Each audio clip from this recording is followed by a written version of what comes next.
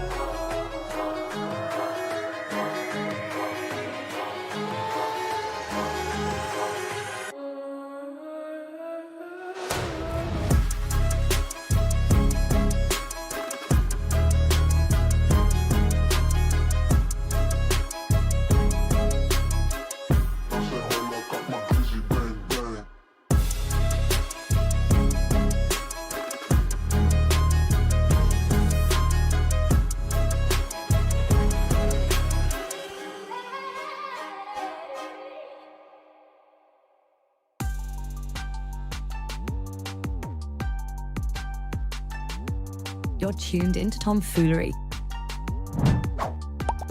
Make sure to hit the thumbs up button and subscribe. And consider donating with super chats, stickers, memberships, or you can even gift memberships to other chatters. Or use the tips link in the description to write a message for TTS that will be read on stream. Hit the like button, or you ain't black. And that's a fact. Jack. Enjoy the show.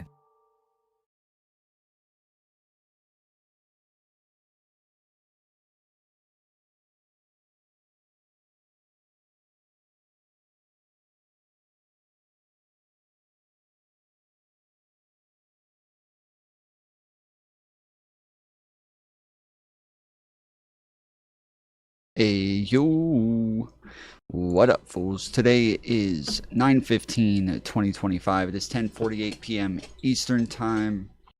How's everybody doing? How y'all doing? This has been the hardest civil war of my life. This is definitely the hardest civil war I've ever had to go through. I don't know about you guys, but sheesh. The amount of memes of people in the military, people loading guns, and people putting on uniforms, and people throwing grenades, and oh man. I'm real battle tested now.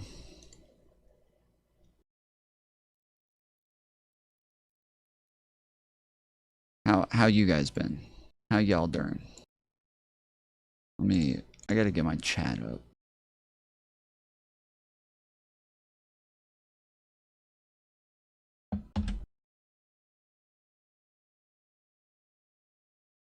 Hopefully we're not gonna have the screen keep freezing today. Hopefully we'll be able to go without my computer freezing every couple minutes. We'll see how that goes, though. That's a lot to ask.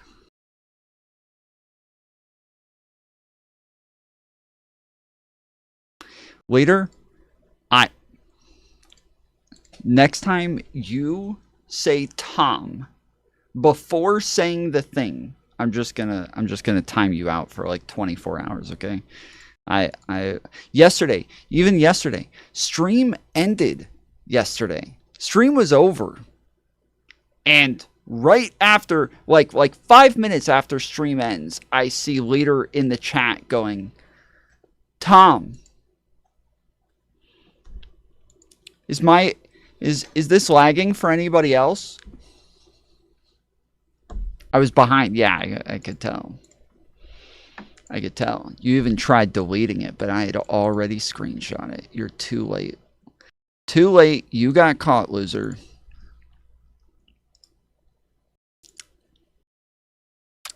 You're not getting away from that one.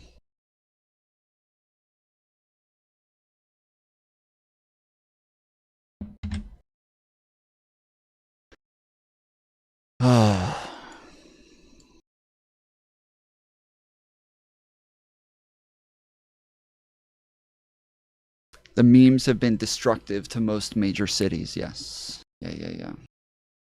So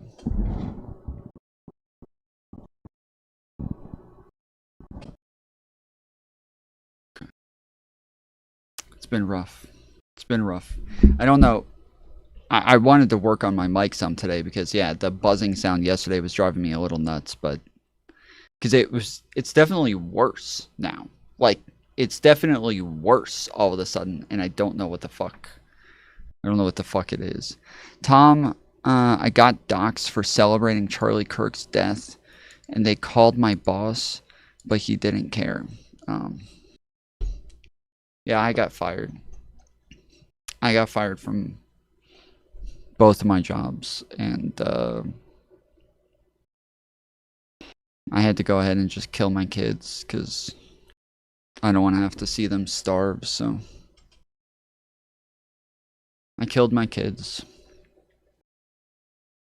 So you guys can blame Charlie Kirk and MAGA.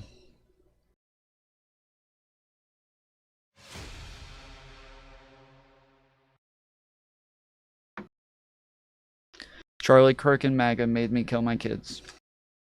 Since everything they do, they get to blame on us, I'm gonna go on a fucking killing spree and blame them. Fired from Wendy's. No. She still wants me. She still wants me to show up when I'm done here.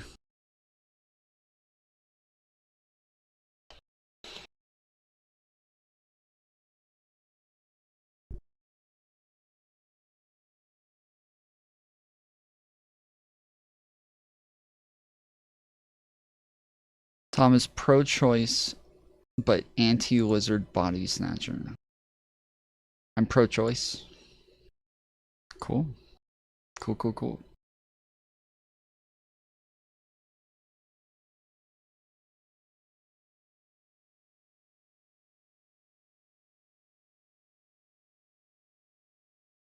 Those glasses go nicely with that hairdo. Yeah, I picked these out specifically for the hairdo.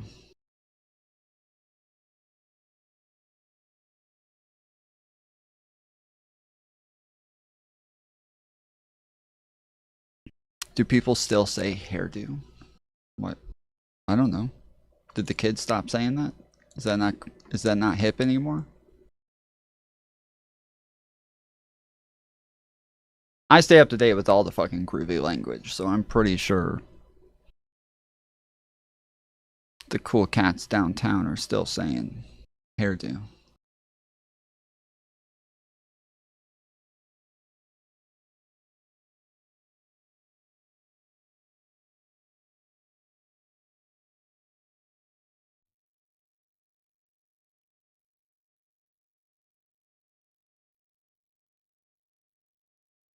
What is this?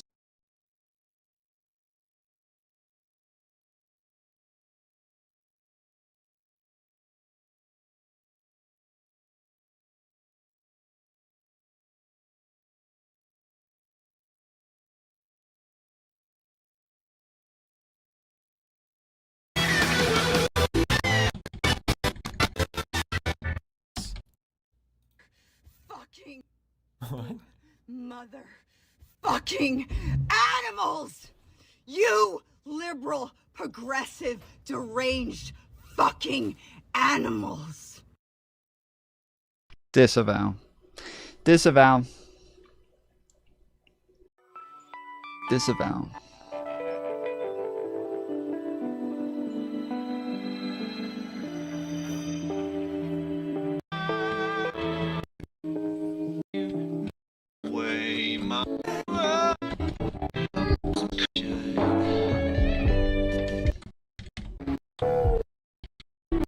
I heard there was something at the beginning of his stream, so I was gonna check it out, but apparently the beginning of his stream is just the entire of his stream.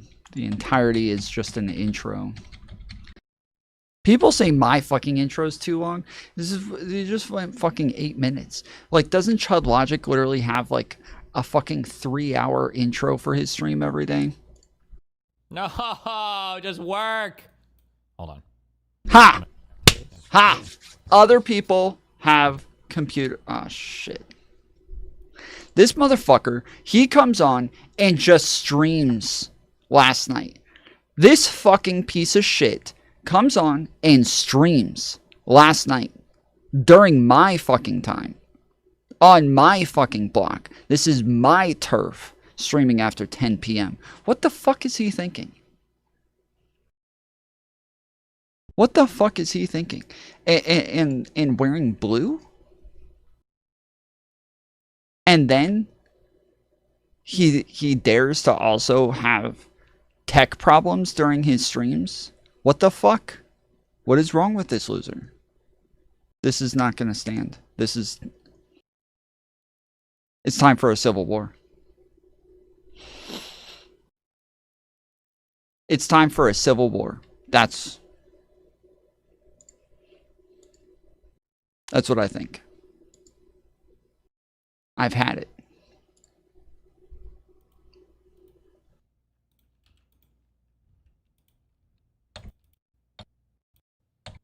What was the link earlier? Somebody said Hassan was crashing out hard today. On what? I don't give a fuck.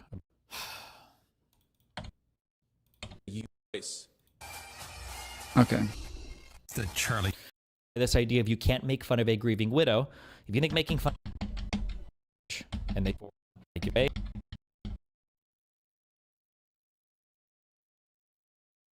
Alright, this is my last shot.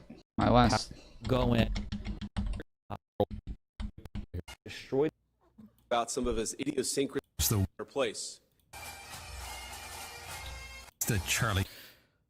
We don't have many people here yet.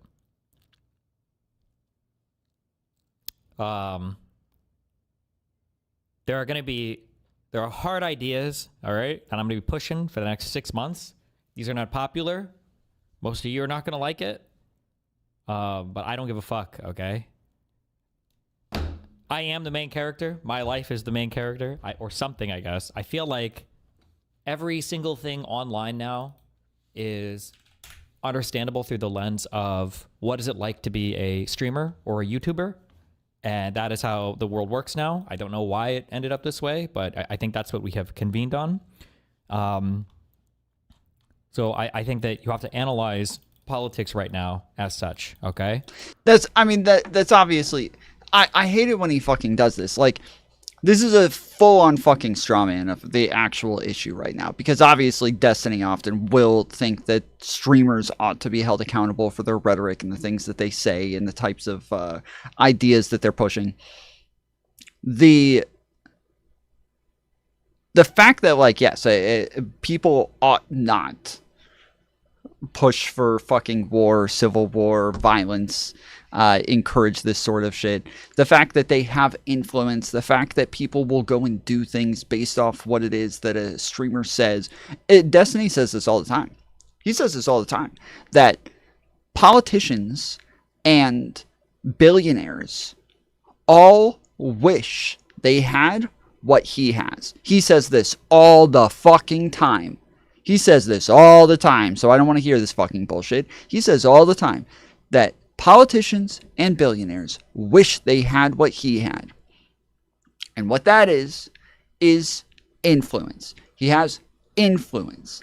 And that they all wish they could have influence. So they try to use their money to buy influence. That's why Elon Musk goes and buys Twitter, because he wants to influence people. That's why Trump wants to be president, because he wants influence. A lot of these people are just trying to gain influence, whereas streamers just have that influence. That's just part of what it is they have. They just have the fucking influence, and that the people who are listening to them are listening to them because they already respect them or want to hear what it is that they have to say. So the fact that he's going to downplay this and act like, oh, the fact that anybody would want to know what a YouTuber thinks is stupid.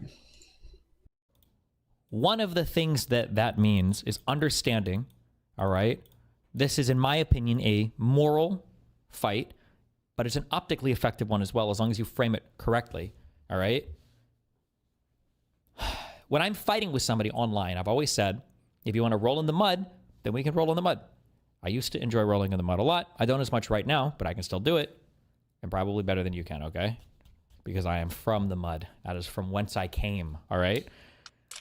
If somebody wants to go in on my politics, I'm going to go in on your politics. Somebody wants to bring up my past, like my gaming stuff or whatever, well, then I'll dig up your past for whatever you did for work. And if somebody wants to go in on my family, well, then I'll go in on your family.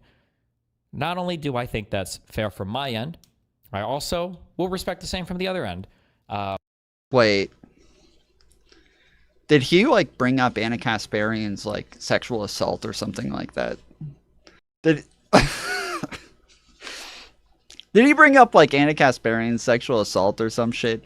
Or did he bring up, that I said this last time when Anna Kasparian was going after Destiny on Twitter, making fun of him for wearing a butt plug in public or whatever, that from like the leaked text messages, the revenge porn and everything, that I said he should have used the,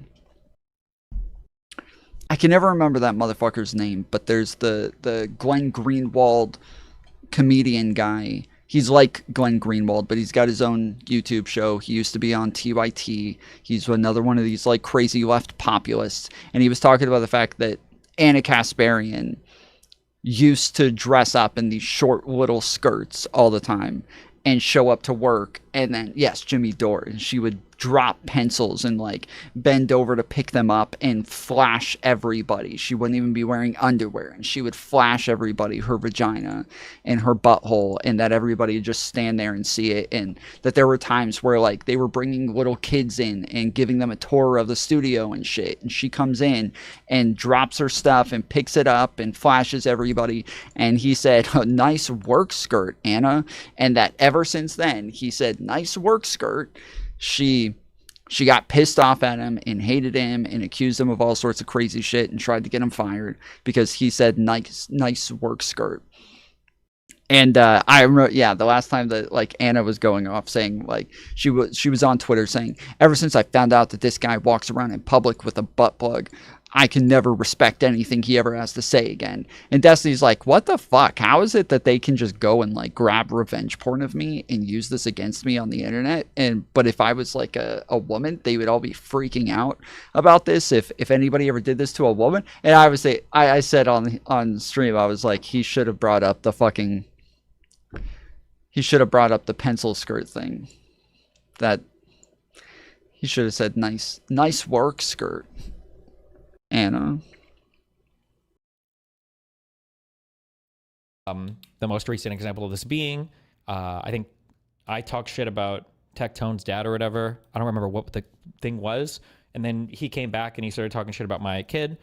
Yeah, I've run into this a bunch of times as well. There's a lot of things that like people intuitively think is off limits, but the problem is that they allow so many other things. So there was a time where I got into it, like a number of back and forths with Andrew Wilson's wife, and Andrew and I have been cool. We have each other's phone numbers. Like, we've talked a lot off stream. We've known each other for years, but his wife she can be a piece of work. And so she kept like attacking me over and over. And so I started talking shit about her and calling her out and making fun of her. And so many people were like, oh my goodness, I can't believe you would bring his wife into this. Going after people's wives, that's so fucked up. That's his family, dude. How can you go after a woman like that? I'm like, shut the fuck up, dude. Like, she's attacking me. She's attacking me over and over and over. And I'm not allowed to say anything back. I'm not allowed to talk shit about her back. She talks about my looks. She talks about my stream. She talks about my politics. She talks about my debating skills. She talks about all this other shit. And I'm just not allowed to say anything back to her. And so people ran to Andrew and like start sending him these clips. And he's like, so what? Why are you guys sending this to me? And they're like, he's going after your wife. He's going after your family, Andrew. Family's off limits. He's like, my wife started this. He's like, my wife started this, okay? She's a big girl. She can handle herself. Like, Tom is not doing anything wrong by going after my fucking wife right now, and she's been going after him. So it's just kind of part of the game. Like, if she's going to call him out, she's got to be prepared to deal with the comeback. So, but I think, yeah, intuitively people feel like uncomfortable with that. They feel like, you know, oh, family, that's off limits. Like, yeah, generally family is off limits. It should be. When Brittany Venti went after Andrew Wilson's family and started like bringing up his daughters and pulling up their Instagrams and shit, saying that he was abusing them, saying that that they've like cried about abuse and shit, like bringing up his dead son, saying that she said that he killed his dead son, like fucking outrageous shit. And it was over the Isabella Maria DeLuca shit. If you guys remember the cake lady where she baked a cake and he made fun of her, saying that she's wearing tight shirts trying to get attention, and she just bakes a cake where she doesn't even seem to actually be baking a cake. She's just trying to show off her tits. And Brittany Venti made a huge deal about this and then went after Andrew's kids and like found out that he had a son that died at like 4 years old and tried to use that against him. And it was disgusting. And so yeah, like in scenarios like that, yeah, that's generally fucking off limits. That's way too far. Which we did have Isabella Maria DeLuca on the show to talk to her about it afterwards. So make sure you look that up, check it out. But yeah, there are some things that are off limits, but it's about whether or not they're actually engaged in the fight, whether or not they're engaged online, whether or not they're actually part of it. If they're not, bringing them in for absolutely no reason just to talk shit about the other person, like, that's fucked up. But if somebody else brings up my family, if they bring up my ex-girlfriends, if they bring up my my brothers or my sisters or some shit like that, yeah, fuck that. Like, fuck that, dude. I will have no problem going in on them in everything that they are. I will happily dig into them all day. This is like a while ago when a girl like admitted to falsely accusing me of sexual harassment. And was like, yeah, I was just having some fun, blah, blah, blah. Meanwhile, like, over the last month, I've been getting tons of shit from people who are claiming that I sexually harassed this girl. And then afterwards, she's like, oh, I was just having some laughs. So afterwards, I'm talking shit about this bitch, and I'm like, yeah, she's a disgusting fucking OnlyFans loser. Fucking looks like a crack whore. She's a white trash, nasty ass bitch. And all these guys are sitting up here, oh, Tom, I cannot sit here with you doing this. I forget the guy's Emery, I think was his name. Oh, Tom, I I cannot stand by while you do this. This is disgusting. Like, this bitch just fucking falsely accused me of shit. And you're worried about whether or not I call her fucking ugly. Whether or not I talk shit about her being white trash and shit. But oh, the false accusations. That's fine. Let's all just, that's not that big of a deal. Like, no, fuck that. Like, if you take the gloves off, I'm taking the fucking gloves off. Fuck you. But that is like about like getting to that point. And the person who draws first, like that person kind of, they are the one who can be criticized for it. But it's not the person who responds with that shit. And it's always soy as fuck when everybody turns around afterwards. Like, oh, I can't believe you would do that. How dare you, sir? And I think my audience got mad at that. But in my mind, I think I went after his dad first. I understand I'm attacking my kid. It makes sense, right? This is a tit for tat. It's fair. Okay, I get it. I like tits. Some people have a hard time understanding this. I don't care. I'm going to lean more into that I think this is a totally fair way that you keep things on the same level, match your opponent's energy, both in tone, like if they're shouting, then fucking shout, and also in types of attacks. Number one. Number two, okay? If you bring things onto the battlefield. Why do you love Destiny so much? I was just about to ask you the same thing. Why is it that every single time I pull up Destiny to like review his stuff or criticize him or call him out or like watch a debate of his or something, you immediately show up in the chat, bro? Every fucking time. Like, I can't ever pull up Destiny without you immediately popping up. What is it? What is it with you and Destiny, dude? Why are you obsessed with this motherfucker? Whether it's for attack or defense, okay? Those things will take damage. And they should, because they're on the battlefield. That's what they're there for. Do not bring something out as a weapon if you don't want people to treat it as such, all right? What does that mean? That means that if you are a grieving widow and you want to make a statement about your dead husband, that's totally fine. I don't think anybody should do anything about that. But if you're going to weaponize that grief to recruit for your political movement, then it's all on the table for fighting over. Too many people are going to be silenced by this idea of you can't make fun of a grieving widow. If you think making fun of a grieving widow is disgusting, I kind of agree with you. But weaponizing her guilt to build your political movement is more disgusting. You're the one that is deploying her to the battlefield. So now she can get, her grief can be attacked on the battlefield. All right. I'm only saying this because this is going to be a huge talking point. I had it this morning. The Piers show was absolutely fucking horrible. It was me. Rewind like 10 minutes. Fucking stupid. And Piers Morgan, who is totally on the other side of this, and Anna Kasparian kill me, and Andrew Wilson kill me. Although they did bring on at least, Jack Posobiec, fucking Quinta kill me. What a horrible fucking panel. But this talking point, this will be the talking point going forward, and I'm sure they'll use it a lot here, is this idea of, oh my God, how dare you attack a grieving widow? Excuse me, if you're going to smuggle in a bunch of bullshit political arguments with her grief, then her grief will be attacked, of course. And that is, you cannot allow your adversary to escape the accountability of their initiation. Meaning, if they're going to bring it out first and they don't like it getting attacked, then you should tell them, hey, why the fuck did you do that?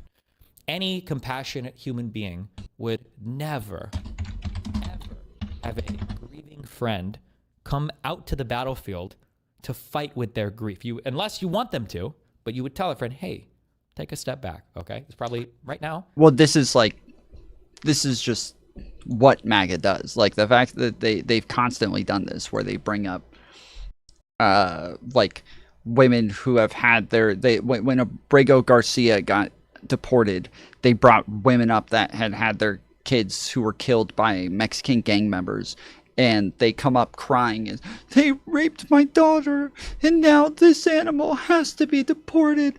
We have to get rid of them all. They're here destroying our country. It's like, okay, now you are just making your entire fucking trauma fair game. Like, if you're going to use your shit to push a political agenda, everybody who's against your political agenda is going to tear your shit up. If that's what you're going to use, if that's the fucking weapon that you're going to use, if you're going to come up with your tears and your running makeup and everything, and then use your daughter's death and your daughter's rape to push Donald Trump's political agenda, your daughter's death and your daughter's rape is on the fucking table now. That's just what it is. It's not as if you get to just use things that are shielded. You just get to, oh, I just get to throw things out there and use them for evil. And now there's just a shield there where nobody can attack me and nobody can criticize me because I'm a grieving mother. So fuck that shit. That's not how this works. Like, as soon as you bring it up and you make it part of the fucking game, then now, yeah, it's part of the fucking game. That's on you. Just chill. You don't need to have this fight right now. Just to be clear, I say this for conservative, or for liberals as well. It is a thing that liberals will do where they will go and find some kids who were in a school after a shooting, and then they'll sit there and, how dare you look this child in the eyes and tell them. This is something that Piers Morgan supposedly tried to do to Ben Shapiro one time, but says, to look this child in the eyes and tell them that you think that people should be allowed to have guns and that their lives are expendable for your Second Amendment. You look them in the eyes and you tell them that right now. You look this child in the eye who watched his classmates die. Look this kid in the wheelchair in the eyes. It's like, okay, this is gross. All right, you guys trying to like use these kids to like weaponize shit all the time. Like, you're just putting that kid and his trauma on the fucking table. And it's fucked up. Like, don't do that. Don't do it to the fucking kids. Don't do it to the moms. Don't do it to anybody. Just leave the fucking grieving people out of it. Other people can do it for you. But if they want to come out and fight, then you're going to fight. And it's politics, so it's the game of the world. Good luck. Kirk Show. Buckle up. Here we go. Hey, everybody. Okay.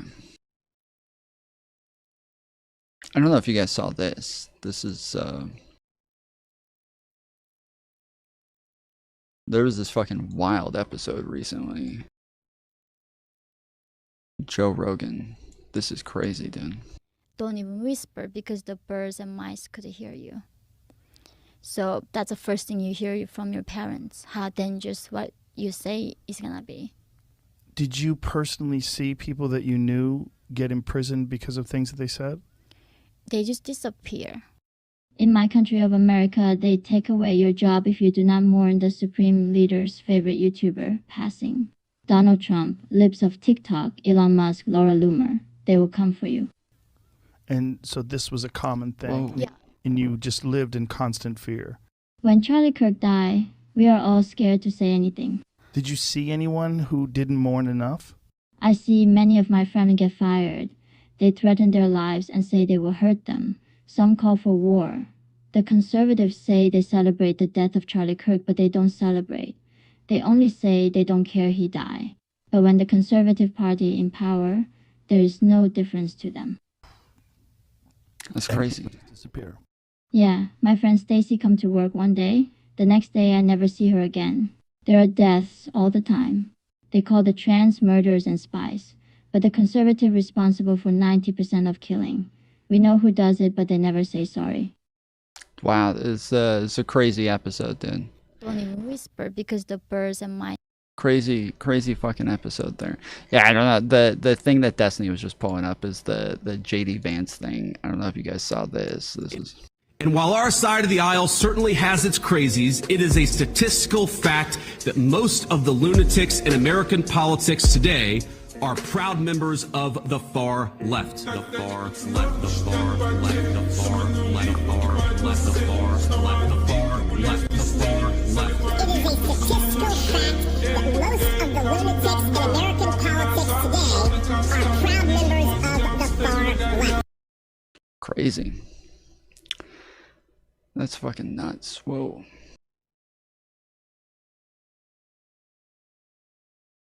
It's wild.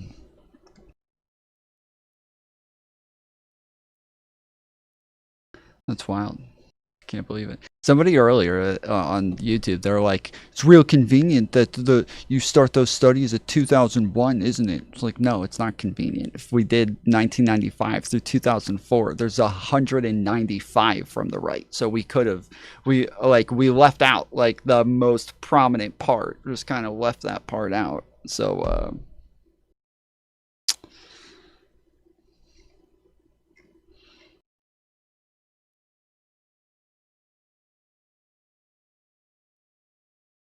there's been a lot of debate about right-wing messaging versus left-wing messaging and who's more to blame and all that stuff. But there's also been another conversation going on that I'm not sure, listen, I'm not sure how much we want to get into this, but it kind of relates to Soy Pill, the panel that you were on Friday. There's this whole other debate going on right now about whether or not Democrats should disavow the violence. And, unfortunately, a lot of people are talking about this right now. And to me, it's super blackpilling. Soy Pill, I'm very curious to hear how you felt about that panel and what are your thoughts on that? Yeah, as someone who likes to do unhinged things on the internet, you can find no shortage of jokes about the incident day of and day after on my page. Watching Destiny or other people say, we don't need to disavow because we're going to use it as a tool of leverage over the right is insane to me. Because one, there's exactly what you said. There's a bunch of people who don't know who the fuck Charlie Kirk is. So my lived up TDS parents do not know who Charlie Kirk is. And if out of nowhere they saw Elizabeth Warren, Joe Biden, or whoever the next primary candidate say, oh, we're not going to disavow left-wing terrorists until the right-wing do it, they would be scared to vote left-wing too. They would feel blackpilled. They'd say, I don't have a place in between these two parties. They're both violent. And unless it was so existential, then maybe they'd hold their nose. But that's that counting people murdered or amount of people committing murders? No, it's going over political murders, when there was a political incentive to the murder. That's generally how we categorize terrorism. So if there's some sort of ideological motive behind a killing or behind trying to make people afraid, trying to burn down buildings, trying to do those sorts of things, then they call it terrorism.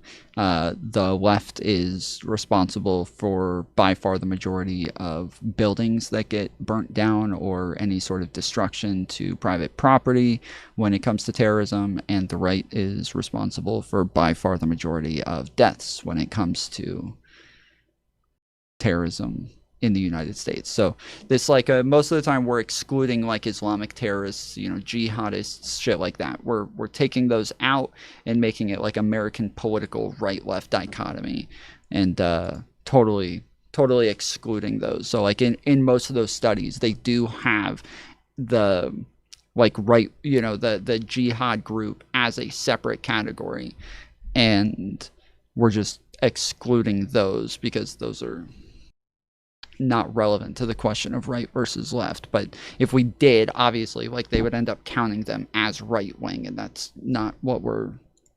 just not really what we're trying to account for.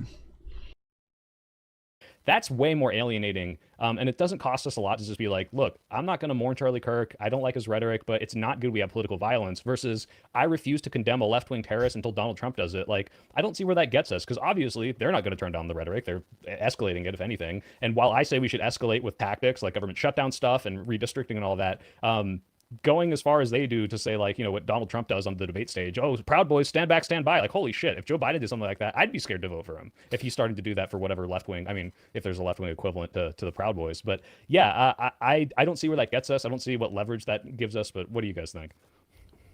I think that basically the prescription of wait to condemn just is fucking stupid.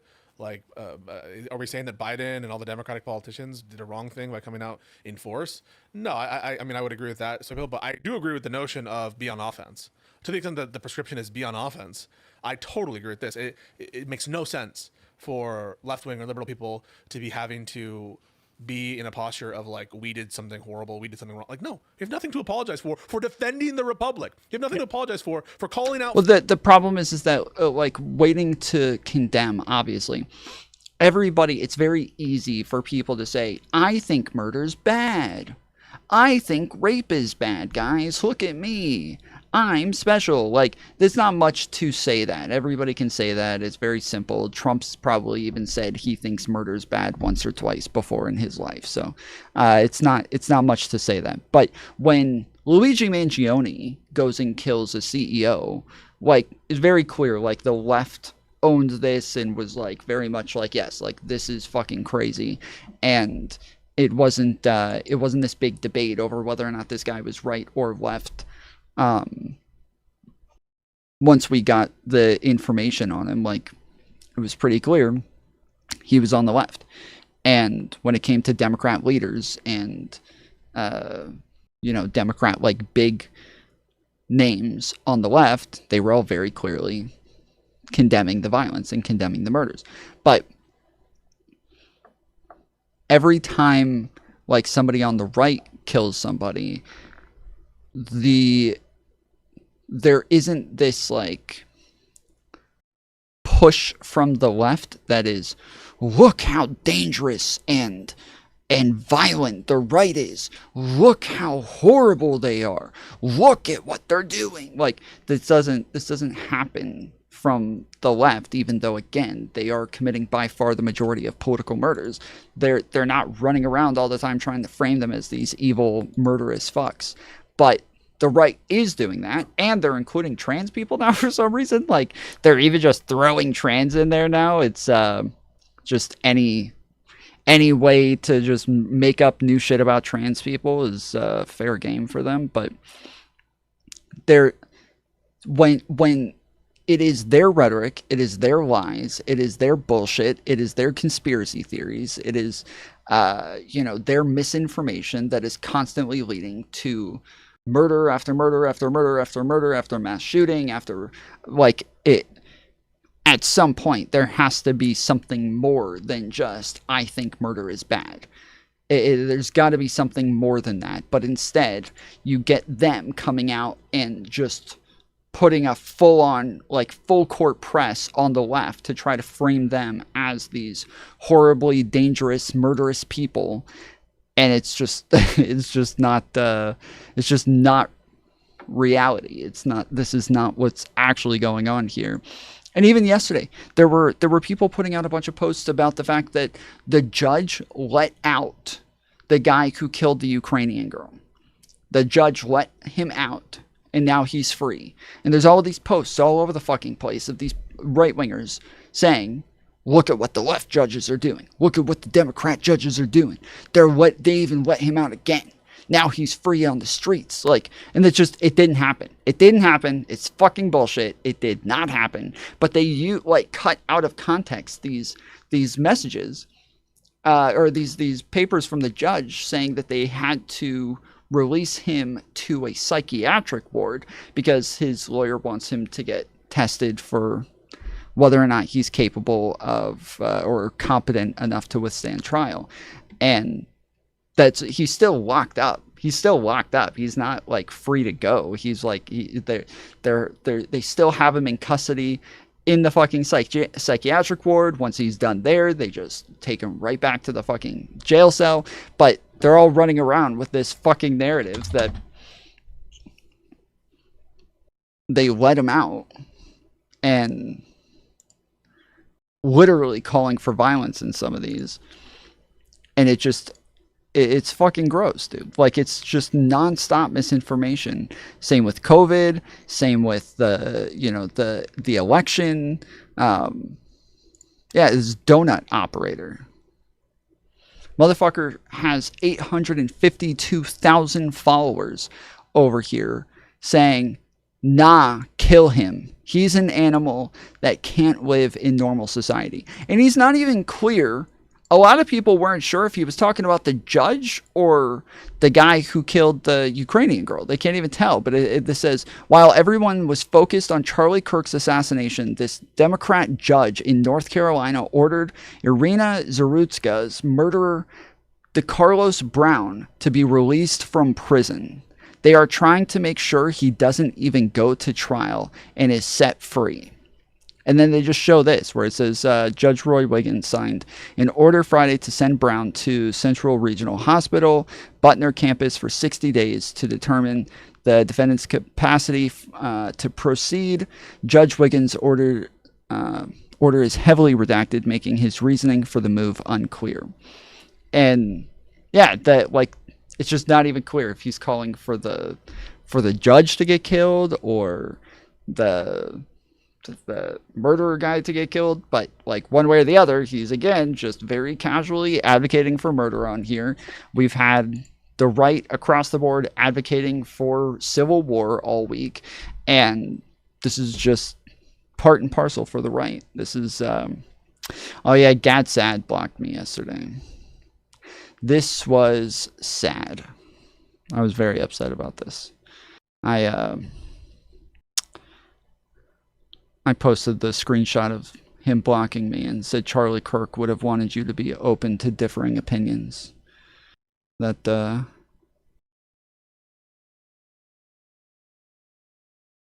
it's sad that he will not honor Charlie Kirk like this. Fucking fascist. Nothing whatsoever to apologize for. So yeah, I condemn it because it's bad, evil to do, and I'm not going to be fucking waiting for Trump to turn down the rhetoric before I condemn it, because there's a benefit I feel to me condemning it. And I haven't gotten to Piers yet. We'll get to that next. But if the prescription is go on offense, fuck yeah. Yeah, don't take culpability. I agree with that completely. I think that people are poisoned by people who are taking culpability, which they absolutely shouldn't be, and saying like, I don't want to do that, therefore, and that kind of escalates them to say something even more unhinged. I'm like, no, you don't have to take culpability. You don't even have to be sorry or feel bad, but don't turn this into like, oh, now I'm not going to condemn a terrorist. Like, it's so easy to do that. Well, I think because I didn't see that entire panel. I didn't watch the whole thing. I skipped right to the part because I was curious that this was going to go the Piers Morgan panel with Destiny, and that was by far the most unhinged Destiny appearance on Piers Morgan that I have ever seen, and I've covered pretty much all of them.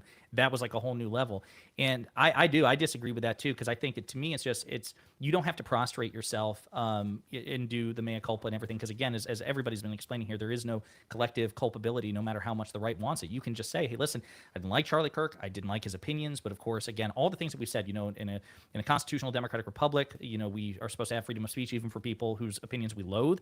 So yeah, I condemn the violence, and then ask the question, and then just stay on it relentlessly. And then if they want to make it about the less culpability, you can say, hey, asshole, I've already condemned the violence. What about Donald Trump? He's the most powerful man in the world. He has an infinitely higher level of moral and ethical responsibility. So how about you condemn him? Hey, Piers, why is it that you are putting the burden on Twitter randos or even influencers who are popular as Destiny are still a fraction of the importance and influence of somebody like Donald Trump? I've already condemned the violence, and I'm willing to do it across the board. Donald Trump isn't. So, and just constantly, push back and not give an inch on that. I feel like you can. That is both. What he did, to be fair, on that panel. And the crazier. True, dude. Yes, exactly. Yeah, exactly. The fact that these fuckers are trying to hold Destiny to a higher standard than they're gonna hold the president of the fucking United States is just all you need to know. That's all you need to know. And it's the same with everything. I mean, obviously, again, we've talked 100 times about the fact that they hold immigrants to higher standards than they hold Donald Trump to. So it's just over and over and over. They try to find every way to like limit the amount of accountability for Donald Trump and then hold everybody on the left to a much, much higher standard. Thing than that is one, not the panel you're talking about.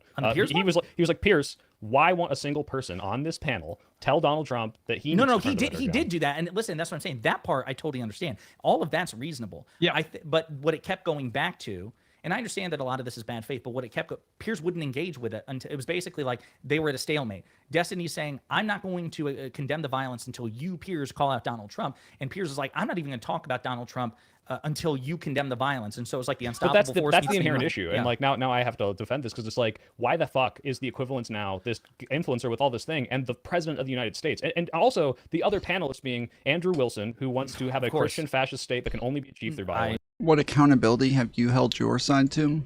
Well, again, I did a lot of calling out at the left during the Kyle Rittenhouse misinformation.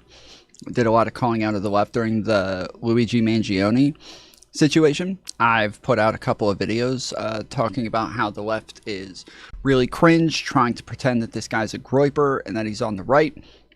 I've done numerous things calling out Destiny recently for his for some of his issues. I've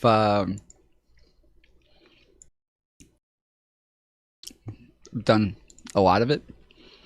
Even just, yeah, like literally over the last couple of days, you go to my TikTok and some of the most recent videos are me calling out people for acting like it's a fucking groiper.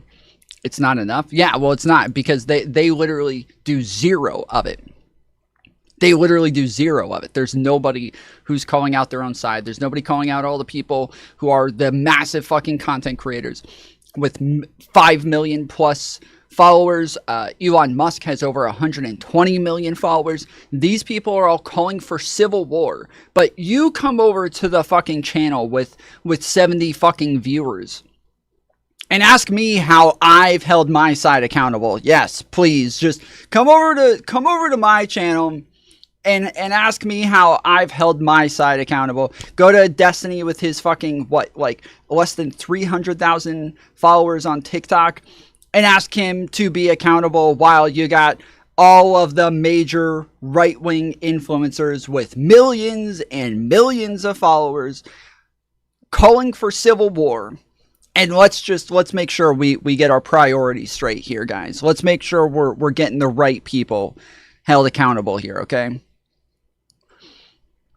When will you finally come out and condemn Hassan? Yes, exactly. Like I don't call out Hassan consistently. Like, I don't call out tons of people on the left, debate tons of people on the left. I literally just spent like a whole 2 months debating a bunch of black women on TikTok over the fact that they kept saying that, like, you know, white people, black people can't be racist, that like Z was racist, that like all of this other shit, that I literally spent months just debating people on the left about this stuff. But, oh yeah, come to me. When are you going to hold your side accountable, Tom? All right. Jack Prozobiak, who does nothing but lie and is a propagandist and also, I'm pretty sure, a neo-Nazi, and fucking Anna Kasparian, who's now like you know, saying that Jews did 9/11, and it's like, Tom, there's a difference between calling for civil war and saying a civil war is upon you. And these people called for civil war. They said, we want blood. It's time for a civil war.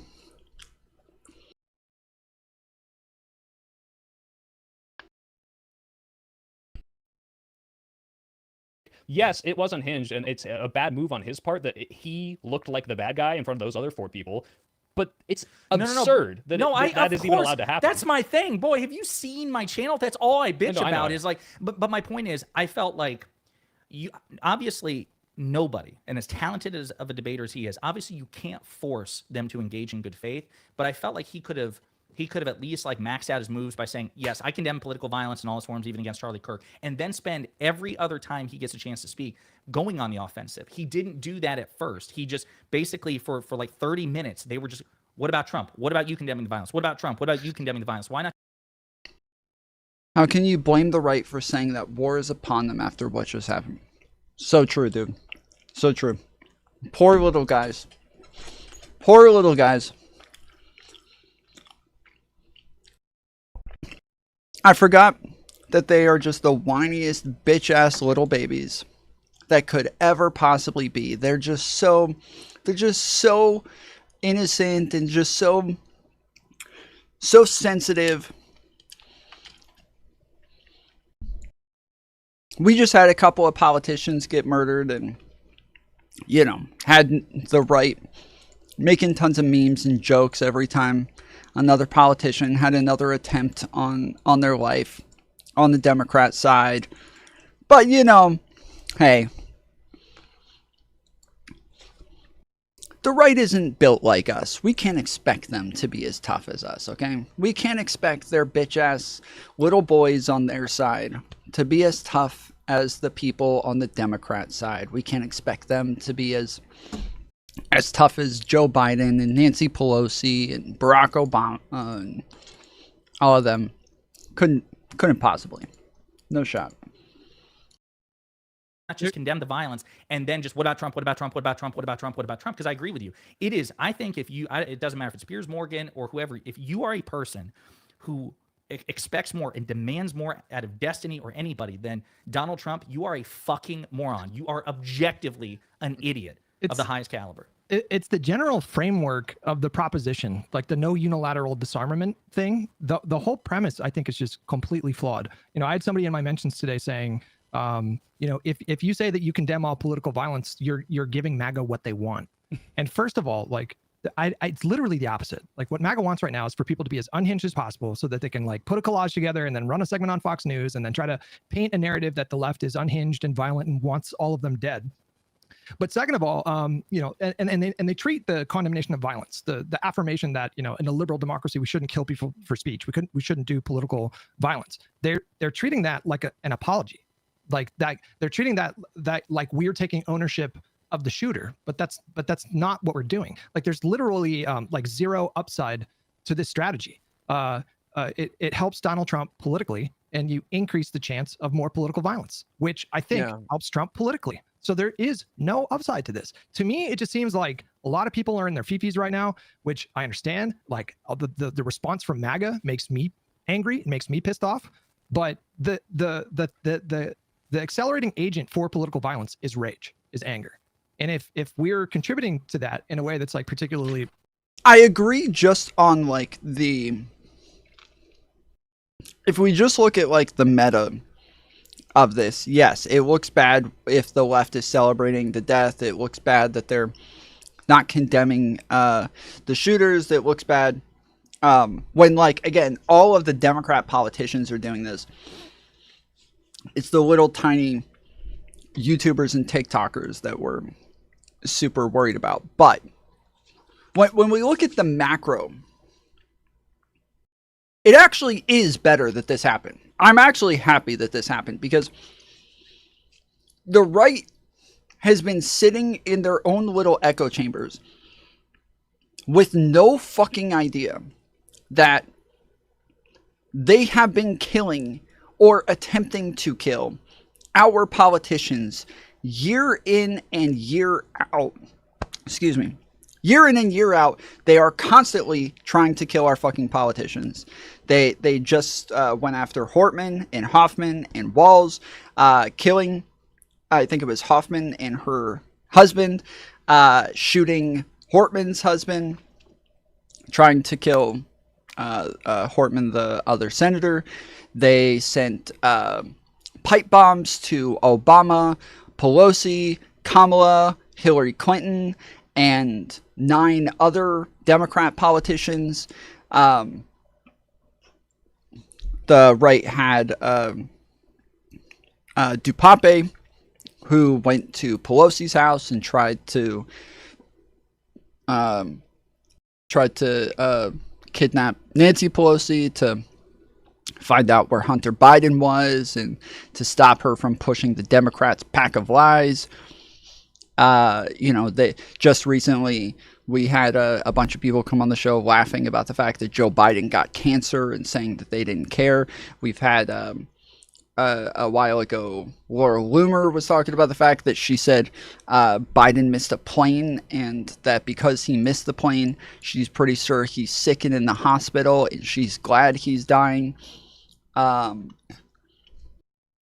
There's just an endless amount of examples of this happening. You know, Gretchen Whitmer getting, they tried to kidnap her. You know, the January 6th where a bunch of them showed up planning to murder AOC and Pelosi. But, you know, hey, your side went and pardoned all of those fucking people and you guys all cheered it on. And, you have no room. You have no room. You have no room at all. I was just talking about last night how everybody, I remember when I was on the right and everybody was freaking out about the fact that some Democrats had cheered that Rush Limbaugh had died. And I remember like it was all over Facebook, all over Twitter, that like there were Democrats and lefties who were cheering that Rush Limbaugh had died. And I remember like I was on the right, I was like super enraged about it and making a big deal about it. And then all the clips of him cheering on every time a fucking Democrat died came out. I was like, oh shit, okay, fuck. I just got completely wrecked here. This is insanely embarrassing that I followed this fucking narrative. The difference is, though, is that when I was on the right, I got tired of looking like a fucking retard every single time I followed the right-wing narrative. I got tired of being proven wrong over and over and over and over and over, running with all the same dumb shit that you guys are running with today. And then I stopped. So, like malicious or callous, then I think that we are like, we're not helping anything. There's no upside. We're just hurting like ourselves. We're hurting like literally the entire country. I do want to say too, in all fairness, he said something similar. Tom, who is this Illogics guy? The chat police? He's a chat secret service, bruh. Police? Fucking secret service, bitch. Later on in the panel, he said, listen, I don't think anybody should be, injured or killed for expressing like their worldview. So, he said he wasn't happy about it. Like later on, I just think that, I guess again, to just close. That looks weak, though. Yeah. I just want to say, like, I understand and this is a similar position with respect to the shooting of Corey Compatore or whatever. Mm-hmm. You can grant everything about the offense and the double standard. It's just a separate point from the condemnation point. And if you're willing to say that, like, yeah, this was bad that it's happened, it's just another way of saying this bad is saying I condemn it. Like, they're equivalent statements, and you don't want to put it in the terms I condemn it because of some kind of oppositional whatever. But like, to the extent that his critique is go on offense, I totally agree with that. But just if you're willing to say it was bad, then you should be willing to say I condemn it because it's the same thing. It's like the same shit. It's what Elizabeth Warren said, like what Hutch brought up. It's like, yeah, you can say, yeah, that was awful. Hey, what the fuck are you doing though? Like, and that's the thing. 100%. You just take that step and you jump over that stupid little rhetorical trap of, oh, he doesn't condemn it. He doesn't condemn it. It's like, yeah, I condemn it. But guess what? You know who's doing it way worse? This. And that's why it's a bad thing. I think that's so much better. No, I totally agree. If he's going to speak for basically 60 minutes on it, he could spend 59 minutes and 30 seconds on the what about Trump if he just knocks out in the first 30 seconds, you know, that this was fucked up and he condemns it. And yeah, I mean, that's what I've been saying like the whole time. I'm like, yeah, pretty obviously. I condemn political violence. Obviously, you already know that because I'm a Democrat. You already know that I condemn political violence because I'm a Democrat. It's the Republicans. It's you guys who never condemn the political violence. So, of course I condemn it. I'm a Democrat. You already know. Could do, his classic line is like, when you're done talking, I'm just going to go right back to my question. He can just do that ad infinitum. And so that's what I think would be more effective. But, again, here is where I fully appreciate this frustration here, which is it's just never enough. It really is never enough. Like, can we all agree? It's never enough. Yeah. Like, I want to be clear. It is never fucking enough. And if you go to Twitter, I put one of these posts up. It's actually insane. So this person was talking shit about these stand dems. I don't even know what stand dems is. Maybe that's a county in California or something. Maybe Hutch or I'm really important. You know about those? But like, yeah, literally in my videos, under my videos, a bunch of the soy losers who were in chat today are whining and crying in the comments of my video, where numerous times during this video I talk about the fact that like I do condemn these things. And no different than the Ukrainian girls. They want us dead. As though you guys haven't been the most violent people in politics for decades now. Now, just to be clear, I'm not happy that Charlie Kirk is dead. I think anybody who's celebrating that is gross. The political climate is just getting a little too ridiculous these days to where none of us are going to be willing to go outside pretty soon if things continue down this road. So like, I'm pretty clear. It's gross to celebrate his murder. We need to lower the temperature here. Things are getting a little too hot. And then and I go on like later on as well, talking about like condemning Mangione, the fact that like Hassan is somebody on the left that is like too radical and uses very violent rhetoric consistently. And like I say all of these things in the fucking video. And then you have a bunch of people like we got this guy here says, have fun looking over your shoulder, Tom. This isn't a thing about whether or not you condemn it. It's a thing about the fact that these are just violent motherfuckers, that they just get away with being violent all the time. And we just don't bitch and moan about it. We don't throw a hissy fit every time somebody says something that hurts our fifis.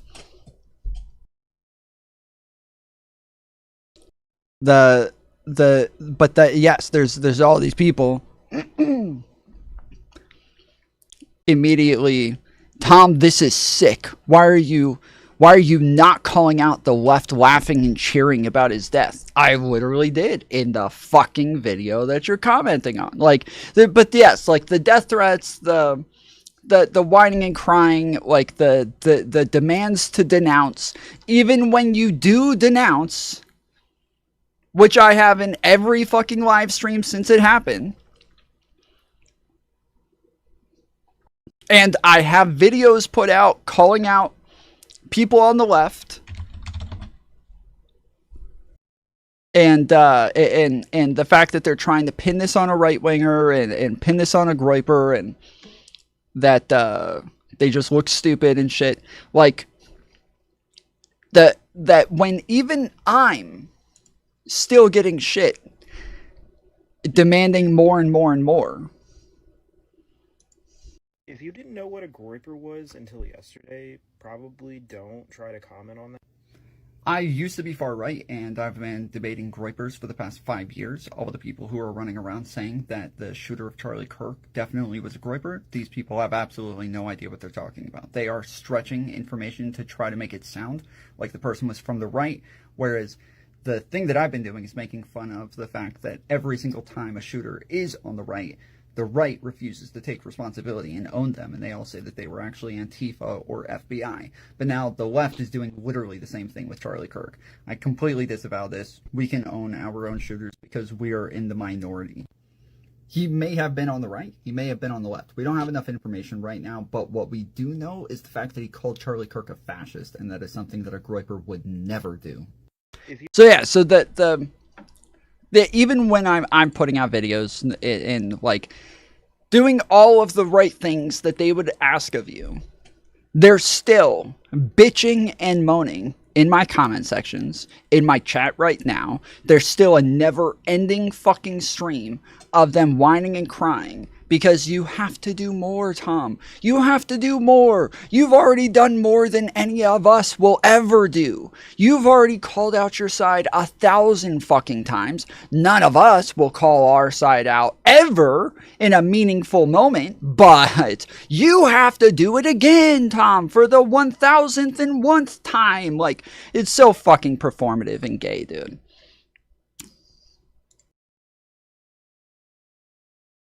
There was a statement from Stan Dems that was like, I'm reading it right now, that we denounce political violence. We are against political violence. All forms of political violence are unacceptable, but we decline to participate in this vigil for Charlie Kirk because of his associations with fascist ideology.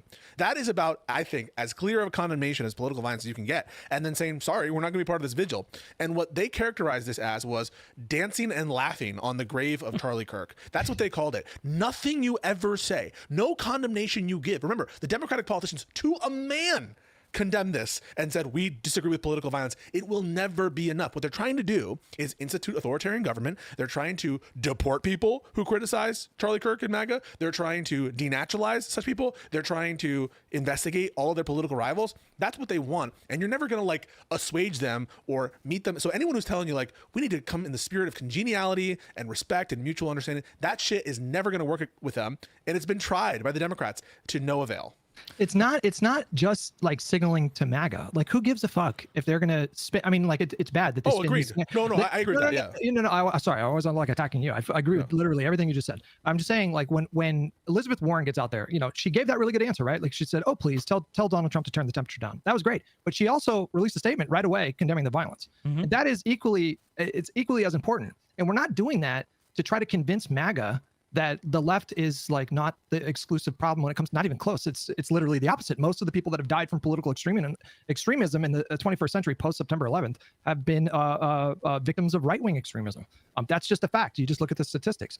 When politicians condemn violence like that, they're also trying to turn the temperature down on their own side, and we're also signaling to people that are apolitical or somewhat disengaged or centrist moderates. we're also signaling to them that we are not fucking deranged and we don't co-sign violence. And that is really important. If we go back to like 2020, what do you think? Do you think that the Dems would have won a trifecta if the media went to all Democratic lawmakers and they had decided to adhere to this principle of no unilateral disarmament? What do you think? Yeah, not only am I a progressive now, I am a radical progressive. Whew. I've shifted over the course of 30 seconds from a moderate liberal to a progressive to a radical progressive. I'm gonna be a fucking anarcho-communist in the next 10 seconds. Think would have happened if Joe Biden said, "I'm not going to condemn the rioting until Donald Trump condemns the Proud Boys"? I promise you, he would have lost that election, and the Republicans would have won a trifecta. So, because the right wing does view that as what happened, Hutch, but the independents don't, and that's why your point about disarmament is so important. It's like, yeah, like we're not, if we disarm our rhetoric, the MAGA's not going to fucking, like, Trump's not going to tone it down. It's never happening. But there's a bunch of people who are not the MAGA and not the Dems who are like looking at this, who are not tuned in, and when they see that sort of person, they listen to. The statistics also demonstrate an increase in leftist violence, but it doesn't mean anything. No, it does. It does. There has been more political violence from all sides. The age of the internet has drastically, increased political violence. It's just, again,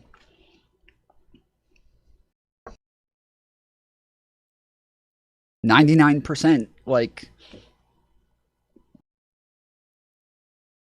that even if you don't want to believe that one, you want to go with the one study that says 90%. Like, okay, go with the one that says 90%. Like, still. So why do you and the other leftists keep pointing out the majority is done by conservatives while negating an increase in left doing it? Because what you guys are doing right now, what you guys are pretending to do right now, what you guys are LARPing doing right now, is what Democrats and leftists have literally been doing, which is watching a bunch of Democrat politicians and Democrat faces get attacked over and over and over and over, watching tons of shootings and bombings and attacks and all sorts of shit. And then eventually they say, somebody's got to do something about this. So there's a justification for the left doing because of Trump. No, it's not a justification.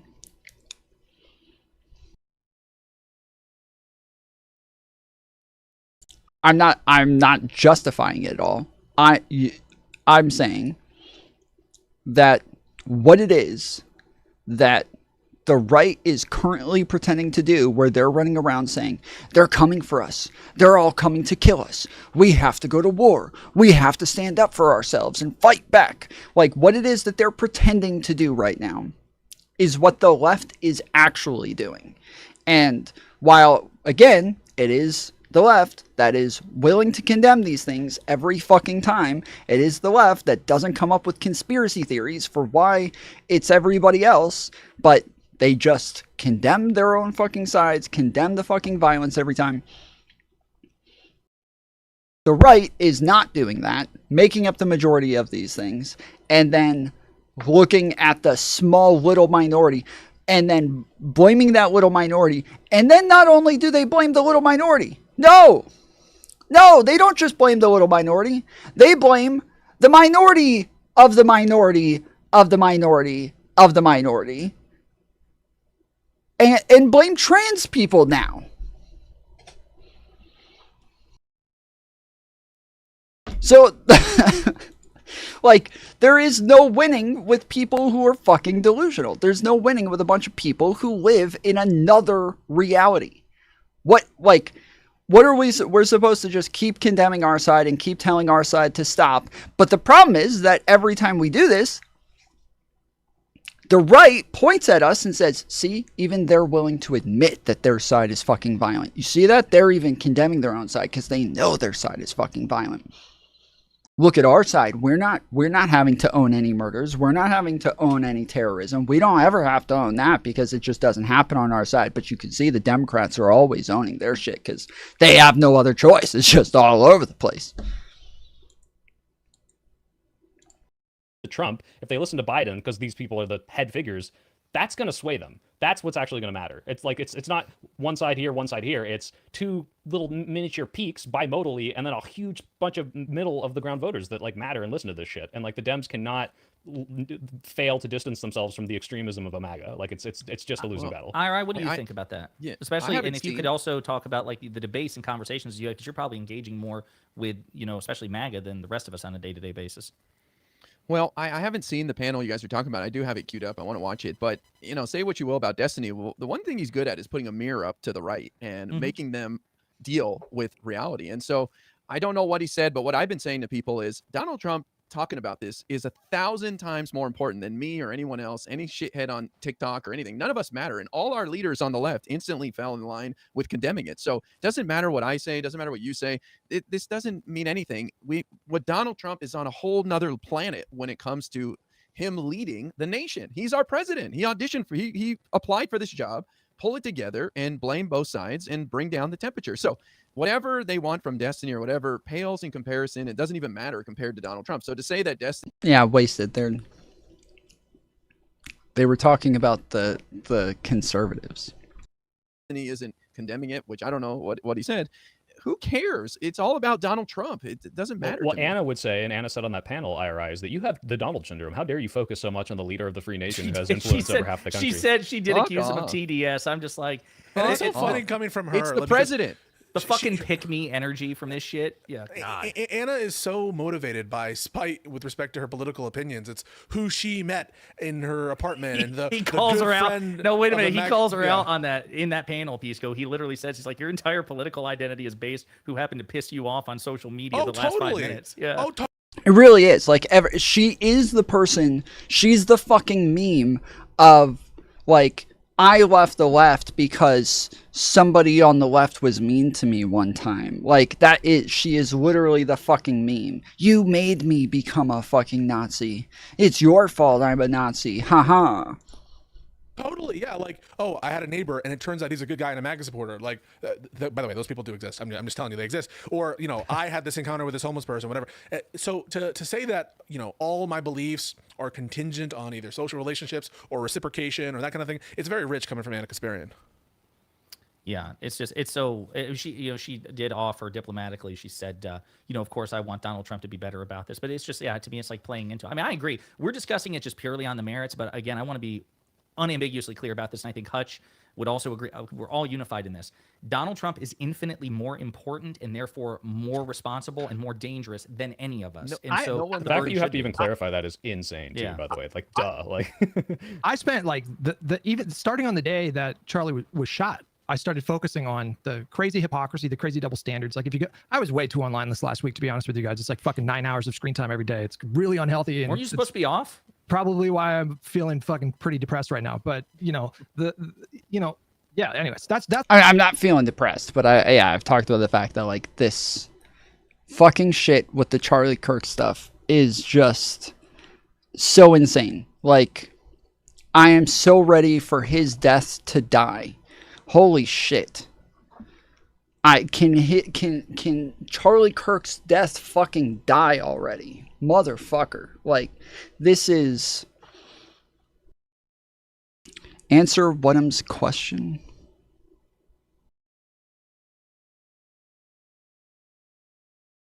Why did you have the right then?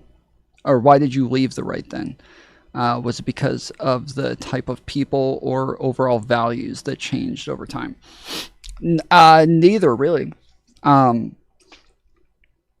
would say that today I hold the values that I profess to have and that conservative profess to have more than I ever did back then. The fact that like I am uber pro Constitution, freedom of speech, Second Amendment, that I care about the separations of power, that I'm against any form of tyranny and authoritarianism, the fact that I'm Where my head against is at. Like, so, like, I do think that we should. against communism, socialism. The reason that I left, and I literally have a video called "Why I Left the Right," where my audience has heard this 1,000 times, but I initially was making a video essay about why systemic racism wasn't real. I was a huge fan of the Daily Wire and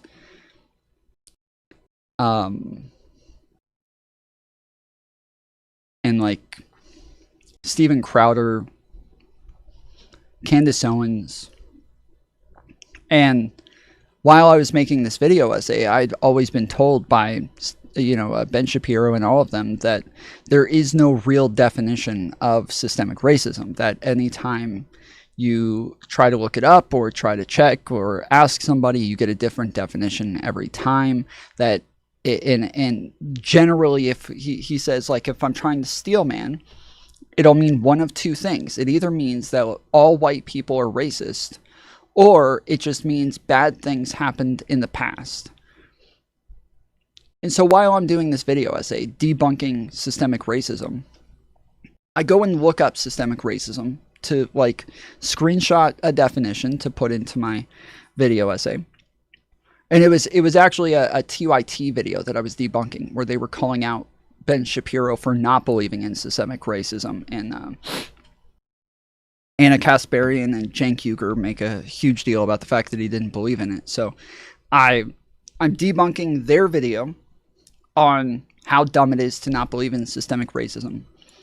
And when I go look up the definition, the first one makes total sense to me, because it says that it's, like, just about disproportionate outcomes. It's about data. Like, you just look at data sets, and if you can see that there's, like, a disproportionate outcome for black people, that this is systemic racism. And that it's just showing that, like, black people are treated differently at such a difference, like such a drastic difference, that you need to look into that and figure out why that difference exists. It's not that somebody was racist to do something to them to where now this outcome has happened. It's not that somebody hates black people. Racism is mostly about the discrimination that exists based on race, or based on, culture, ethnicity, whatever, but it's mostly based on discrimination. And that is, like, those are discriminatory factors. When you look at the difference, the disproportionality in the data, that is a type of discrimination that is based on race. So that's why it's called systemic racism. It is just a difference within the system that no person may have affected, no person pushed it, no person did anything. It's just something that happens to be there that they want to look into and try to figure out why it exists. And I thought, okay, that one makes sense. But literally everybody's definition is different, so this one doesn't matter. I go to the second definition on Google, same thing. Third definition, same thing. Fourth definition, same thing. Literally every fucking definition I went over said the same exact thing. And it caused some, like, massive cognitive dissonance in the middle of trying to make this video essay, to where I was like, holy shit. The main thing that I was going to use in this video essay was to talk about the fact that, like, welfare was making a huge difference in whether or not black mothers were willing to have a second father in the household. That would make it to where they would have another income. And if they have a second income, welfare will cut their checks in half because they have a second income in the household. And so these women are incentivized to never have another man come live with them, which makes it to where children who grow up without two parents inside of the household end up with much worse outcomes, and ends up with this, like, never-ending cyclical problem. And now I'm looking at this definition of systemic racism and thinking, holy shit, my whole debunking of systemic racism is literally systemic racism. What the fuck? The entire thing that I'm about to use to say this is the real reason, this is the real thing, this is the real... It is literally systemic racism. It falls right into the bucket of systemic racism. It is the, like, right there, by definition, systemic racism. And so, yeah, that made it to where, like, I distrusted almost everybody that I had listened to on the conservative side and questioned them a lot more. And now that I'm questioning them a lot more, I'm looking into almost everything that I ever hear them say more often and double checking it, double checking the stats, double checking almost everything that ever comes out of their mouths, and start to find out that they are wrong about, like, everything they ever fucking say.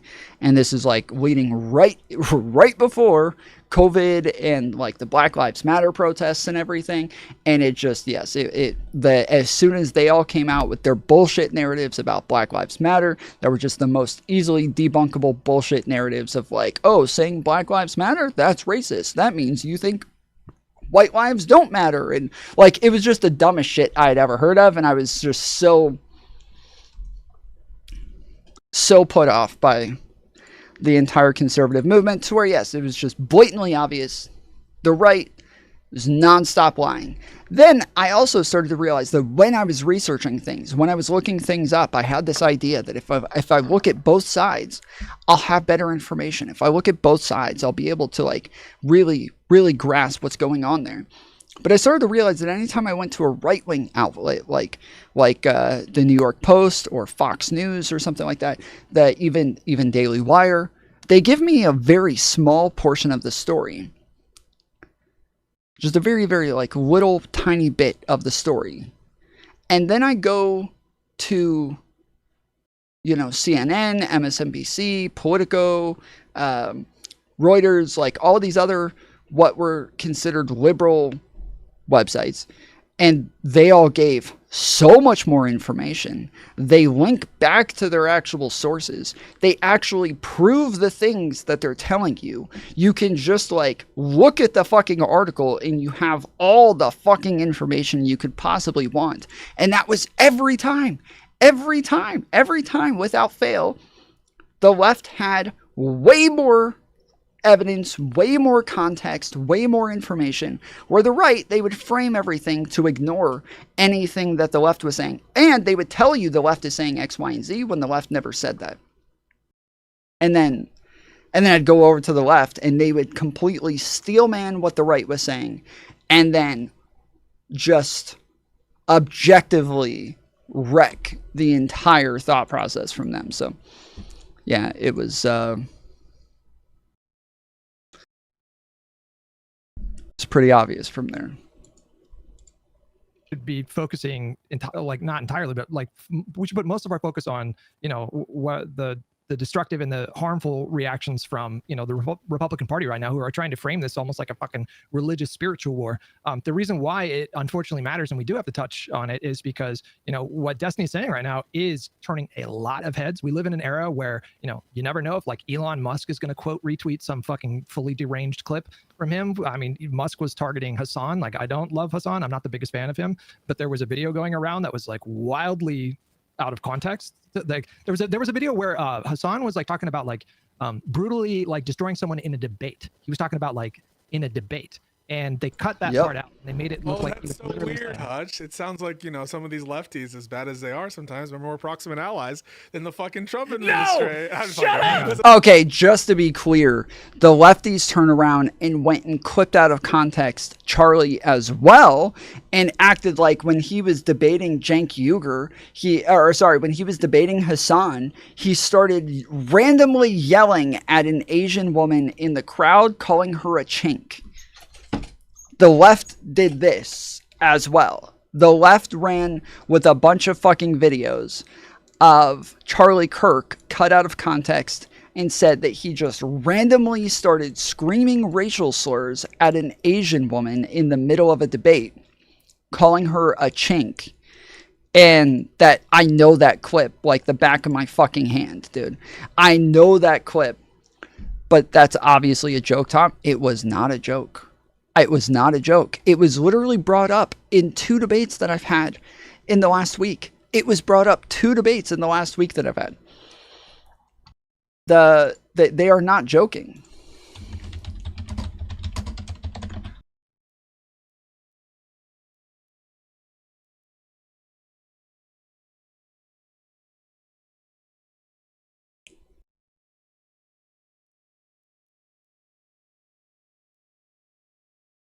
Let's see if I can find the... Yeah, here it is.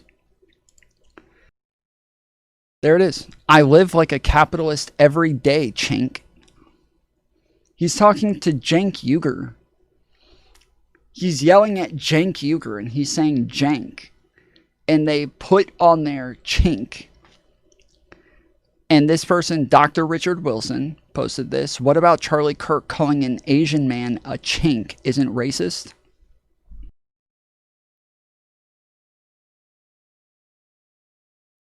I live like a capitalist every single day, Shank. I live as a capitalist, okay? I live what I believe. No. What do I do? I get charity every single year. Prime, like, I'm sorry, if I see a black pilot, I'm going to be like, boy, I hope he's qualified. Yeah, that got spread all over the fucking place. I saw it numerous times. Every time I saw it, I corrected it. Again, not something that right-wingers will do for their side. Not something that they're ever going to call out on their own side. But yeah,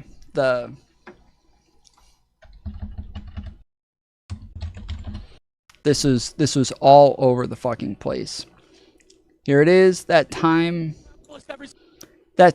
Alluring NYC tried to accuse Charlie Kirk of calling a woman a chink, but he was really saying jank. Okay, this is somebody calling him out there. Okay. But yeah, this is apparently this is somebody named Elizabeth. That time Charlie Kirk called an Asian woman in the audience chink multiple times. He made millions off of his racism and sexism. And I think this is it as well. Capitalist every single day, Shank. Yep. Okay, this is the Elizabeth chick.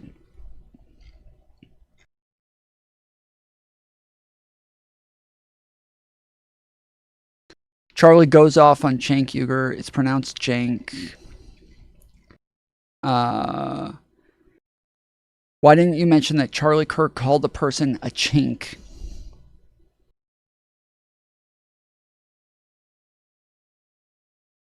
I thought it was actually a pretty base moment too, where he was yelling at Jank, saying, "I live my life as a capitalist every day." I thought that's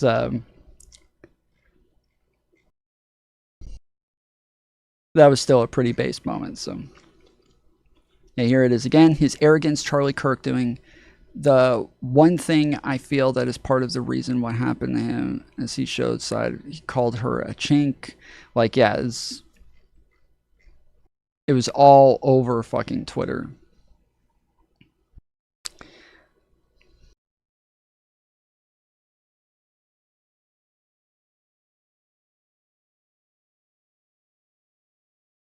Hang on. You're doing so well. Stop it. Listen, Stop it right now.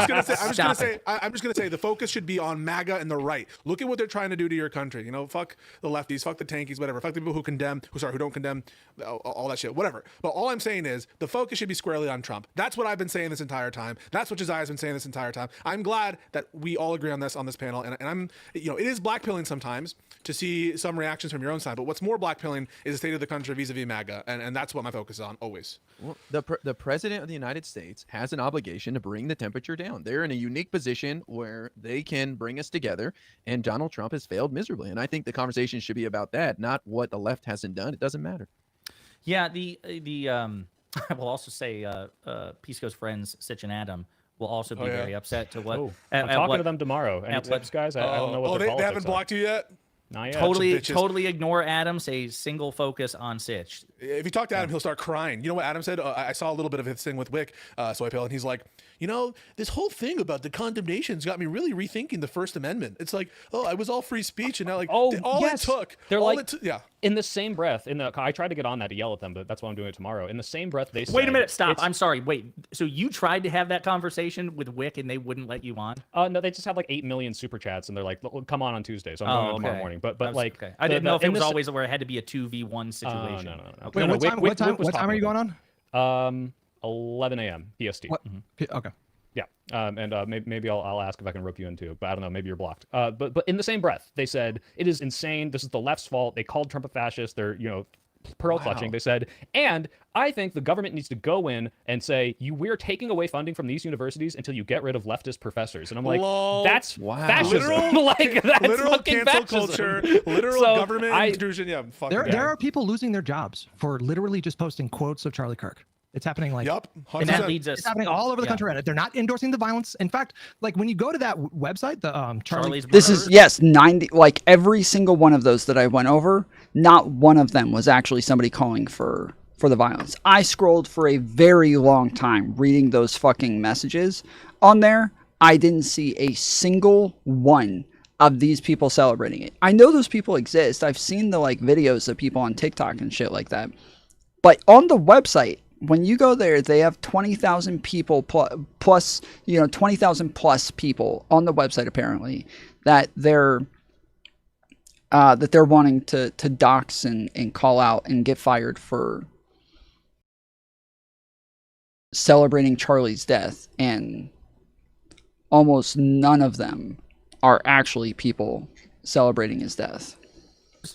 The very first example they give is a woman who, like, explicitly in the thing that they picture says that she doesn't endorse political violence. Like, it they is don't like care. Bananas. What is they going do on? not give a fuck, and they're calling it all incitement. They're calling it all terroristic threats. They're redefining the English language. Incitement has a very particular meaning. A threat, a true threat, has a very particular meaning. And now, apparently, just calling someone a fascist or a bad dude or quoting them is incitement, is a terroristic threat. Give me a fucking break. These people are your political enemies. I do not support violence, any kind of vigilantism. I do not support that kind of shit. That shit has no place. We'll ban you if you say it in the fucking chat. But what I do support is knowing the enemy when you see them and knowing their works. And I condemn any jokes that aren't funny. True. Yeah. So let's talk.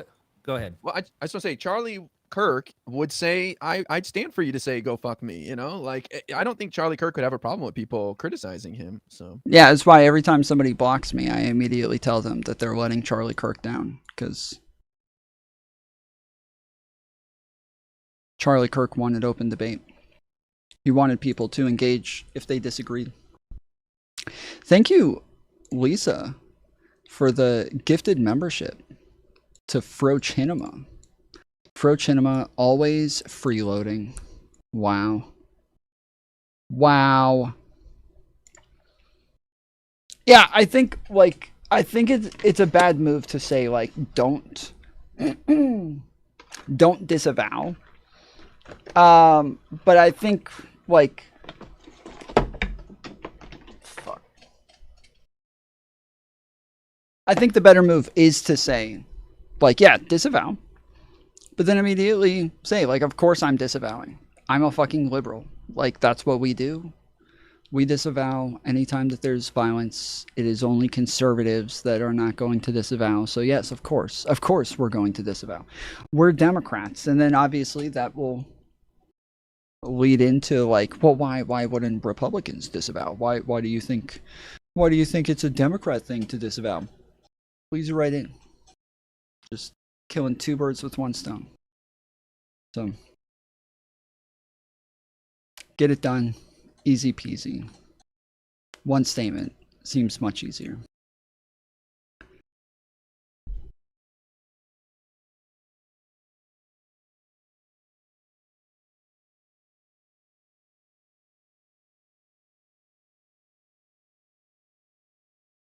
Even Hassan thought the recording of the teacher was over the top.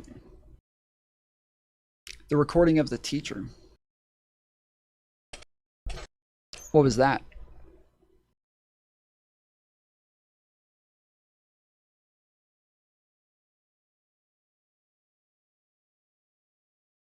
Except for Parker, Kyla, and Destiny. What do you mean? They all disavowed the violence. What do you mean? All three of them did.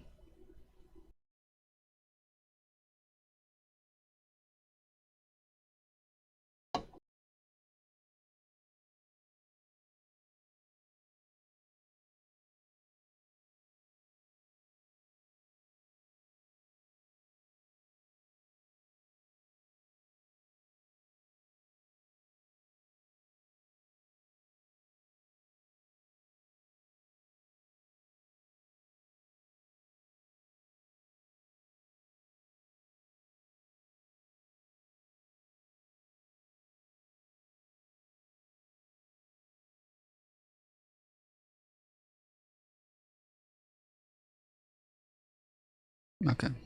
Never mind.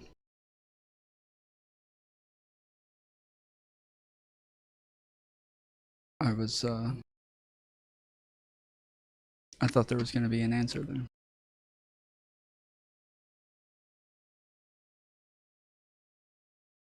But yeah, I think, I mean, a lot of this stuff's pretty simple. It's just, the frustrating thing is just how little Republicans know about their entire, like, about their own side. That is one of the most frustrating things about this entire thing, is that they all like, oh, conservatives would never make fun of somebody who's dying. Conservatives would never laugh if somebody on the left got attacked. Conservatives would never do this. And then immediately you're flooding them with this shit, and then they pivot. Well, conservatives, the reason that this happened is because you guys called us fascists, okay? It's because Kamala Harris and Joe Biden called us fascists, and then you got like a long playlist of Donald Trump calling Kamala Harris a fascist, a Marxist, a communist, an authoritarian, calling her a radical leftist over and over. It's like, whoa. What it really is, and it's just a pivot from one talking point to another, to another, to another, to another. It's, we love free speech, attempts to cancel people over Charlie Kirk's comments. Yeah, like, yep, this is the thing is that, like, they always make a big deal about the left is pro cancel culture and blah, blah, blah. But again, when it comes to prominence, the Libs of TikTok has been the largest cancel account on YouTube for as long as they've existed. They have been doing nothing but trying to cancel people, trying to get teachers fired, trying to dox people. Like, that has been their entire existence. There is nobody on the left who is that big, who is doing that sort of shit. But the conservatives are all being led by a bunch of emotional women, and it's who they are now. I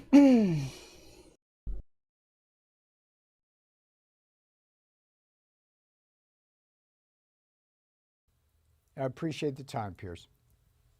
But join me to discuss that and the wider issue of the Charlie Kirk murder. The host of The Crucible, Andrew Wilson, host and executive producer of The Young Turks, Anna Kasparian, the professor, philosopher and activist, Dr. Cornel West. And I'll start with Jack Posobiec, who's the senior editor at Human Events and a close friend of Charlie Kirk. Well, Jack, good to have you on Uncensored. My deepest sympathies to you as one of Charlie's many friends. Absolutely horrific murder, cold blood execution. And we're now seeing all the fallout from this. What is your view of the reaction to what has happened with Charlie Kirk? You know, I played at the start of this a rapper brazenly celebrating his death, then lying about celebrating it. But there's been so much of that. What do you feel about that? Today's show is brought to you by Day. Code Piers.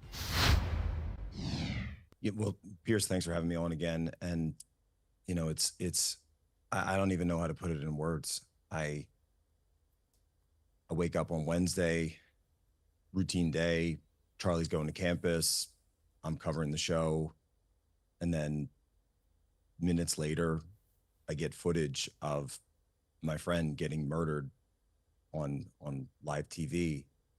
And then I wake up the next day and I see thousands of people celebrating it and cheering it. And here's a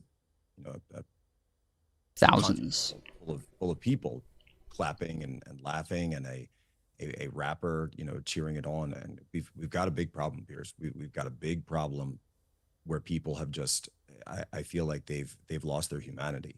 I think that they've lost humanity, and they've lost sight of and been totally dissociated with humanity and with reality. And I think there's some kind of social, spiritual cancer that's going on, to take someone who is a young man, who's a husband, who's a father of 2 young children. I saw the family this weekend, And, you know, just because of social media, or, you know, you think someone's just an influencer, you know, just someone to disagree with, that I can get away from them. Well, it's not that. It's a real person.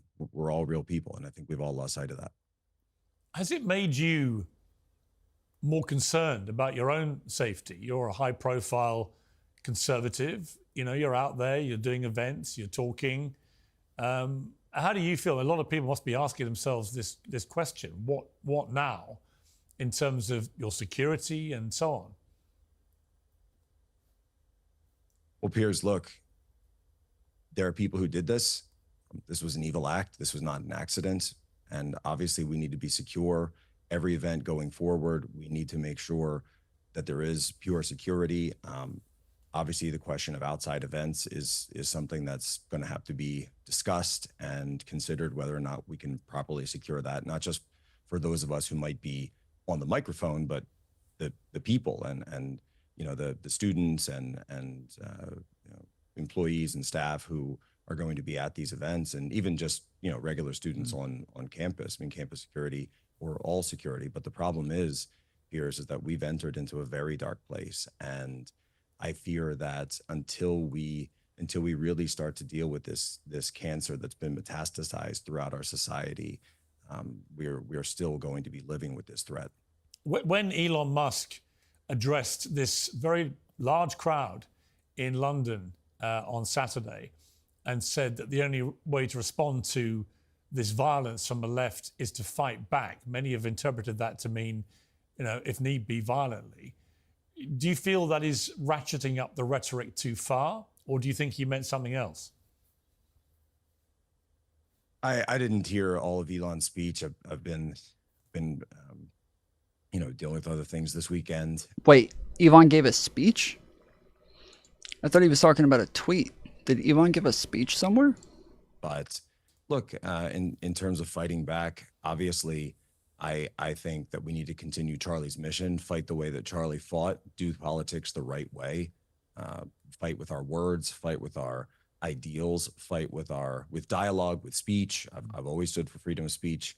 Charlie always stood for freedom of speech. And when it comes to anyone who is perpetuating, though, this cancerous ideology, and of course, that is perpetuating violence and excusing or encouraging violent ends, then that would cross the barrier, I would say, into law enforcement, and having law enforcement action, local, state, federal, whatever the appropriate manner would be, under color of law, would be, of course, to try to prevent and intervene before one of these horrific acts once again takes place. And of course, we heard FBI director come out this morning and say that there were people who were discussing this in the open even before it took place. Obviously, all of that has to be investigated. But Piers, in the United States, we used to have a huge problem of serial killers and other behavioral issues in society that we dealt with from a national standpoint. And I think we need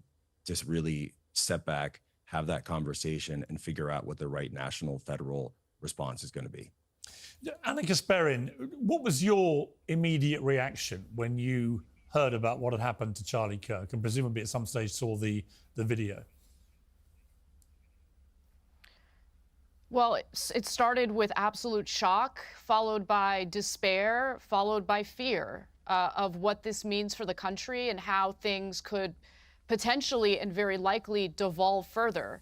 You know, Charlie and I had multiple debates and conversations, and what I really appreciated about Charlie, and I've said this multiple times, was that even though we had disagreements, he had a huge platform and was invited. Platform.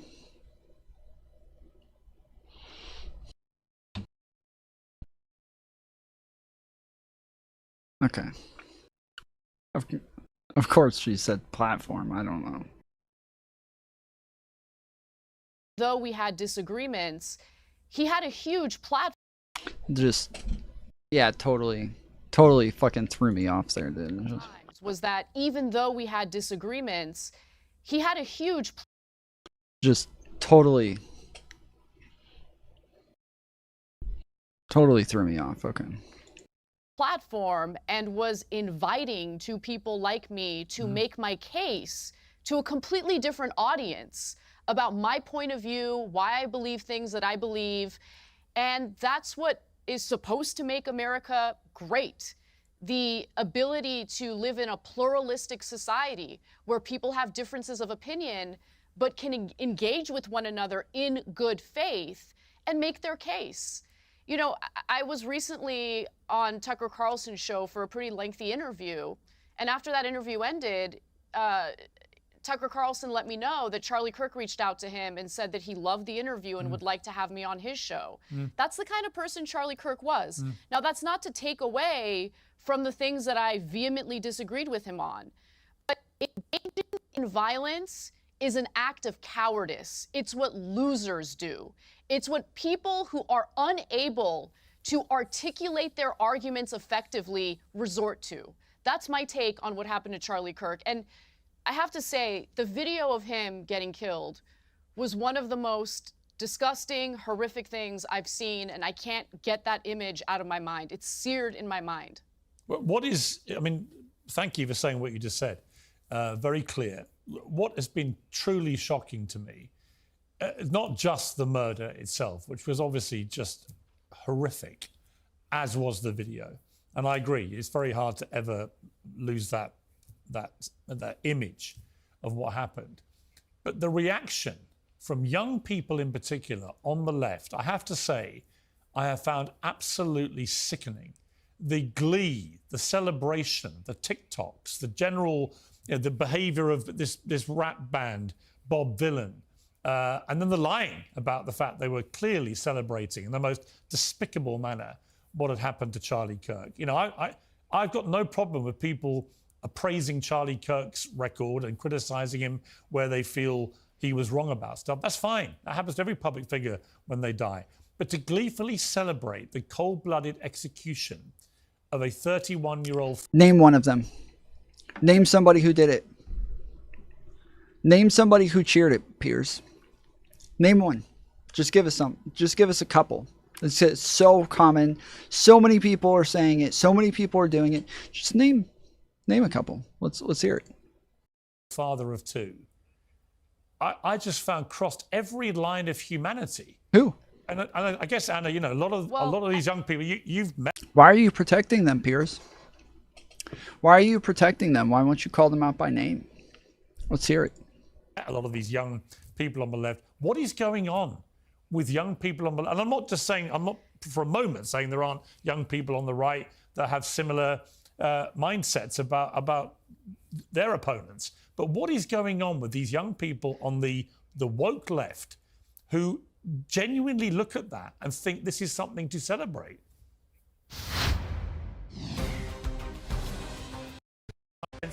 A world where we can agree to disagree, where debate triumphs over censorship, and where common sense is king. You will be shocked by how much you agree with me.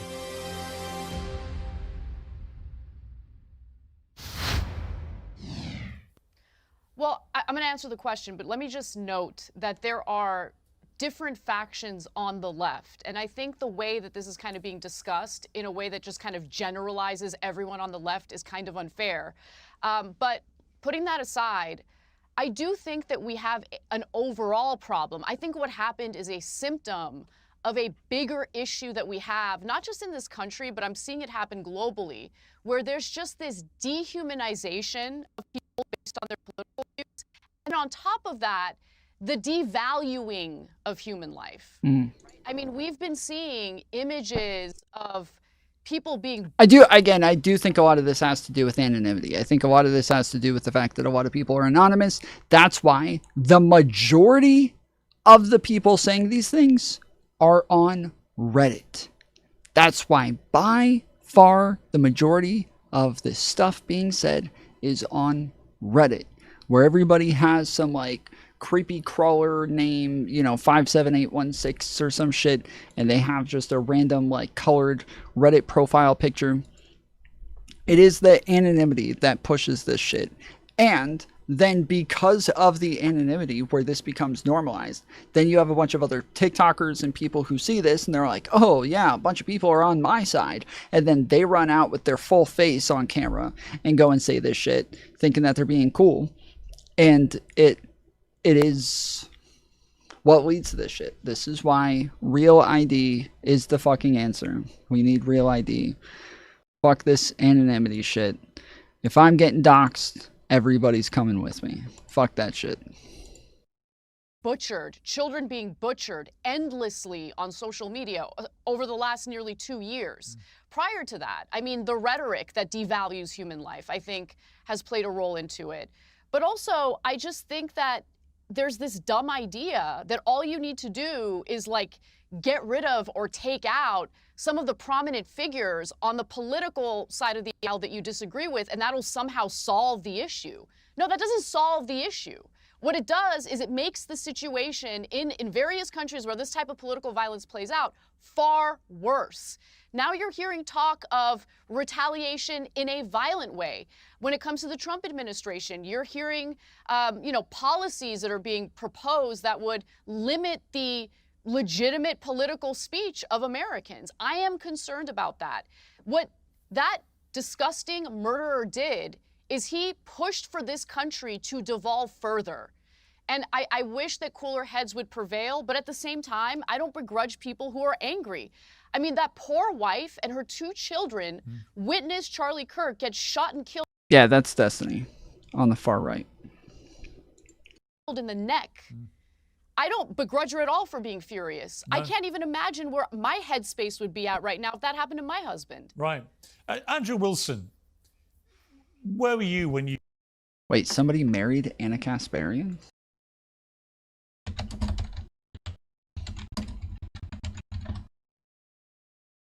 Christian Lopez.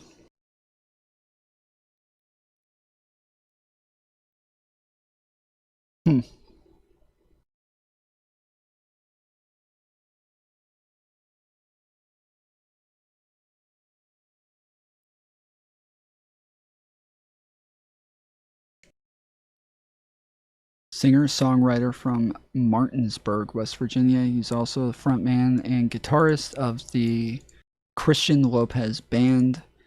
Beyond Lopez Band members as of 2023. What do they sing?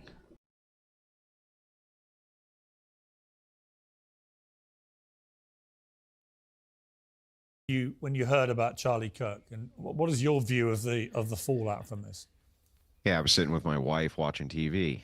So the thing is I remember this picture circulating around of Charlie Kirk. He was debating the incoming president of the Oxford Union, and they were all smiles and handshakes. And yeah, he's a songer. By the next day, this guy was saying the most insane rhetoric about how he basically had it coming. So how many of these leftists have murderous intent? When we show up to have a conversation with them. We show up to debate our views. We show up to in some way engage with them. How many of them have seething murderous intent behind their eyes, and they don't really want to do any of that? They really want. Well, again, the people who are like cheering it on or are like, oh, I don't care that he died, blah blah blah.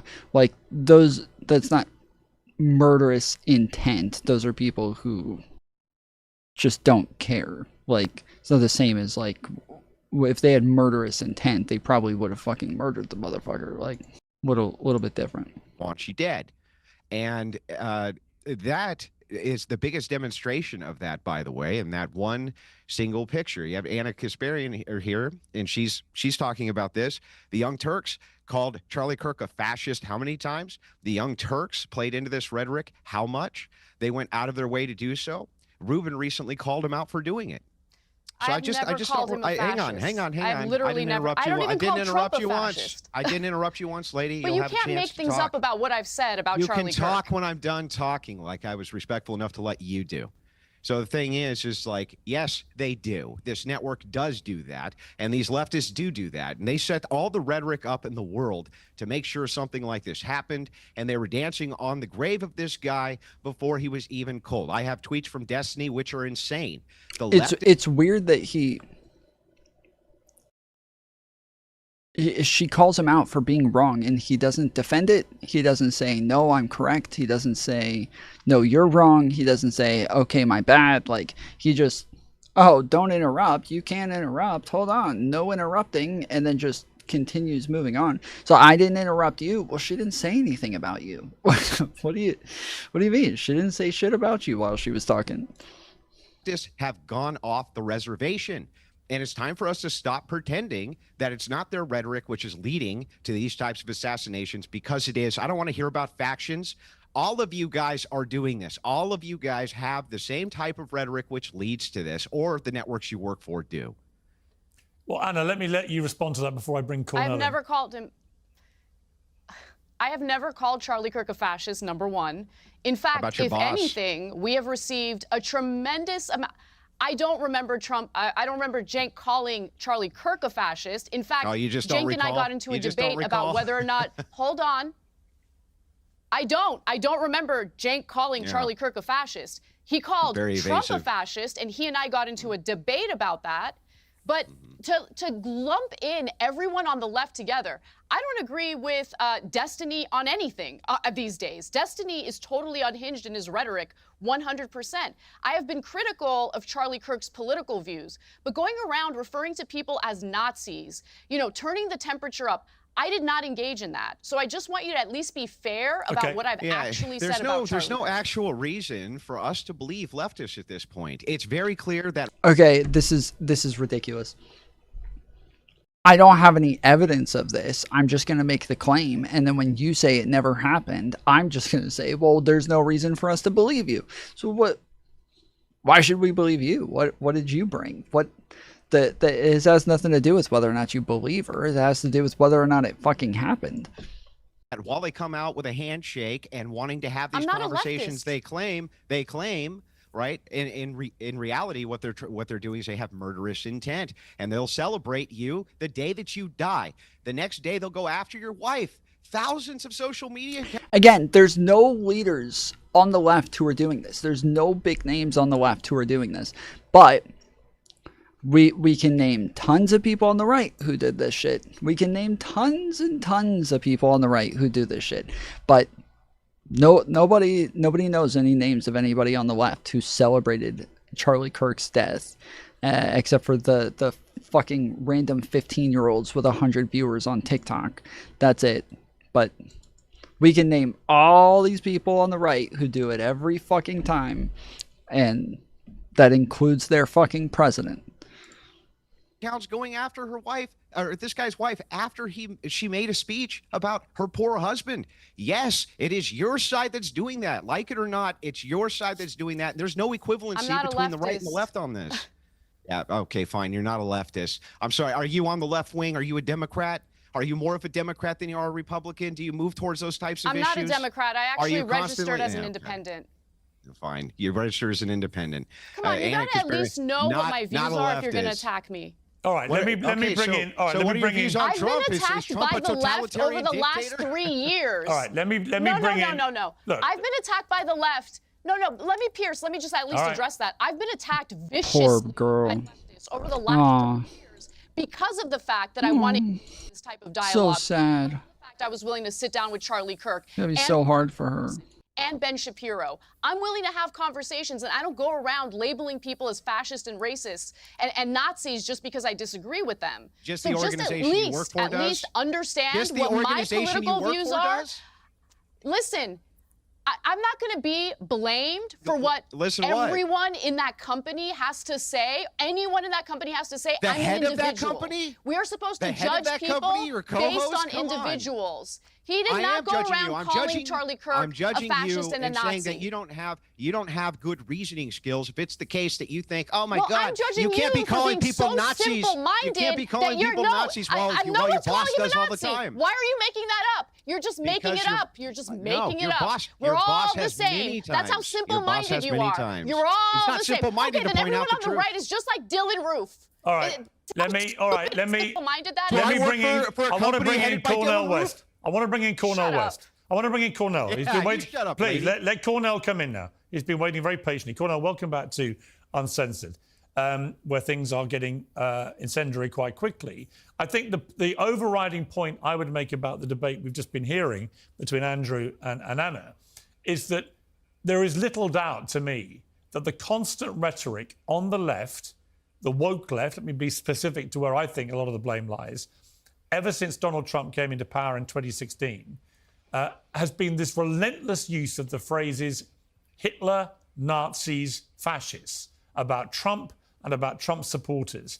And the problem with constantly saying this as a group, as the woke left have done for 9 years now, is that eventually it permeates down to young impressionable minds who genuinely believe that it is their mission to stop America from being taken over by the new Nazis or the new fascists or the new Hitler. And that leads to... Yeah, from what I can see, it does look like Cenk called him. Oh, Charlie Kirk admitted that today or yesterday. That's great progress. The only people that are standing in the way is everyone in Congress who are so unbelievably corrupt. Such a layup. Tenage 714 says, TYT always a voice of reason. Thank God. I appreciate you. Nani Dragon says, as someone who has major depressive disorder, that's horrible that he wasn't getting help. They wrote in again, I suffer from major depressive disorder, and you can't just look up things to treat yourself online. It requires a lot of therapy and prescribed medication balance. I'm not sure what his home life was like, but it irks me that he wasn't getting the treatment. So, of course, referring to the would-be assassin in the Trump situation. Wang Jian said that Kirk interview was surprisingly civil. I was almost sure he would try to start a shouting match. They promised.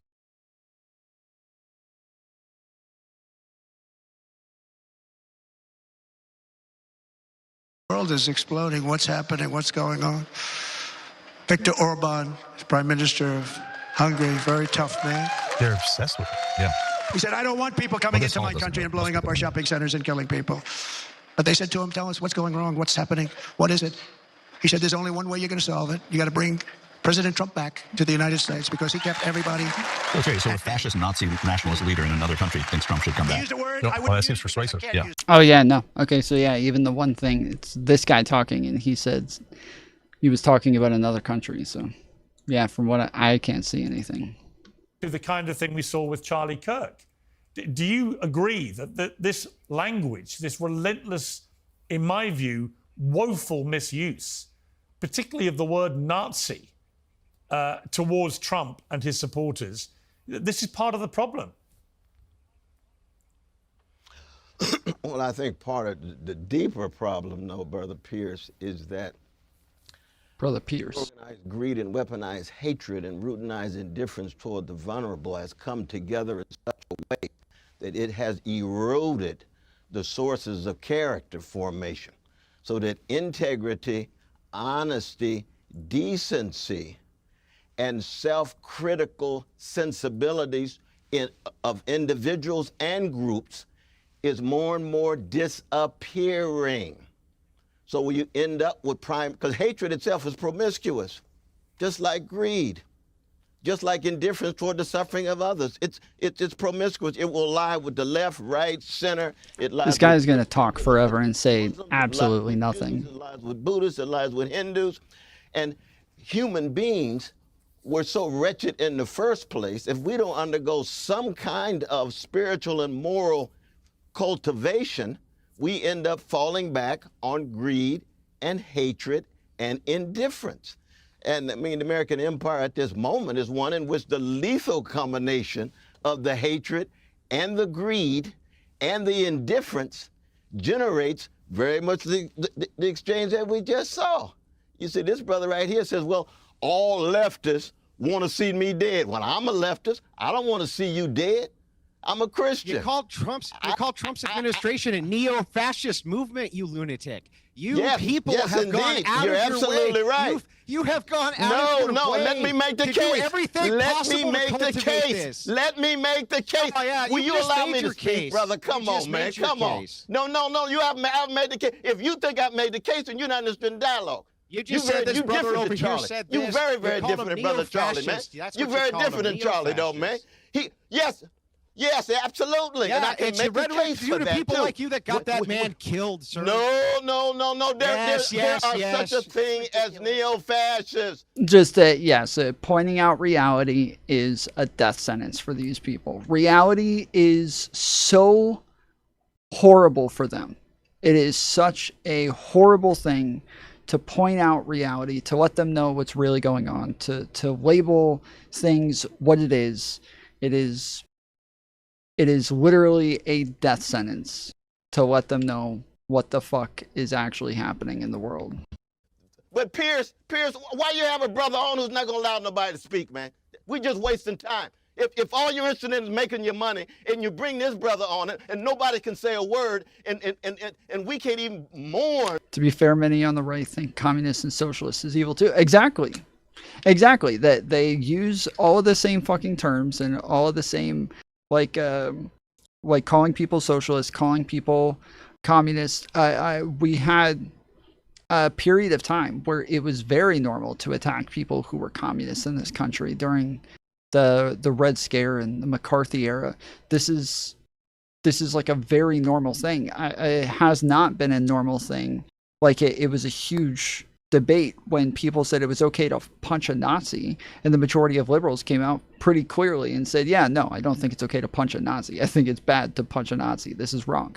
But all of a sudden, like the term Nazi or the term fascist is a fucking death sentence for them. It's just the soyest shit of all time. Brother Charlie passing, I had dialogues with Brother Charlie. This brother's going to say, oh, this kumbaya and so forth. No, Charlie was made in the image of a loving and mighty God. I believe that. I say my prayers for Sister Erica and the kids because this brother wants to trash my Christian sensibility. And look at him laughing now. It's a joke, man. Pierce, it's not worth it. Is Charlie Kirk part of the neo-fascist movement? Not with this brother. Is he part of your neo-fascist movement? Not with this brother. Yeah. When Charlie himself says that he is against Civil Rights Act, does that make him a proponent of Jim Crow? When he calls Martin Luther King Jr. an awful human being and a scumbag, I'm critical of that. I am critical of that. There it is. How dare you repeat back his own words to me? Wow. This is disgusting. You telling me what Charlie Kirk said, that's a death sentence for us. You remembering the things that we say to people, that's a death sentence for us. If you recognize the things that we advocate for, that's you advocating for murder for us. You're absolutely right, Brother Wilson. You're absolutely right. But if all you're going to do is be arrogant, you're arrogant just like the so-called leftists you're talking about. But Piers, you making your money, brother. Go on and make your money, man. It's not about making. Not worth it. It's not about making money. Part of the problem. This other brother who has a deep connection to Charlie, he's willing to at least listen. But this brother's not willing to listen. Cornell, can you sit down? I would like you to remain part of the debate. This is ridiculous. This is ridiculous. He's smoking his cigarettes with his arrogant self. Come on, man. We don't have enough dialogue at all. Surely you're not smoking his cigarettes with his arrogant self. Go on and make your money, man. Right. Well, there's a kind of farcical to quit a debate where we're literally debating about the importance of free speech and being able to listen to each other's opinions, which seems to me completely insane. Anyway, we've lost Cornel West for now. Maybe we'll get him back. Well, Andrew Wilson referred to Destiny's insane tweets a little earlier, which were disavowed by Anna Kasparian. Well, Destiny joins us now. Destiny, you've been quite active on social media since Charlie Kirk's death. When Erica Kirk posted Charlie's coffin, you responded, she tagged him, brackets, crying face emojis. In response to Alina Haber's tweet ordering people to fly their flags at half-mast in memory of Charlie, you posted on X buying flags and poles just to fly them fully erect. And you then posted yesterday, ending every conservative debate call out I'd do in 2020. There's actually people like calling for folks to get arrested for flying their flags at full mast. There's truly like I keep coming across these old farts on TikTok and on Twitter, these women, how dare you, the Secret Service is gonna come after you and arrest you. The president has told you that you fly your flags at half-mast, and so you do it because the president told you so. 26 with don't dodge, bro. That's not what Charlie would have wanted. I mean, do you think that your response to the cold-blooded murder of Charlie Kirk has been appropriate? Yes. I think that the only way this country moves forward into a better world is when conservatives can finally realize that they need to turn the temperature down on their side. We are 10 years into whatever this Trump madness is, and there is not a single mainstream conservative that will call for a lowering of the temperature on their side. I think that liberals need to wake up and finally realize that if they're not willing to do it, it will never come down. If you wanted Charlie Kirk to be alive, Donald Trump shouldn't have been president for the second term. Every time he's in office, this happens. People joked about when Biden came in, it was so boring, nothing was going on. 7 out of 10 of the largest protests in American history have happened under Donald Trump. All of the recent political violence that's happened in this country over the past 20 years, the majority of it, the overwhelming majority of it, everybody gets mad because they keep asking Grok about it, has been conservative. Who shot Charlie Kirk? A guy from Utah who was raised in a Christian family, who was a 22-year-old guy white described dude. He wasn't trans. He didn't have a Destiny. trans girlfriend. He didn't have any trans influences. He didn't have any trans bullets. Yeah, I'm sorry. You guys were wrong on all of that. To be clear. Wait a second. His bullets were trans. I'm pretty sure that part has been verified. His bullets did identify as a different type of bullet than the ones that they were initially created as. Clear, the governor of Utah, Spencer Cox, has made it clear that their investigation has now established that he had been radicalized by a leftist ideology, which drove him to do this. That's just I'm sorry, excuse me, when? Yesterday, he said that. No. When was he radicalized? In the 6 months that he did remote college? Not I don't know when he was radicalized, but I do know. What you just said I do know the very No, reasonable sounding governor of Utah has made it clear that The very reasonable sounding governor. He's so reasonable. You may not want to hear this. Ongoing investigation. You may not want to hear it, Destiny. Piers. But the reality is, the investigators, according to the governor of Utah, have established that he was radicalized to a leftist ideology that drove him to murder Charlie Kirk. Now, let me just ask you. That's just not true. Let me just There's ask no you. way to deal with it. Okay, You're living in a accusing the delusional governor of fantasy. lying. Yeah. That's your prerogative. But if it turns out to have been somebody with a leftist ideology who wanted to shut up Charlie Kirk, would you condemn that? I won't condemn anything until the president of the United States can go on air and say, all of us need to calm down. So you won't condemn the murder of Charlie Kirk until Donald Trump says something. I'm a YouTuber. Leftists and Democrats have been condemning and turning down the temperature, condemning violence, turning down the temperature for a decade. Donald Trump can't go on TV and say, all of us need to calm down. Right. Can you tell me why he cannot? Why tell would you his expect side to anybody, calm down? Destiny? You can't answer that. Can you answer that question? Why can't Can Trump you go answer on TV this and say, question? all of us should be There's left? they're not going to answer the fucking question. There's no way that they can, because they're not going to pin anything on Trump. Trump is infallible. Pierce will always cuck out of ever pinning anything on Trump or having Trump take any accountability for anything ever. He will always play this game of, I disagreed with Trump this one time, don't you remember? But it's always over the smallest little fucking shit. It is embarrassing watching them try to hold Destiny, this fucking video game streamer, to a higher standard than the president of the United States. This is just disgusting, dude. Why do you think Trump say that? Why do you is think your Trump say behavior that? contingent on Donald Trump? Insane right now. Why do you think? No, Your let me behavior ask a contingent question. on Donald Trump? Let me Why ask is a that? question. Because he's the president of the United States of America and the leader of the opposing political party. Destiny. Let me You just. have a huge audience of young men who I'm a listen to YouTuber everything you have to who say. has more So when it doesn't matter. You have a huge audience. Okay, I'm sorry. Hold on,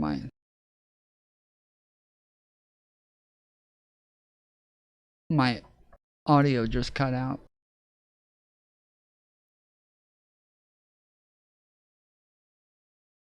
Is this not? And because of the fact that you have a huge audience, What the fuck is happening?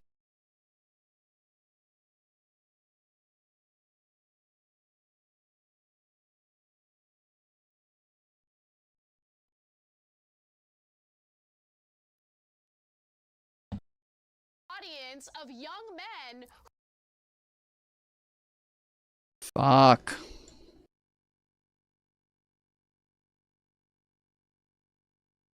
who listen to everything you have to say. So when you, it doesn't matter. You have a huge audience, and because of the fact that you have a huge audience.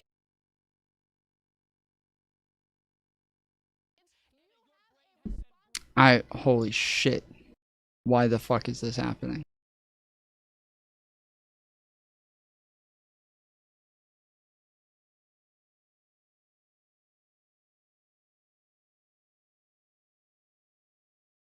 Responsibility by to online not rhetoric. turn. No, it Anna, your hasn't. brain It hasn't has been been broken. destroyed I actually care because about the people- country. Her brain is broken. People together. If You do then the you should tell opposite. Donald You Trump to represent tell the people worst to of us, be Destiny. less You're violent. embarrassing. You should tell You're Donald. embarrassing. All right, Look let me at- ask watch how Destiny easy a this is. question. Watch how easy this No, is. hang on. If Don't Donald all Trump shout would've at come out once, and say- please. If Donald Trump would have come out Destiny, and say, "Hey, we should all be less violent," Destiny, I have no problem saying. I have one absolutely. question for you, Why Destiny. can't conservatives do that? Why can't Destiny, conservatives do that? Destiny, I have a question for you. Why do you think in your campaign for everyone to dial down the temperature, why do you think that mocking the grieving widow of Charlie Kirk when she posts an image of her at the coffin side, why do you think that constitutes turning down the temperature?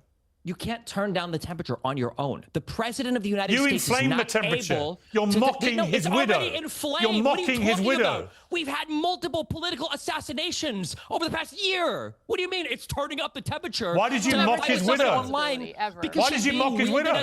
as because she's being used as a political weapon right now Wow. for conservatives to continue their fight. What do you mean? Wow, she's literally doing. Her husband just got murdered. Yeah, she's literally in the middle of her fucking video, doing her stare down into the camera, and sitting there acting like what does she say? She says, "If you thought my husband's organization was powerful before, you just wait and see what happens." Like, give me a fucking break, dude. Like she is inflaming things all by herself. Email. Yeah, and she's using it to drive up recruitment for And a you political can't even movement. condemn the murder. You won't condemn president it. can't even tell his side You're to so turn the temperature deranged down. about Trump that you are cannot condemn the unhinged. murder It is such because a you're joke, waiting and for you guys Donald sit here Trump and to make say money something. off of it. It's All right, let me bring crazy in to me that Jack. Republicans can't Let me do bring it. in Jack What a joke of the Posobiec. world. I gotta And there say, will be there's still no answer to that question, Piers. You can't say Which question? Why can't Donald Trump simply go on TV and say we all need to turn it down, like Biden could, like Obama could, Fine. like the Clintons could, like Kamala could? Why Fine. not? Why can't you condemn the murder of Charlie it's Kirk? unbelievable. I'm not the president Why of the United can't States. you can't answer that condemn the question. It's murder of Charlie unbelievable. Kirk? Unbelievable to me. Why can't you condemn the murder of Charlie Kirk?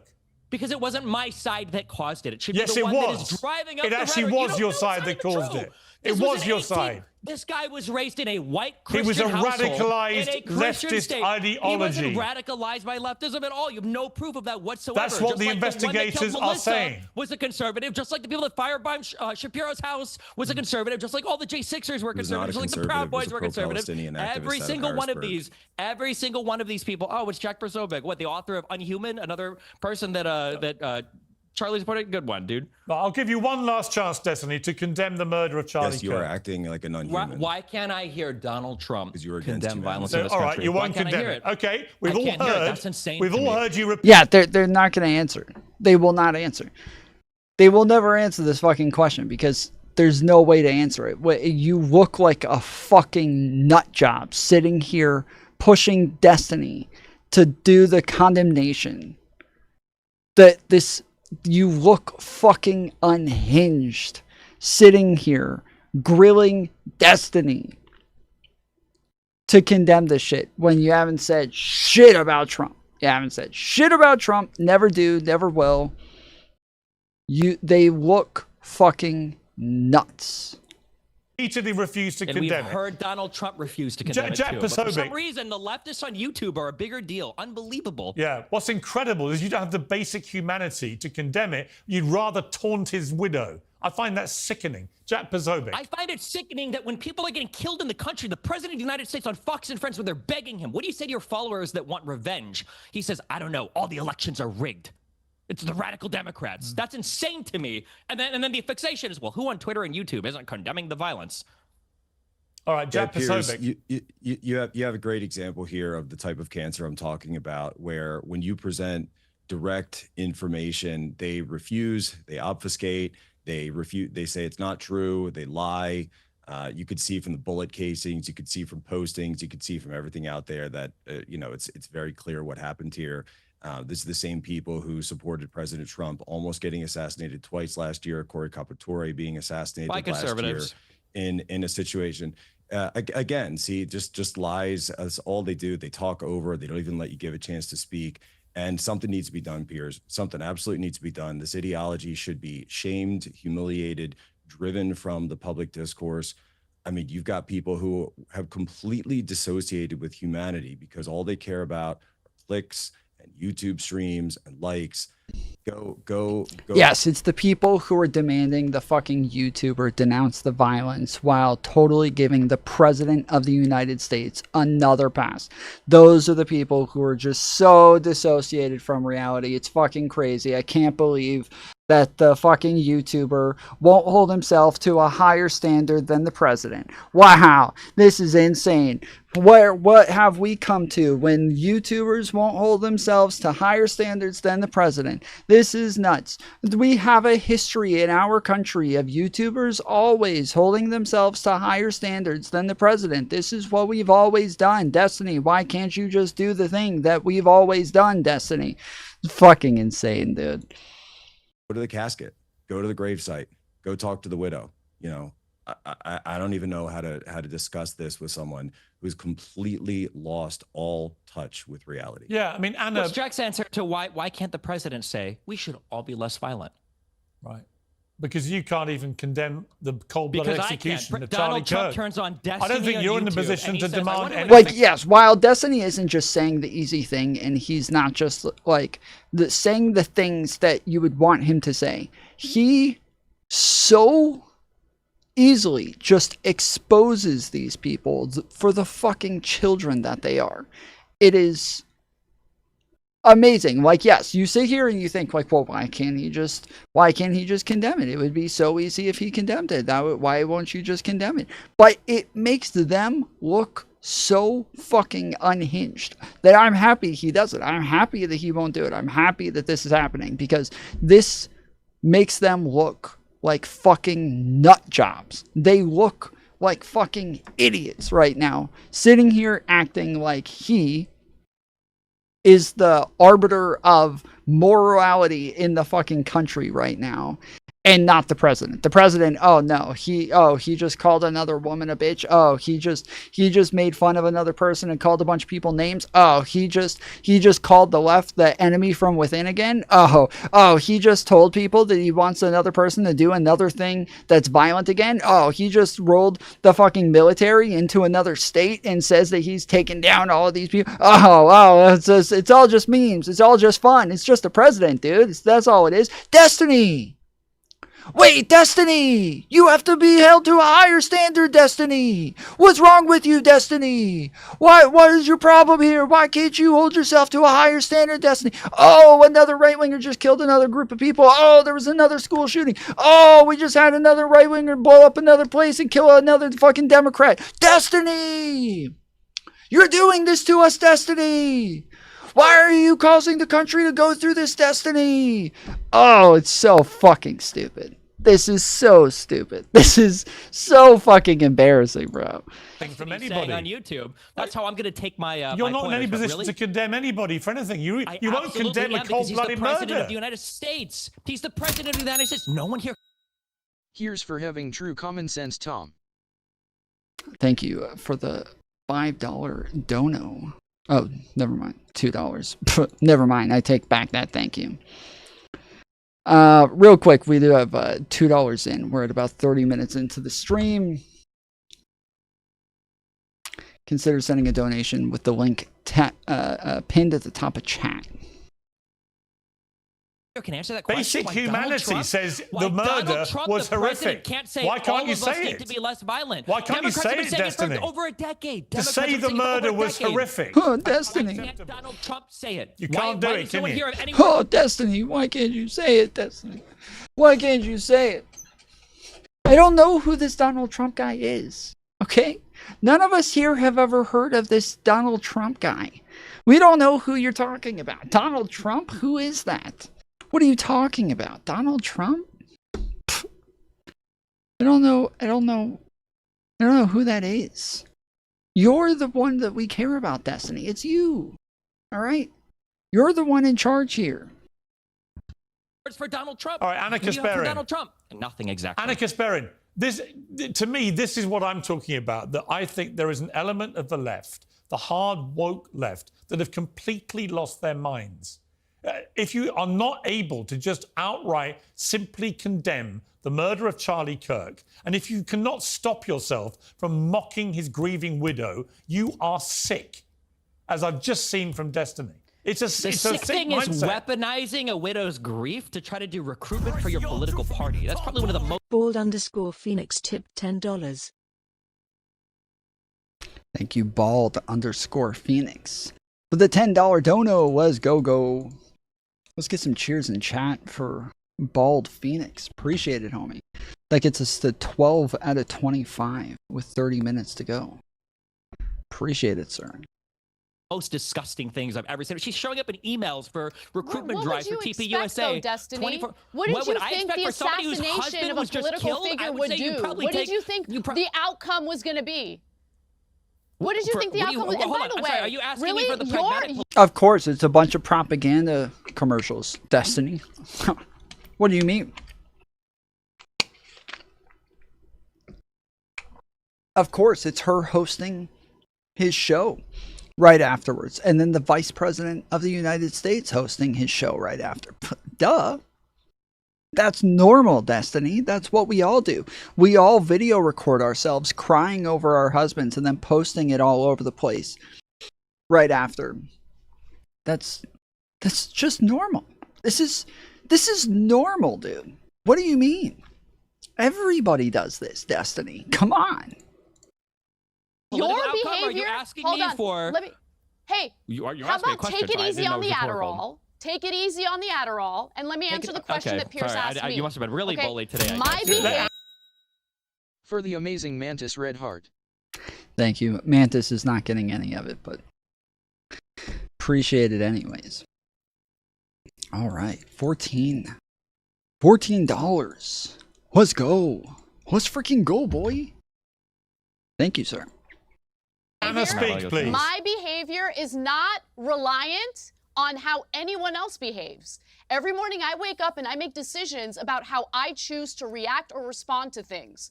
I don't wake up in the morning, check what Donald Trump has to say, and then base my own personal behavior on his behavior. I agree with you in that it would be very helpful to have the leader of this country want to turn the temperature down. And he hasn't done that. I agree with you on that. But that doesn't change the way I choose to respond to what's going on. The idea of mocking a woman who is now a widow with 2 young children. Well, I'm sorry, but the right literally does everything based on what the left does. That all of their decisions, their entire existence is just a reaction to the left in the dumbest and worst way possible. So, like, the fact that Democrats are going to start reacting to everything that the Republicans do and make everything that they say and do about what the Republicans do, I say thank fucking God we're finally here. Thank God it took long enough. Finally, we're at the point where we've had enough of these fucking nutcases running with insane narratives all the fucking time about the fucking, they're eating your fucking cats and dogs. There's an invasion from the 20 million illegal immigrants coming in the country. That Joe Biden in his fucking auto pen, like all of the dumb, insane shit that comes from their side on a daily fucking basis. Yeah, it's not enough to just be the hinged side all the time. We are always the adults. We are always expected to be the adults. And now we have just an insane standard placed upon us because we have always been the ones to meet that standard. And so it's kind of ridiculous when you're sitting at work and everybody else is coming in 3 hours fucking late. They're not in their uniform. They leave early. They don't do their jobs. They're all disheveled and smell like fucking shit. And you're doing all the work and running around, putting everything together and making sure that everything's clean and making sure that everything got done. And then you turn around and all these other people are getting paid more than you are. Yeah, fuck that shit. Fuck that shit. Not happening. Who witnessed her husband get shot in the neck and bleed out to death. How could you mock that? What is wrong with you? I just don't understand it. That's it. I don't understand it. I don't understand you, Destiny. You have so much hatred in your heart, and at the same time, you it's such a judge simple thing. others If you're as going to hateful. weaponize somebody's grief against the other party, well, then of course people have a right to fight back against it. I think that she has every right to grieve in whatever way she wants, but when that grief is going to be weaponized to do recruitment, political recruitment, and further radicalization of the other side, then of course you not only have the ability to mock it, I think you have the obligation to mock it. Yes, if she politicizes her husband's death, then it's political now. It's not this personal thing that they all want to pretend it is. It's not fucking personal. It is a political thing now. They politicized it. It is political. That's on you. It is really fucking stupid for you to politicize your husband's death. You did. It's political now. We didn't politicize it. We didn't make it political. Y'all politicized it. Y'all made it political. That's on you. Sleep in that bed. Insane. Let me understand. Let me understand your argument. So since others are using her grief to politically recruit, you think that it's okay to mock her specifically? Not others. Not others. Her entire fucking speech. Her entire fucking speech was politicized. Her entire speech was about the fact that they were going to get back at the left. The whole fucking thing. The posts on Twitter, the posts on Instagram, the whole fucking thing is politicized. This isn't other people did this. She did this. What the fuck? Why is she like, and he said she did this. He said she did this. She turned her husband's death into a political weapon, and she turns around and just changes the words like nobody's gonna fucking notice. Like, oh, let me get this straight. So something totally different happened? Gotcha, Destiny. Gotcha. Suck on that. Since others are using her grief, she's the one who gave a 17-minute speech on TV where she talked about good versus evil. She's the one showing up in Destiny, TPUSA ads to 1 or 2 days after. If someone assassinated my husband, I would not be able to have the level of composure she had during that speech. I would be out for blood. The level of composure to turn around and weaponize this, to raise the temperature, to make things even worse in America, to continue pushing this idea that the left is this evil side that's coming for you, that is just so much composure. So much grace. The people who are all stochastic fucking terrorists, so graceful in their stochastic terrorism. What a beautiful moment. Understand why she's angry and why she said the things that she said. Okay, you need to understand what being a human is, what it's like to actually lose someone that you love, that you chose to spend your life with, that you chose to raise children with, a person who was violently and viciously assassinated like that. This is why I've moved away and when from something identifying as you got bullied online. It's so funny. It's so funny that you just said that you don't think about how other people act to define your behavior. Your entire political ideology now is somehow defined by the people that were mean to you on Twitter. No, if somebody it's cares not. about somebody who's No, grieving. True. Holy shit, true. Holy shit, that's true. Her entire fucking shift over the last couple of months has been over the fact that some people were mean to her on Twitter, and that's that. She's done with the left. And this is what she says too. It's not even like a straw man. It's not even the straw man that people say where they're like, oh, you thought that some Christians were mean and so now you left Christianity. No, she literally says on numerous shows that she realized that the other lefties were the bad guys and she didn't like the way that they treated her and they all canceled her and said mean things to her. So now she's done. She literally says this. It's out of her own fucking mouth. So it's not an assumption that anybody's coming to. She literally says this. So the fact that she's going to sit there and be like, oh, wow, you make your political decisions based on other people, when her entire political ideology is based off of other people. That is so fucking true. Laws You on tell the that left person, happen to hey, be the maybe you weakness should in their step back for a arguments. couple of No, weeks. no, it's Maybe you not should about take the some way time I to get grieve. treated. You don't I say, get hey, treated let's like throw a crap from camera in both front sides of of you the and have political you do aisle. mass recruitment for our political party while everyone over here is calling for civil war. It's unhinged. When you've got people like Matt Walsh in the Daily Wire, the we're president talking of the to a United States guy calling for Yes, like again, we're talking about destiny right now. Ryan Thorup tipped $11.69. He'll cover the rest for Mantis, who is poor. Thank you. Thank you for covering the rest from Mantis. Let's go. Poor, broke Mantis. Can't get a job Mantis. That's what we call her. Can't get a job Mantis. Living in squalor.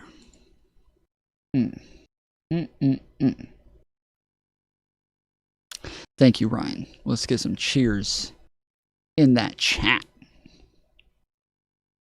Cheer it up.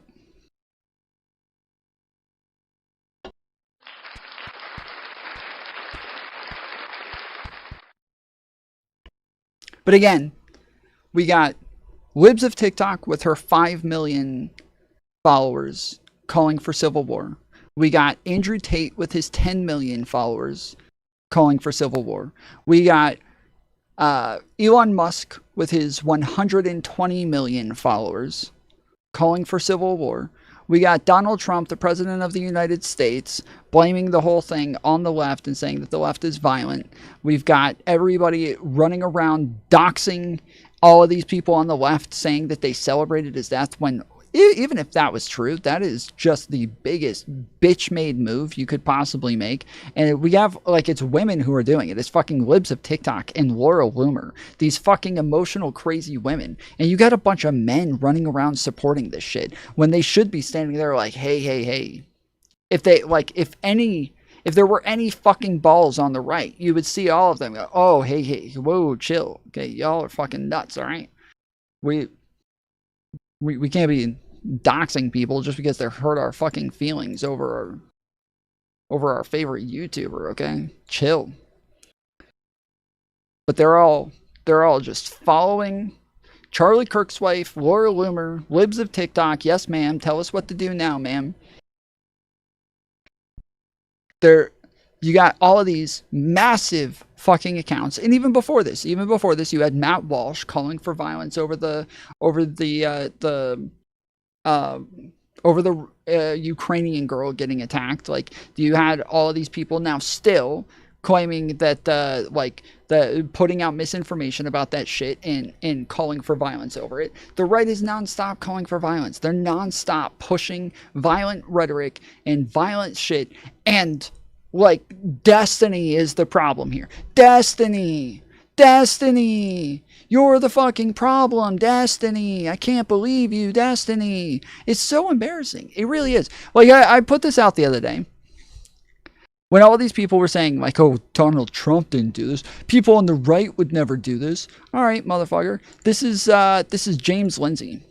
He put out this video where this is, like, about, you know, how horrible the left is and the fact that they're causing all of this violence.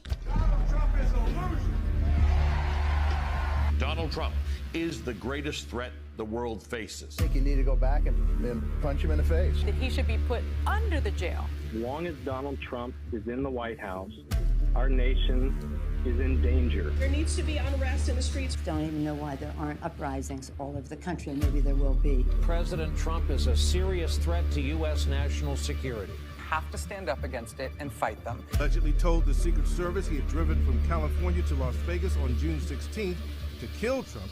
Joe Biden becomes U.S. president, but how dangerous does Donald Trump remain? What's going on in the Trump movement is terroristic. It's Mad Max. This is the insurrectionist president. How dangerous Trump will remain. President Trump is a con man. This is a dangerous person, and this is insane. This is fucking insane that all of these people are reacting to Donald Trump being a violent motherfucker. They are all reacting to Donald Trump calling for violence all the time.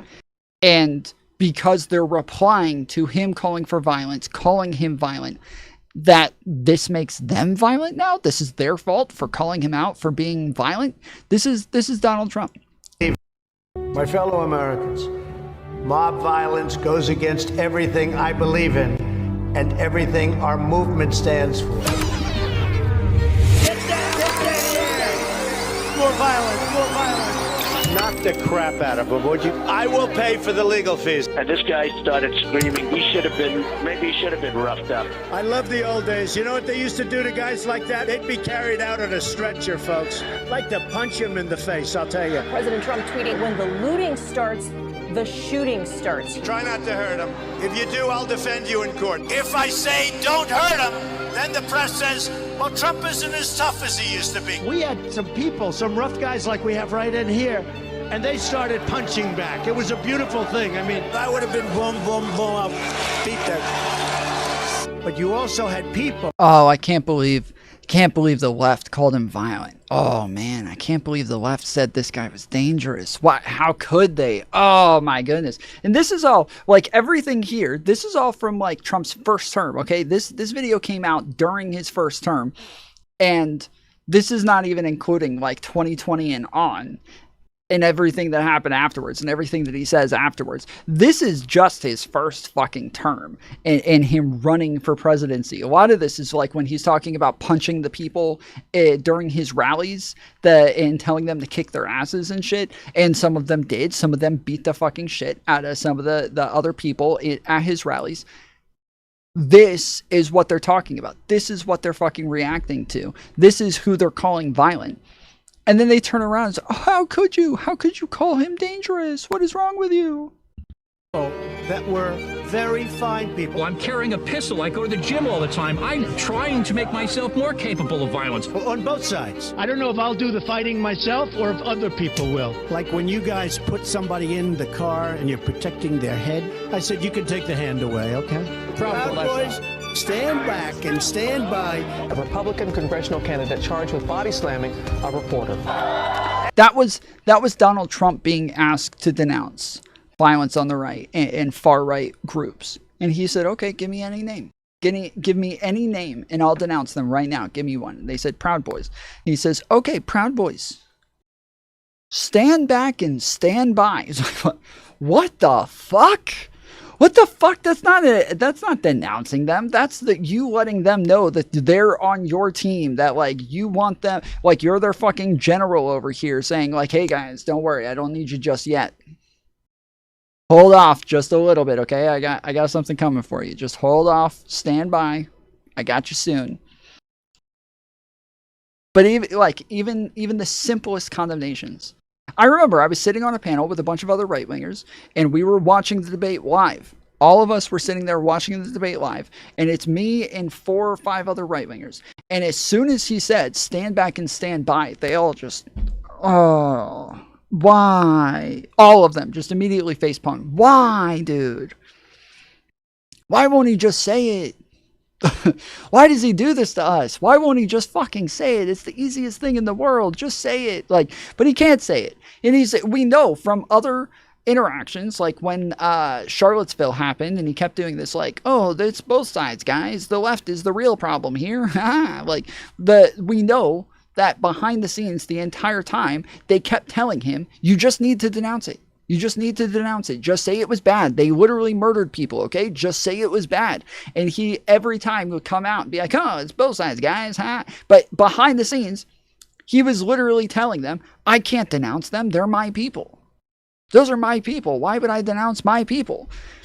And he had huge fights with them behind the scenes over the fact that he didn't want to denounce his own people. At least he's honest. He's not honest. All of you run around acting like, no, he wasn't taking their side. He wasn't acting. He said not talking about white nationalists and neo-Nazis, guys. He wasn't talking about them. You guys all whitewashed the entire fucking thing. You're not honest about it. Trump isn't honest about it. Nobody is honest about any of this fucking shit. He's honest behind the scenes with other people, and then we hear about it later when all of these other people come out and they tell their stories, and after we have hundreds and hundreds hundreds and hundreds of the same fucking stories happening over and over and over, all of you guys turn around and say, oh, we don't believe them. They have incentive to lie. There's no reason for us to believe anything that they have to say. They're just trying to get on the left. They're just trying to get paid by the Democrats. They just want that CNN money.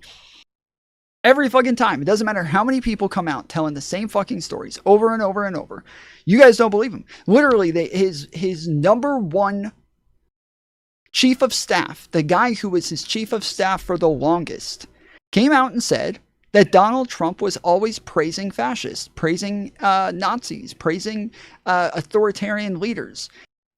And they had a list of 13 other people who worked in the administration with Trump who signed on to a letter, including that chief of staff, who said Donald Trump is a danger to democracy. And they put out their fucking letter telling everybody, we know him better than anybody. We worked next to him for years. We know this motherfucker cannot get back into the White House. He is a danger to democracy. And all of you ignored it and voted for him anyways and found ways to say that this didn't happen.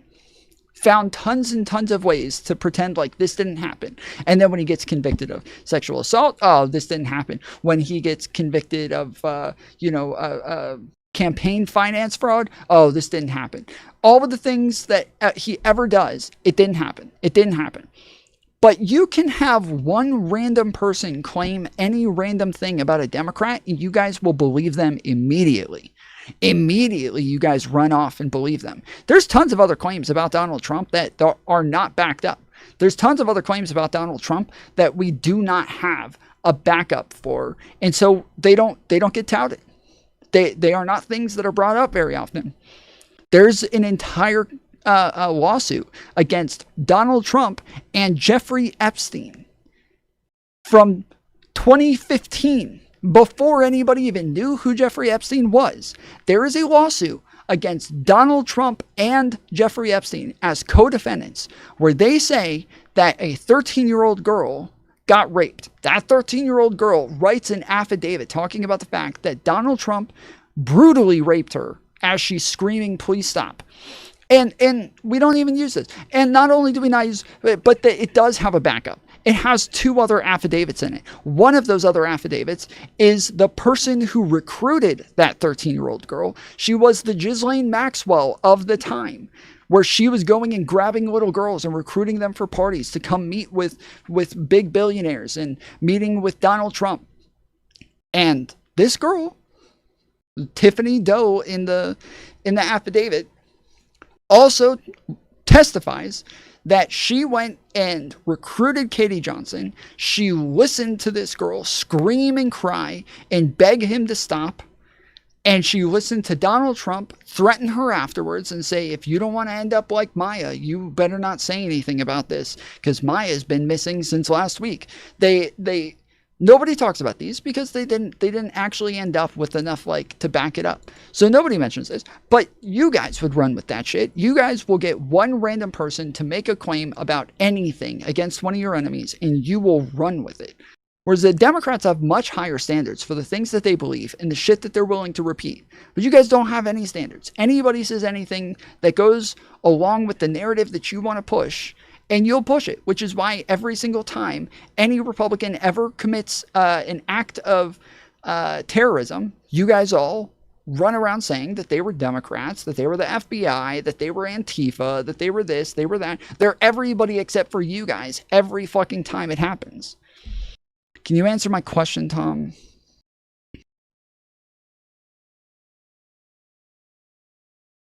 If Trump was guilty of an insurrection on January 6th, why didn't Biden press charges and have him found guilty in a court of law? He was, I don't know what you're talking about. He wasn't guilty of an insurrection. Now, you may not know much about this, but there were two separate cases against Trump for trying to steal the election.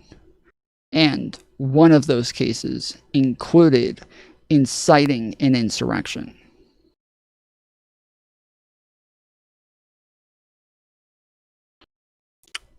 Oh, he wasn't guilty of an insurrection. Tell that to Destiny. Pretty sure Destiny knows. It was incitement of an insurrection. Pretty sure he knows. I've watched him debate it a couple of times. He is well aware. He did not commit an insurrection. He incited an insurrection. And he did have charges for it.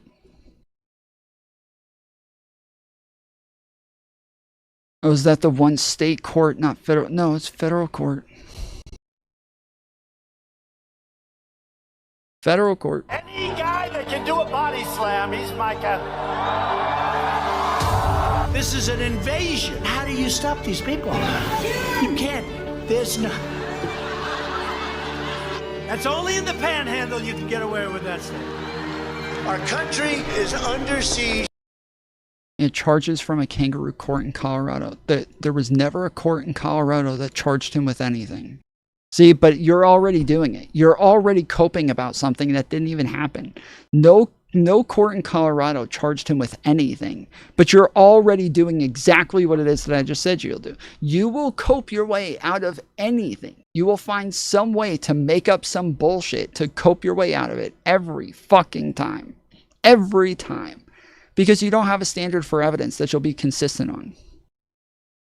We're going to the Capitol to make your voices heard, and you have to get your people to fight, because you'll never take back our country with weakness.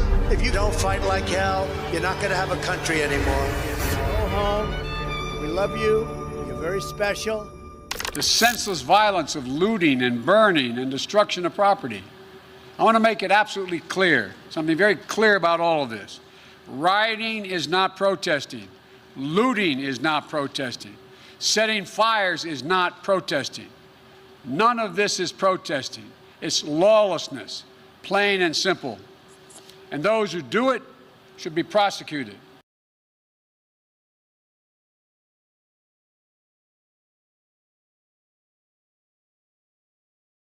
No, right, so his whole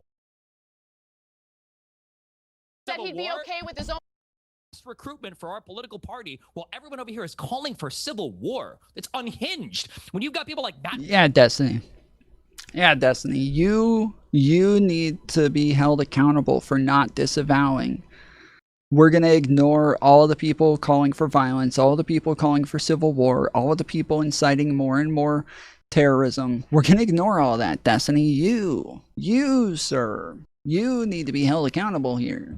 Walsh of the Daily Wire, the we're president talking to a guy who said he'd be okay with his own parents getting killed if they went to that Trump rally where that assassination attempt and we're talking happened. to a There's woman no who went reasoning on and did the whole conservative media outlet with Tucker Carlson and Glenn Beck and had nothing bad to say whatsoever. I know where your bread is buttered. I know where you're making your money from. I had awesome conversations. I don't regret it at all. That's great. I also had a conversation with Jack Posobiec on her take. It was awesome. Yeah, I know. That's what democracy is about. Having an exchange of ideas.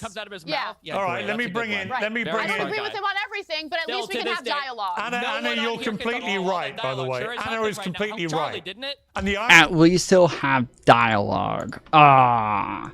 Well, that's great. Isn't that sweet? He'll have dialogue. That's what's important at the end of the day, guys. That's all that matters at the end of the day. You know, Hitler, he might have done some bad things here and there, okay? But at least he was willing to talk to people. All right? At least he was talking to folks, all right? The irony of Charlie Kirk is that he led the way in going in to debate with people who hated him, and he would try and have respectful dialogue. Charlie Kirk beat up on college students. Unlike you, Destiny. Let me bring Andrew Wilson in. So do you. Let me bring in Andrew Wilson. So do you. You beat up on college students. You go on a... Yeah, there are very, very few debates of Charlie Kirk actually debating somebody. I said from the beginning, like, it's obviously when you talk to people like me, Destiny, like others, well, like obviously we're not going to want Charlie Kirk to die. He's one of like 3 people on the right who are actually willing to debate the left. Like, we're dying for more people to be willing to let us challenge their fucking ideas. But almost all of the ones who do debate are really only debating college kids anyway, so it's not like they actually engage with you know, they won't pick on anybody their own size. But But at least, yeah, at least there's a few debaters over there. Like it's few and far between on their side. College tour. You're Charlie going on a Kirk is college trying to tour hold right higher now level to debates, beat and you up guys on killed college students. What are you talking about, Destiny? That's what you're doing right this second, is going on a college tour to go beat up on college students. By the way, can I just ask you a question? I don't Yes exclusively beat up on college. Can you actually answer? I debated half Can you the actually damn answer? What do you Hang mean on, I calm beat up? down. What do you mean I I beat just up on got one college question. students? I got one question for you, and I want you to actually answer it. Are you glad Charlie Kirk is dead?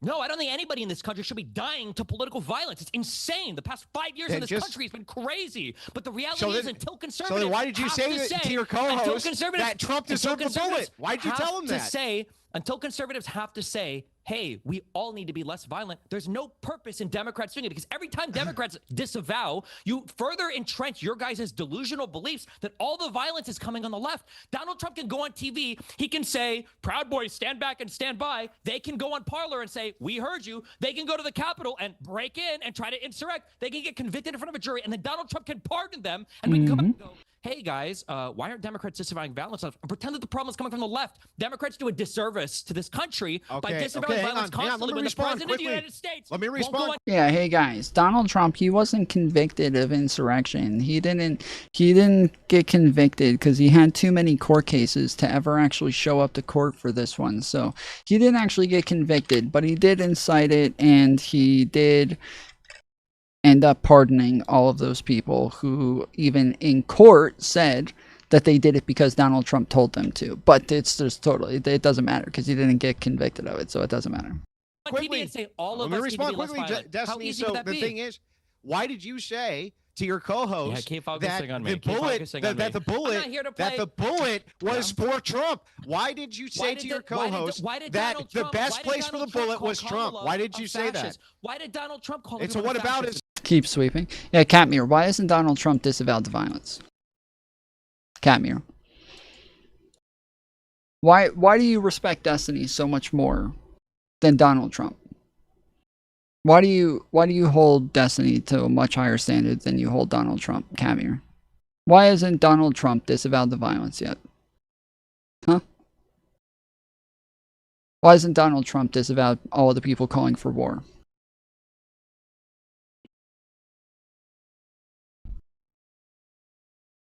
Why hasn't that happened? Fuck Destiny? Yeah, okay, yeah, you say that, and now you're over here trying to hold him to a higher standard than the fucking president. You obviously respect Destiny a lot more than you respect Trump, because you think that Destiny is much more respectable, somebody that people will listen to, somebody that people will follow. Why haven't you? I have. You know I have. So answer the question, why hasn't Donald Trump?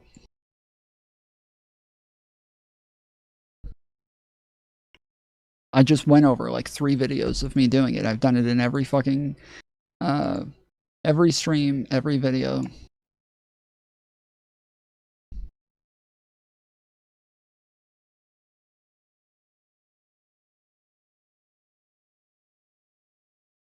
When have you condemned what happened to Kirk? Literally every fucking stream since it happened. Every stream since it happened, and the people who were cheering it on.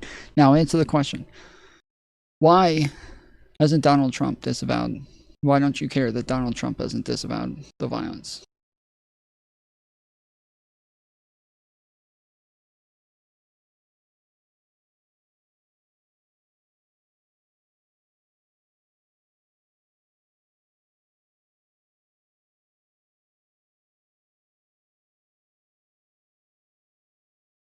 We're all waiting, Camille.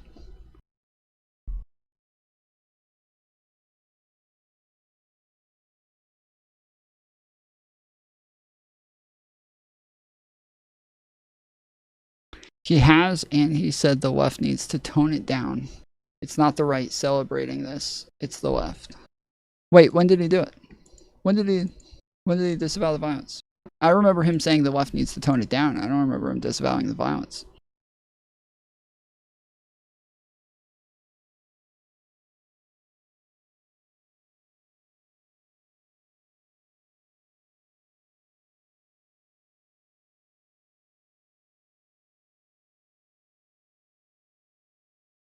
What about ism?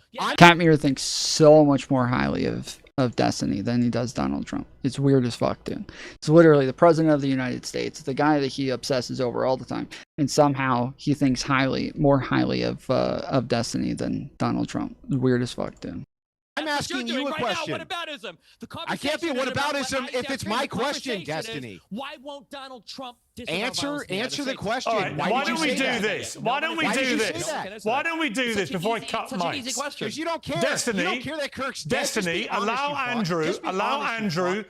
Andrew to repeat his question and let him ask the question. Then you answer it, okay, Andrew? No, I want to hear the other side first. Let him ask the question. Donald Trump. Destiny's asked the same question 20 times. Let's totally not answer that question. Let's just ignore that question and let Andrew ask his question now. Nobody's answering Destiny's question. Nobody's willing to answer Destiny's question. But let's just totally skip over that and make it look like Destiny's not answering Andrew's question. That makes a whole lot of sense. Ask the question, Destiny, and then you answer it. Andrew. Destiny told his co-host, when asked point blank if he wanted the bullet to kill Trump, that the worst thing that could have happened was the bullet missing. He said this to Pisco. I watched it, okay? This guy's an obfuscation machine. And you know what else, Destiny? Why should we believe you? I think you are glad Kirk is dead. And all of your tweets seem to prove that. And you would have been happy if Trump was assassinated. Did Trump mock the Democrats taken out in Minnesota? I don't remember if he did that one. I know he mocked Pelosi's husband when he was in critical condition in the hospital. And made a bunch of jokes about her and her husband getting attacked.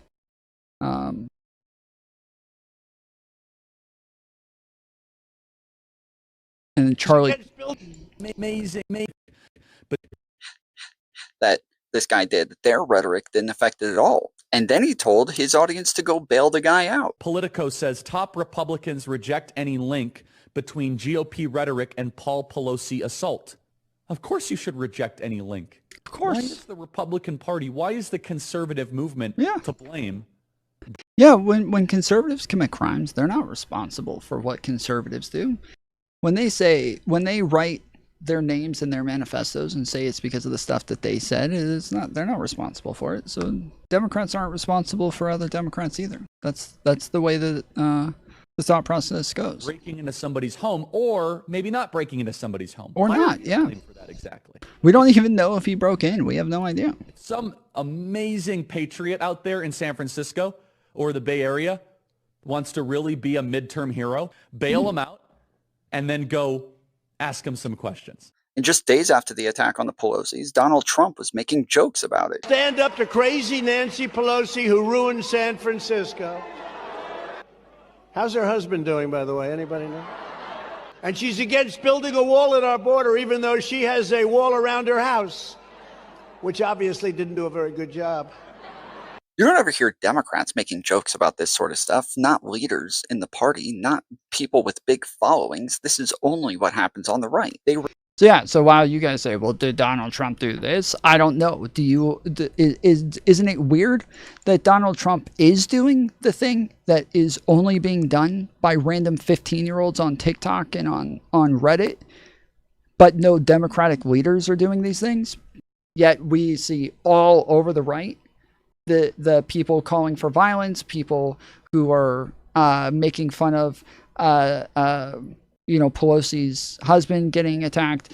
They made up what was it? They all cheered when Biden got cancer. They made up conspiracy theories about him having cancer even before that happened. Like they've done this shit numerous times. So. But you guys keep holding Trump to the standard of a fucking 15-year-old on Reddit. Makes sense. And all of your tweets seem to prove that. And you would have been happy if Trump was assassinated. You've made that very clear. So why not just be truthful for once in your fucking life and say the truth, that you don't care that Kirk is dead, and you're actually probably glad he is. Isn't that really what's true? I don't want anybody in this country to die to political violence. I don't think in the United States of America that should be happening. I don't know why it's so hard for the president to say the same. I think it'd be the easiest thing in the world as a president. Biden did it for 4 years. That's why everything was way cooler when he was here, like in terms of temperature.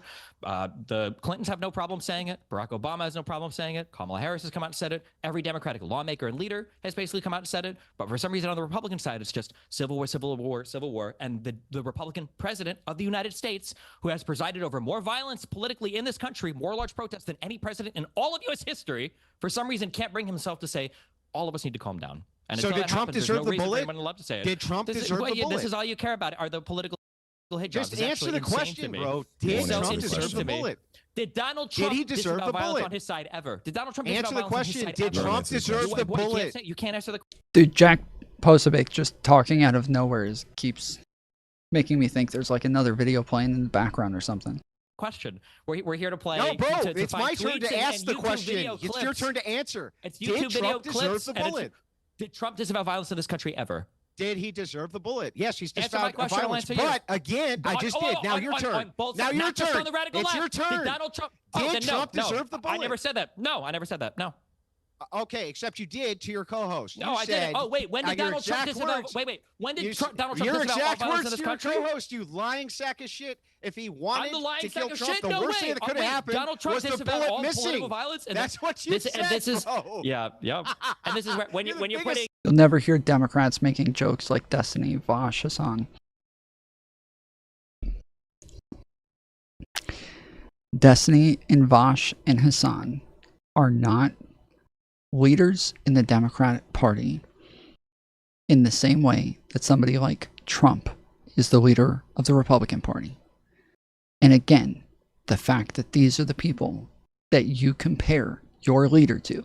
I would never in my fucking life compare Joe Biden to Andrew Wilson. I would never in my life compare Joe Biden, the Honorable Joe Biden, to some fucking YouTuber, TikToker, Redditor. Never in my fucking life would I do that shit. No shot. No fucking way. Melania and I are saddened to hear about Joe Biden's recent death. Why are you showing me what Donald Trump said? You lied? I didn't say Donald Trump made fun of him for it. I did not say Donald Trump made fun of him for having cancer. I didn't say Trump did it. You just said, I said, people on the conservative side, that leaders in the conservative movement did. I did not say Donald Trump did. I said Donald Trump made fun of Pelosi's husband for when he got put in the fucking hospital. You said Republicans mocked Biden getting cancer. Oh, I'm so sorry. When I said Republicans, that obviously just meant Trump. That obviously only meant Trump. So that's my bad. I totally forgot Donald Trump is the only Republican now, because literally everybody else is a rhino. So that's on me. Totally forgot he's the only fucking Republican. Great. YouTubers, when you're putting YouTubers and tweeters on the same level as the president of the United States, this is why conservatives are absolutely brain broken when it comes to violence in this country. And that's why it'll continue. But There'll be more deaths. Destiny, Maybe it'll be me at the next time. Who knows? There'll be Destiny, you guys are all going to turn around and be like, I can't believe it. What's going on? What's happening here? Okay, Destiny, if you care so much about political violence in America, why don't you lead the way yourself without mentioning anybody else? Why don't you, Destiny, right now just outright condemn the murder of Charlie Kirk? Because we've been doing that for a decade. One side can't turn down the temperature. You can't do it. The other side can't turn down the temperature. If Donald Trump can't, then the left shouldn't until he does. Got it. Republicans you don't want to do it. need accountability for their actions. They need some responsibility for the insanity. He had it coming, even though you've taken on yourself. Let me bring in Jack Posobiec. We absolutely, All right, that's enough, Destiny. I'll bring in Jack Posobiec. Yeah, Jack. Okay. Nice. Both sides it. Jack. Yeah. What is your response to this? I mean, Piers, this is exactly what I'm talking about. You know, this type of ideology where you've got someone who's willing to mock Erica, who's been standing strong for her family, for her children, who's just, she will never be able to grow old with Charlie. She will never be able to be with them again, have more children, to have grandchildren, to have those memories, to raise them. It's all gone.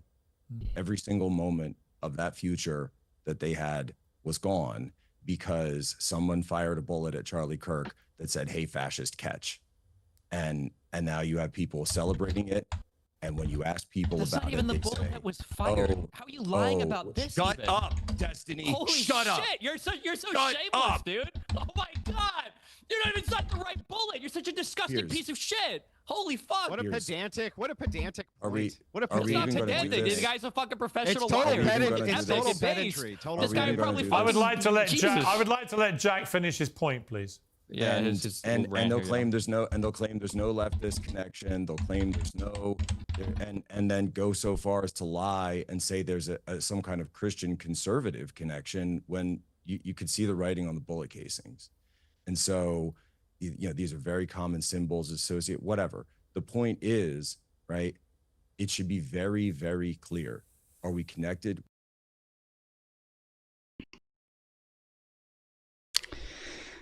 MAGA responds to Biden's cancer diagnosis with mockery and speculation. What I want to know is, how did Dr. Jill Biden miss stage 5 metastatic cancer, or is this yet another cover-up? Donald Trump Jr. joked. News that the former President Joe Biden has been diagnosed with an aggressive prostate cancer came as a surprise on Sunday, adding fuel to conversations about the state of the former president's health in the waning months of his presidency, while well wishes, speculation, and clamor for more details abound. Some of the MAGA right's most prominent voices are chomping at the bit to turn Biden's diagnosis into a political sideshow. What I want to know is, how did Dr. Jill Biden miss stage 5 metastatic cancer, or is this yet another cover-up? Donald Trump Jr., the eldest son of President Donald Trump, wrote on X, pinning the post to the top of his account.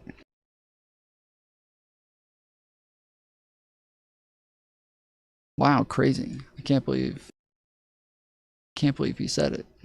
Whoa. Well, he only has 15.5 million followers, guys. Pretty much the same as Destiny with less than 300,000 followers. He's the same thing. His president's son, 15 million, 300,000, same thing. Trump Jr. has long mocked the former First Lady, who holds a PhD, not a medical degree, for describing herself as a doctor. His post on Sunday was met with a wave of comments explaining to him that Joe Biden is not a medical doctor. I don't expect him to know the difference. Trump Jr. responded on Monday, "I sometimes forget that part of the mental disorder of leftism is an inability to understand sarcasm." Oh, so it's a joke. Okay. So for the confused libs out there, I'm well aware that Joe Biden is a fake doctor, not a real one. MAGA YouTuber Benny Johnson, who posts millions of followers across his various social media accounts, claimed that the diagnosis was the most dangerous cover-up in the history of the presidency. Johnson, who is not a doctor, claimed that advanced prostate cancer takes 10 plus years to develop to the stage where Biden's diagnosis is, and that simple blood tests or prostate exams will give you near 100% accurate results. They knew, they lied, they hid it for power. People need to be held accountable for this evil, Johnson added. Always with some conspiracy theory. Always with some jokes and some conspiracy theories every fucking time. Never fails. Right-wing commentator Matt Walsh of the Daily Wire called for an investigation. "We need Congress to actually do something, finally," he wrote on X. "Full investigation, pull every Biden staffer and official into a hearing. Put them under oath, Joe Biden too, his doctors, everyone. Who was involved in this cover-up? How deep did it go? And most importantly, who was actually running the country for the past 4 years? We must know." Damn. Amazing, Matt. Brilliant. So good. So good. End Wokeness, a prominent MAGA X account with 3.6 million followers, joined Trump Jr. in mocking the diagnosis. We just found stage 4 cancer is the new he just has a stutter. Interesting. Interesting. It's fucking wild. It wasn't just MAGA influencers who responded with speculation and conspiracy theory. Representative Warren Davidson, Republican of Ohio, said on Monday on Fox Business that he wishes Biden well, but that he doesn't believe he just found out about the cancer diagnosis last week, and that he suspects Biden and his team covering it up is part of a scheme. Ed Martin, the former interim U.S. attorney for D.C., who Trump recently installed as the Justice Department's new pardon attorney, wrote on Sunday, the integrity of the American pardon system requires that we examine the Biden pardons and who did what. We will get to the bottom of it. Count on us. Vice President J.D. Vance also pivoted after wishing Biden well. Whether the right time to have this conversation is now or sometime in the future, we really do need to be honest about whether the former president was capable of doing the job, he said on Monday. I blame the people around him, Vance said, wondering, why didn't the American people have a better sense of his health picture?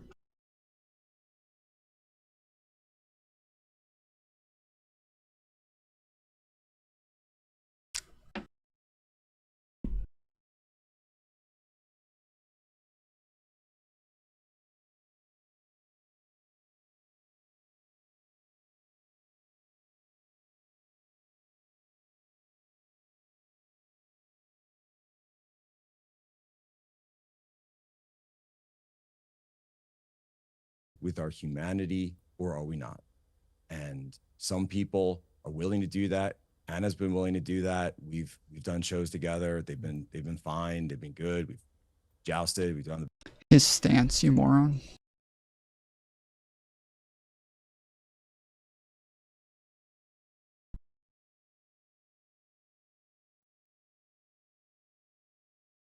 Thank you, Mantis. It's just his stance. Okay. Well, this is just their stance. That's all. You can't hold somebody accountable if that's their stance. There's no accountability if that's their stance. It doesn't matter anymore. Yeah, this is just people who celebrated Charlie's death. That's just their stance, dude. Get over it. It's just their stance. the back and forth. Destin and I in the past have had shows together where before he kind of took this turn, and you think there are people who can just be willing to stand up for humanity. Jack, it reminds me a bit of the journey I've gone on. Saying doctors aren't telling us the truth, LMAO at cancer. He literally said it was sarcasm. Trump Jr. literally said it was sarcasm. The End Wokeness also made a joke about it. The fact that you're going to still sit here and cope. You said, if I showed it to you, you would admit that you were wrong. But no, of course not. You always have to do it in MAGA fashion. Find some way to cope your way out of any sort of accountability. Ever having a spine, ever having a backbone, ever admitting that somebody else was right. Can't do it. Can't do it. On very different circumstances, but the Israel-Hamas war. The reason I asked everybody on the pro-Palestinian side for months after the war started, do you condemn what happened? He literally said, okay, I'm going to say this again. He literally said he was being sarcastic. He literally said it was sarcasm. He actually said it was sarcasm. I don't know what more you want.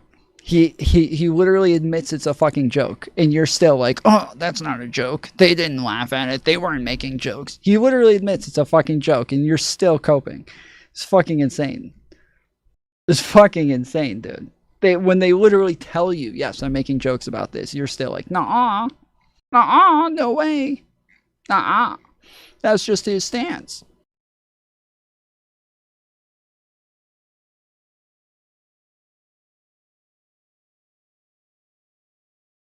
Hamas did is I think it was very enlightening as to the humanity of the person by how they responded.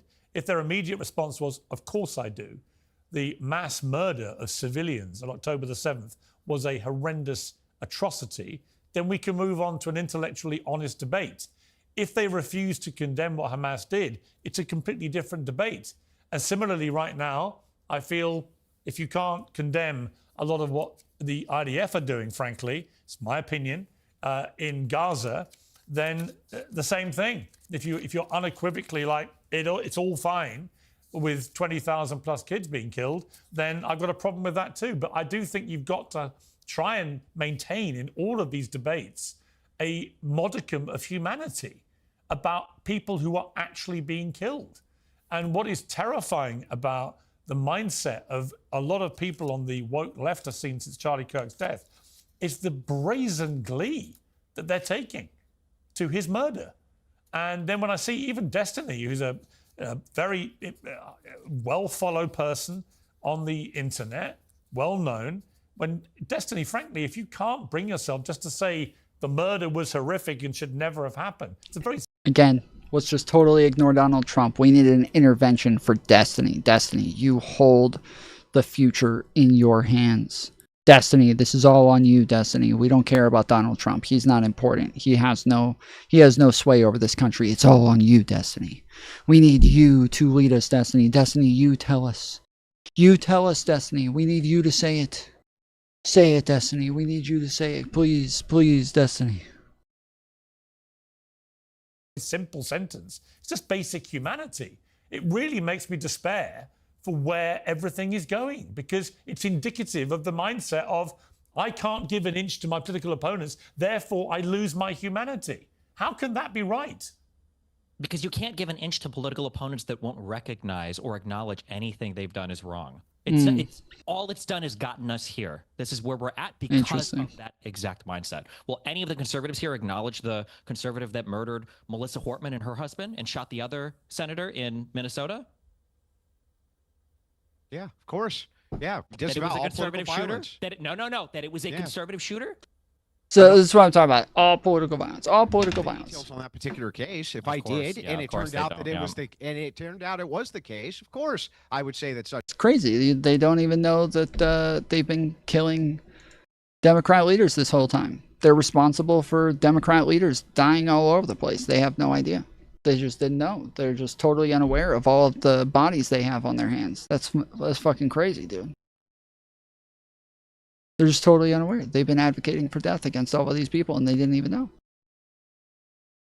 Such violence should be disavowed. Thing is, you can't hold your entire moral standard based on what you think Trump is doing or not doing. What does that have to do with you, Destiny? It has nothing to do with you. You can easily just say, you can lead by example and say, let's all tone down the violence. You can't lead by example. That's what you want, I'm not the president right? of the United States. That's what Democrats have been doing. Wait, for you the can't last lead by decade. example because you're not the president? That's the stupidest thing I've heard if today, one Destiny. side wants to fight and the other side doesn't. Yeah, Destiny, you need to lead by example for the president, please. Lead by example for the president. That's what we need. We need you to lead for Donald Trump. We cannot expect him to do it. Please, Destiny. Then you're going to fight. One side can't decide not to fight. If the other That side makes no sense. What does that have What do to you do mean with it you? makes no You sense? can- If you some can guy comes up to easily- you to you fight, can easily and the just other say it side now, says, I Destiny. don't want to, you don't really have the choice there. Lead by example, then. Lead by you example. can't lead by and show example. us. That's called dying. You can. Actually, Right I now. thought. Do it right now. Do it right now. I actually thought. Let me jump in. Because you're actually happy Let me about jump it, in Destiny. here. Just be honest, you're happy I actually about it. felt that Anna hit the nail on the head here, which is she did not need to wait for Donald Trump to comment on this to make her own mind up about what had happened. That is intellectual honesty. Congratulations, Anna. Congratulations, Anna. Good job. You think killing is bad. Good job. Right? Yes, it may So be brave. somebody that she totally Anna's disagreed a with right-wing on many talking issues. head. The simple, humane thing to do with any event like this is to ask yourself, how do I personally feel about it? Not what does Donald Trump think about it, or what does Joe Biden think about it, or what does Timbuktu think about it. It's what do I personally feel about this. It didn't take me very long, Destiny, to understand that I felt repulsed by the execution of somebody in cold blood with his wife and 2 young children there watching. It's a human reaction. I don't need to know what Donald Trump thinks about it at all.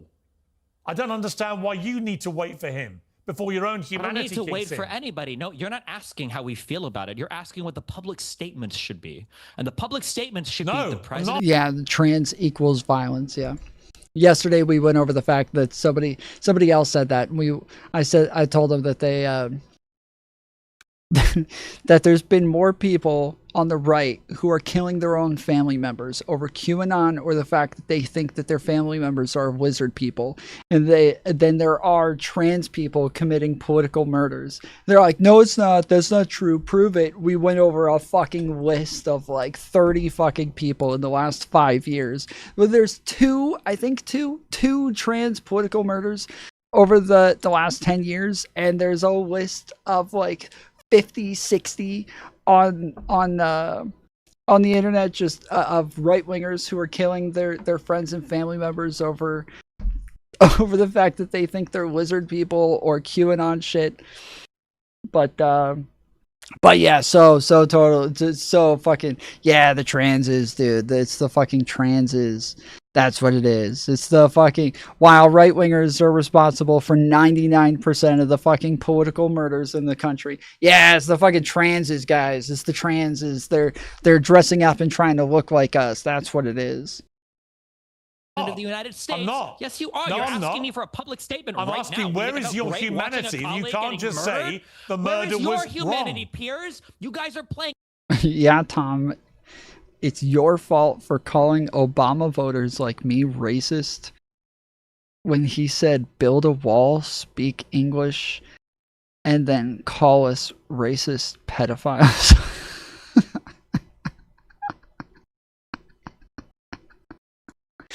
I can't believe I did that, dude. That was fucking crazy, bro.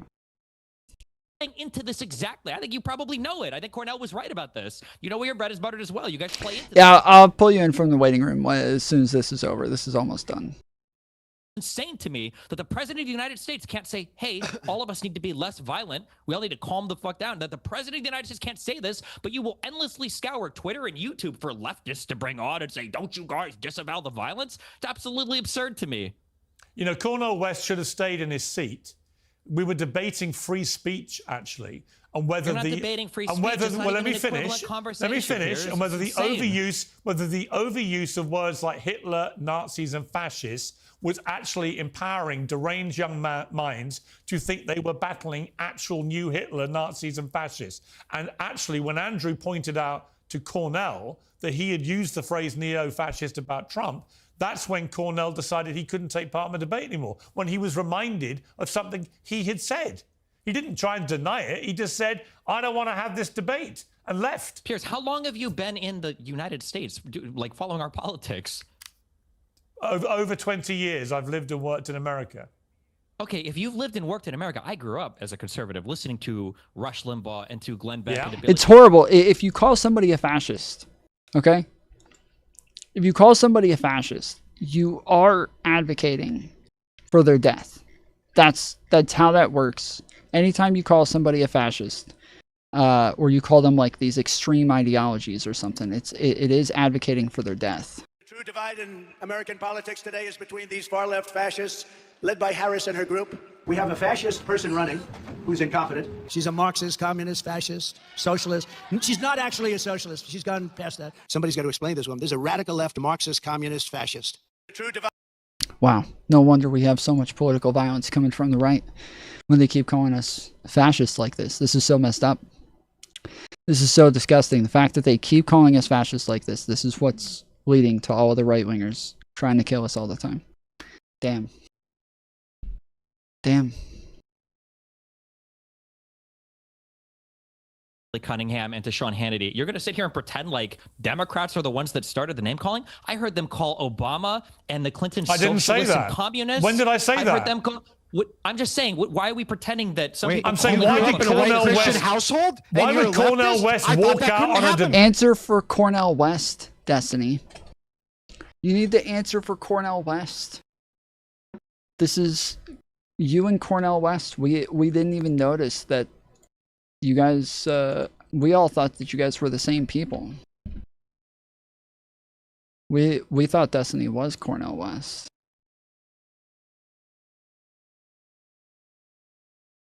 Debate when we're literally talking about the importance of speech.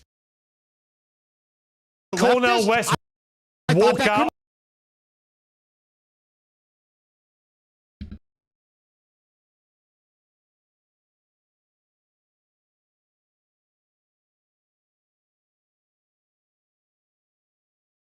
On a debate when we're literally talking about the importance of speech. Makes no sense to me. If speech is important, then the president should exercise it more cautiously. So should you. And Republicans have been. You can't stop. You've got millions of followers, and you think it's fine to show them you're mocking a widow. You cannot choose for your opponent not to fight you. Fine. If Republicans won't turn down the rhetoric, then who cares? Donald Trump shouldn't have used the rhetoric that led her to being killed. 2 days before she dies, cares that you mocked a grieving widow? This is all. It's just virtue signaling. You guys are excited about it. You guys love it. How is it? How is it that you said this guy can't possibly be a leftist? It's exciting to you. It's insane to me. Yeah. No. How is it that you said this guy can't be a leftist because he grew up in a white Christian household when you grew up in a white Christian household by your own admission just now, and you're a fucking leftist, Destiny? Can you explain that? Yeah, I have said this a bunch of times. Like the fact that I don't think it's a good argument to say that he was not a leftist or on the left because he grew up in a white Christian household. I think it's a dumb argument. But the fact that, again, these people aren't going to admit that anybody's ever on the right. Any fucking killing that ever happens from the right, they always deny that it's somebody on the right. So I understand why he's doing it, but it's just not a good argument. Like, literally everybody on the left is from a fucking Christian household. Like, the Christians are the only ones who have fucking babies, okay? So there's a reason why... There's a reason why we all exist, and it's because we grew up in conservative households and we're smart enough to leave. Years old. This guy was 22 and he lived at home. What does that have to do with anything? Life. What does that have to do with anything? I had 20 years to separate myself from my parents' ideology. I didn't live with them still. Jesus. So 6 months, 1 year, 20 years? Why does it matter how long it took to separate? You just got to say it was impossible, and you yourself are a leftist who grew up in a Christian conservative household, dude. You're the worst hypocrite I've ever seen. Hold on, I'm sorry. You think that a 22-year-old has as much time to separate himself from the ideology that he grew up with as a 36-year-old? Didn't say yeah, you just made the comparison, dipshit. Of course you did. It's not. Let me ask you. Look at you. Point. Let me jump in. Let me jump in. Let me ask Jack. Jack, you know the Kirk family well. You've been around the Kirk family, I think, since this is appalling murder has happened. When you hear Destiny saying, who cares, about the fact that he openly, publicly mocked Erica Kirk, a grieving widow, within literally a day or two of her husband being murdered, how does that make you feel as a friend of the family? It's very angry, Piers, you know. And here's the thing is she's seeing all of it. This is disgusting, dude. I can't believe these fucking people. This is nuts. When Joe Biden was diagnosed with stage 4 cancer, I don't remember a single conservative celebrating it. Not one. Joe Biden got cancer. Good. I look forward to seeing him suffer and die. Biden was a fucking dictator who wrongly persecuted the J6ers to the point of suicide. Damn, fucking Philip Anderson said that. Joseph R. Biden. Dr. Jill isn't a doctor. Biden said he had cancer in 2022, but we were told to believe it's a gaffe. Now we are supposed to believe him and wish him well? That demon MFer. He and his family are America's stage 5 cancer. Imagine Trump was diagnosed with cancer. These were just calling for his death. Being nice. Cancer found in evil. Trump said he doesn't feel sorry for Joe Biden's cancer diagnosis. This is the right answer. Joe Biden and his prostate. I'm happy to see Joe Biden suffering. It makes me happy to know he's going to have a terrible time in his final days in office. I'm happy his wife gets to watch him rot away like the trash pile he is and always has been. Today was very satisfying for me.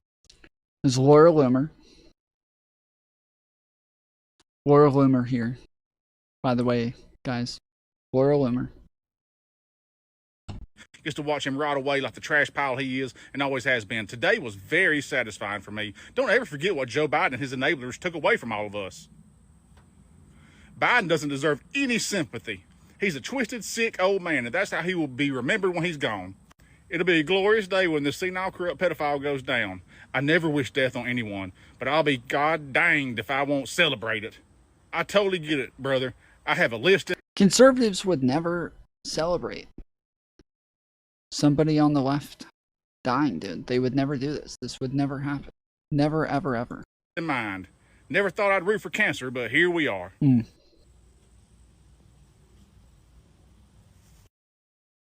Crazy. It's probably the FBI that did that. The FBI probably just made up all those tweets.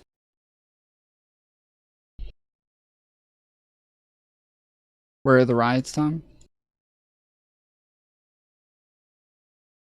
What do you mean?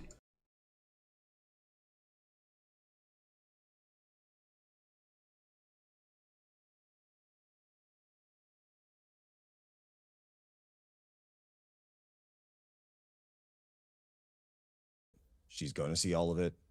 Her kids are going to watch this video one day. It's just, that's sort of the nature of reality now. They will see all of this and they will see the reaction. And I just hope that those of us who knew Charlie, worked with Charlie, who knew Charlie. The Charlie riots? None of those people are leaving their fucking houses. They're all sitting on Twitter posting memes saying they're going to war.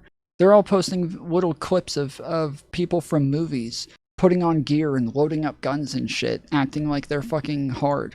There's all these people acting like they're actually ready to fight and sitting on Twitter all day, doxing people and posting pictures of Charlie Kirk's wife mean mugging the camera, going, "Look how mad she is. Oh yeah, you guys are in trouble now. Oh, you guys are in so much trouble now. Look how mad she looks." You guys aren't going outside. What do you mean? Shut the fuck up. Beyond the, TikToks and short videos can also be there for those kids as they grow up to let them know who their dad was. And kids are going to grow up and watch old episodes of Piers Morgan uncensored. How performative is this? Is everybody here? Did we all get like a script before the show? What? They watch a lot of old episodes of the JFK. You make the left look so bad, and you don't even realize it. You are seriously so embarrassing. Okay, yeah. God. You can talk to your best friend. You really Glenn are. Beck about I mean, it like, later, you and have do you another feel 30-minute conversation about it, Anna. Maybe I will. Maybe I will talk to Glenn Beck about it. Oh, is that? Ooh, is that? Emotional rant, still no facts. The people all saying that they want war, those aren't facts. That's not a fact that tons of major conservative content creators are all calling for war right now. Those aren't facts. What? That's crazy. I thought those were facts. Interesting. I don't think I know what facts are. Naughty? Is it How many conversations have you had with Nick? You had more conversations with Nick than anyone. So mean. Oh no, not the meanies on Twitter. How many more lawsuits are you going to face from women that you allegedly secretly recorded during intimate moments, Destiny? I can't believe anyone takes you seriously. Are you really? You're disgusting. You're embarrassing, and you should be shunned from public life with your disgusting treatment of all sorts of people, including young left-wing girls, women You're turning that you more victimized blonde allegedly. right now in the window. That's who you like are. 2 shades away from being You're a Fox News embarrassing. host, Anna. You embarrass the left. You're You're the type of person who pushes people away from the left. Make sure you understand that. You're embarrassing. There's no morality with you. There's no grounding values. There's no principles. All you want is attention, attention, attention, attention. That's all you want. Yeah, of course. All you want. And Jen Endless attention. was caused by... Again, no one is calling for war. They are saying war is upon them. Really? How do you know that?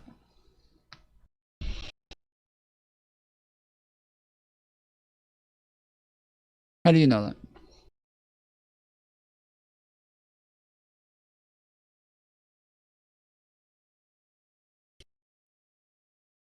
No one is calling for war.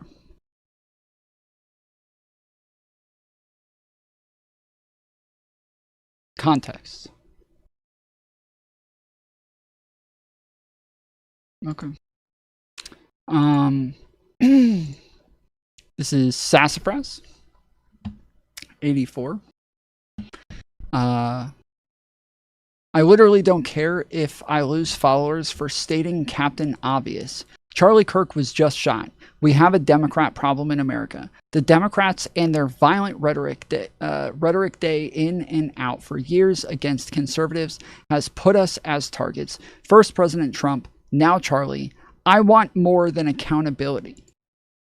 It's not, it's not necessarily. It's not necessarily. Seriously, what does accountability look like? Public executions. Oh, shit. Huh. She's just saying public executions are upon us. Guys, that's all she was saying. She's just saying public executions are upon us. That's all she was saying. That's all. That's not. It's not her saying she wants public executions. She's saying public executions are upon us, guys. That's all. It's that's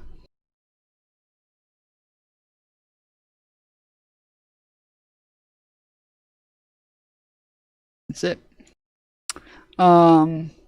Succession or civil war. There's no other option. Oh, okay. So he doesn't think that we're at civil war. He's saying we have options as to whether or not we want to go to civil war. Okay. Okay, this is a little bit different. All right. This guy's got a gold. He's got over 4 million followers. I'm done. I'm fully radicalized. The left unleashed COVID, censored the truth, and now they've most likely killed Charlie Kirk. This is evil. Human life means nothing to them. They silence, they kill, and if we don't rise up now, there won't be any freedom left to fight for. He's saying they've already risen up, though. He's saying the rising up has already happened. Okay, what about this guy? The quartering. I want blood. He's saying he wants the blood that is already upon him. Guys, that's what he's saying. He's just saying that I want the blood that is already upon us. Right? That's all he's saying. He's not saying he wants. No. He's saying he just wants the blood that is already upon us. Makes sense. This is, that's all it is. By the Disgusting, Jews, provocative garbage. Another friendly conversation with attention. another mainstream conservative commentator about how you're such a leftist, but those people on Twitter are so mean. Having a debate or dialogue doesn't automatically mean that you agree with everything they have to say. It means you're coming No, it's together when you sit down and you're exchanging ideas and then debating you agree with everything them. they have to say.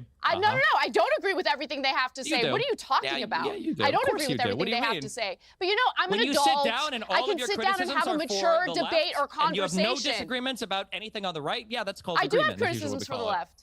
I have tons of criticisms for the right. Tons of criticisms. I'm obviously they don't seem to come out pro-choice, much for when you're instance. talking to I your obviously have a conservative huge friends. problem yeah. with the unending, unmitigated support for Israel, regardless of the genocide they're engaging in. I have all sorts of disagreements with the right. That doesn't mean I'm going to dehumanize them and cheer on the slaughter of my fellow Americans because we have disagreements on politics. You're embarrassing. I wish anybody here had the same energy for the president of the United States, but that's good. I'm glad you guys are focused where it really counts on Twitter and Dude, YouTube. you have Which is where the like conservatives want you to be TDS, focused like on, you know? you are like the prototype TDS, of TDS. yeah, there it It's comes, yeah. unbelievable. The You wake TDS, up every morning and you decide your behavior. Bro, when she's using terms like fucking TDS, holy shit. She has fucking lost it, dude.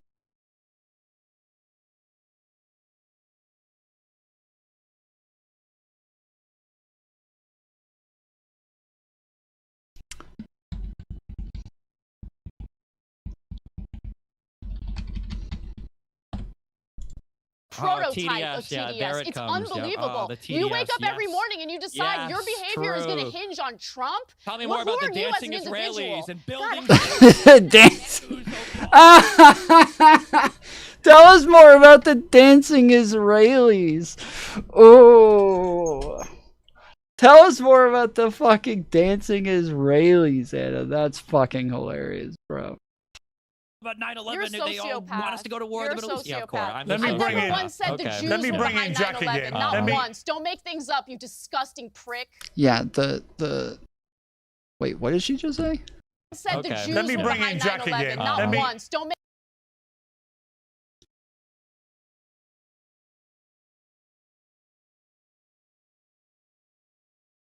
She never once said that the Jews are behind 9/11. Holy shit. Holy fucking shit, dude.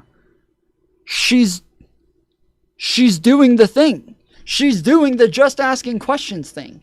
They literally spent numerous episodes just sitting around talking about the fact that, like, oh, and those guys were just part of Mossad. Yeah, they didn't have anything to do with it. Oh, yeah, totally makes sense. They weren't part of the fucking crashing planes in the buildings. No way. They literally did this for numerous episodes. She's been all over Twitter talking about this shit. What the fuck?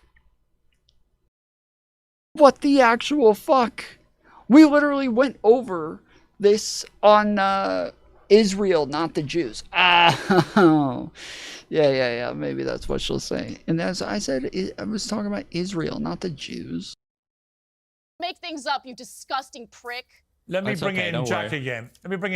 Jack, Peter Navarro earlier was talking about directly to Elon Musk about, in his view, the urgent need for Elon Musk to detoxify X.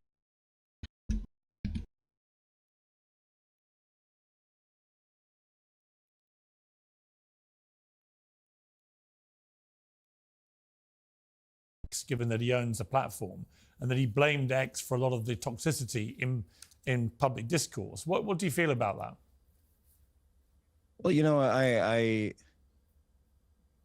think there's obviously a tension between, you know, standing and wanting free dialogue and freedom of speech, but also maintaining a line. Stop making this dude wait. Okay.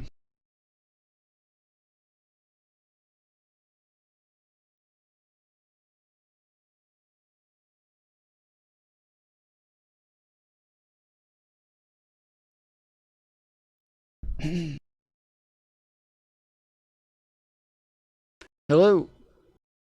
Hello. What's up? Do you support Destiny? What do you mean support him? Do you follow him? Are you a fan of his? Do you support him at all? Yeah, sure. So you support political violence? No. But you support the guy that's highly politically violent, but yet you don't support political violence. Yeah. That makes absolutely no sense. I'm just using your logic. That is not my logic. I've never sat here saying that just because you follow somebody, you agree with everything that they say. I've literally been sitting here disagreeing with stuff he said the whole time. What are you talking about? That was never my logic. So then when Republicans followed Trump, all Republicans want violence. I never said this. Those words never came out of my mouth. You said that earlier. I said Republicans who follow Trump, all Republicans want violence. I said that. You said that. Yes, you did. Okay. Well, whoopsies. Can't believe I fucking said that. That's crazy. That's what you're inferring to. Oh, that's what I'm inferring. Okay, so I didn't say that, but that's what I'm inferring. You said it. No, I didn't say that. I never said that. I never inferred that. I never at any point said either one of those things. You did. You said the Republican side. Uh-huh. What about it? All about violence. Okay. That has nothing to do with Trump. You say that MAGA. You say MAGA is all violent. Correct. That's not because of Trump. So then, because we're in a group that supports Trump. No, violent. I never said. Again, I never said it's because you follow Trump. I never said it's because you follow Trump. That never happened. It's exactly what you said. I didn't. You just repeated what I said, and that is not what you said. I didn't say. You said that I said MAGA wants violence. I never said because they follow Trump. I just said that MAGA wants violence. That is totally separate. So everybody in MAGA wants violence. Every single person. No, probably not every single person. So now you're contradicting yourself. Well, I don't think I ever said every single person. I don't think I'm fairly positive those words never came out of my mouth. I'm trying to be as lenient as possible to say, I know I didn't say these things, but there is somewhere like in the middle that I will agree with the thing that you're trying to pin on me. So I'm willing to like meet you halfway. But you just did like 5 minutes ago. I didn't. You 100% did. Okay. And then the moment, well, let me ask you this. How do you think this will be fixed?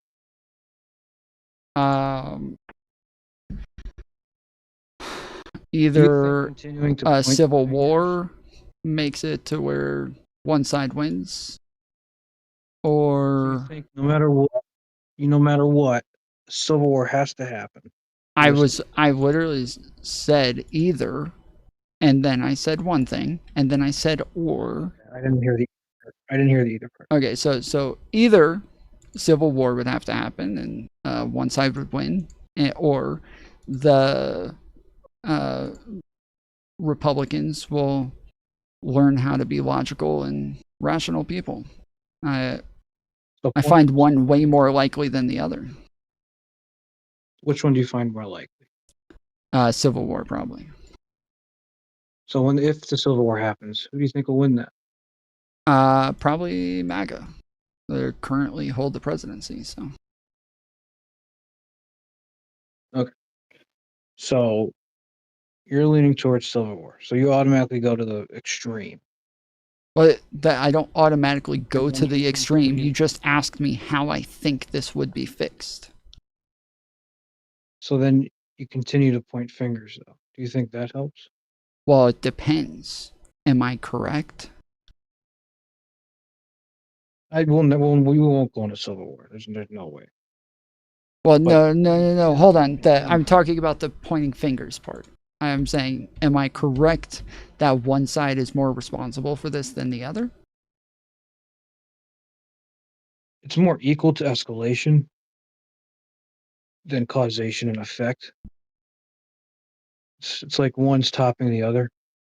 How so? And to get to that point, you have to go like way, way back. How is one side topping the other? So like one side does something, then the other side has to top it, and the other side. Yeah, I know what that means. I'm asking, how is that happening? Well, we have to find the root cause of it. Well, so I'm real quick. I'm asking you a very simple question. You said one side is like you're saying that there's a tit for tat right now. One side is like trying to outdo the other. How is that happening?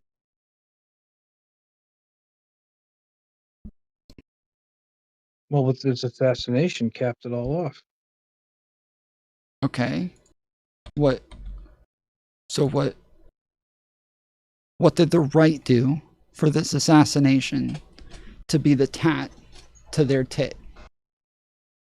Well, you put a lot of examples on how the alt-right enacts violence. It's like your whole episode today. Right? Sure. I guess there's been parts. All right. So you gave examples of alt-right violence. And then you didn't give examples of the left violence. What do you mean? I talked about Mangione. But you have to go further back. Well, okay, so you're saying I didn't give examples. I did. You're just not happy with the ones that I gave. Well, you definitely gave a hell of a lot more alt-right than alt-left. There's a hell of a lot more examples of the right than there are on the left. You can keep calling it alt-right, but the alt-right does not exist. The alt-right has been disbanded and gone for a long time. The last remnants of the alt-right is Nick Fuentes and the Groypers, and they don't have any murders on their side. So it's not alt-right. The alt-right is the only. You say just Nick Fuentes is the only alt-right left. That they're the only current group that is actually successful right now in America. That is like a remnant of the alt-right.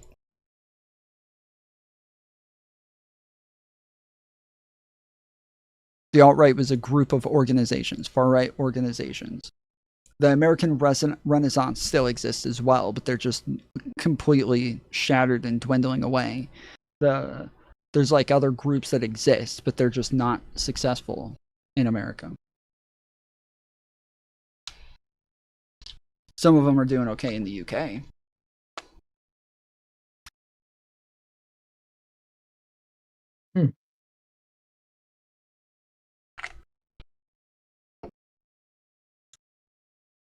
But do you get where I'm going with this? No. So the assassination caps it off. The left is saying, because of you guys saying this stuff against the left, you caused this. It's the pointing finger effect. I totally disagree. That's not what's happening. The right is pointing at the left and saying, you caused this. And we're saying, based on your logic, you need to be pointing the fingers back at yourself 99 times before you pointed at us. That's what we're saying. We're not saying, hey, look what you guys did. This is all you guys. It's the right pointing at the left and saying, look what you guys did. You guys caused this. Destiny pointed at the right. That, yes, if we're talking about political violence and you want to blame political violence, or sorry, political violent rhetoric for all of this happening, if that's your reasoning behind it, then again, yes, by your logic, you are responsible. By your logic, this is on you. So pointing fingers. Yes, the right is pointing fingers, and we are saying, by your logic, you would have to point your fingers at yourselves. So the left isn't pointing fingers.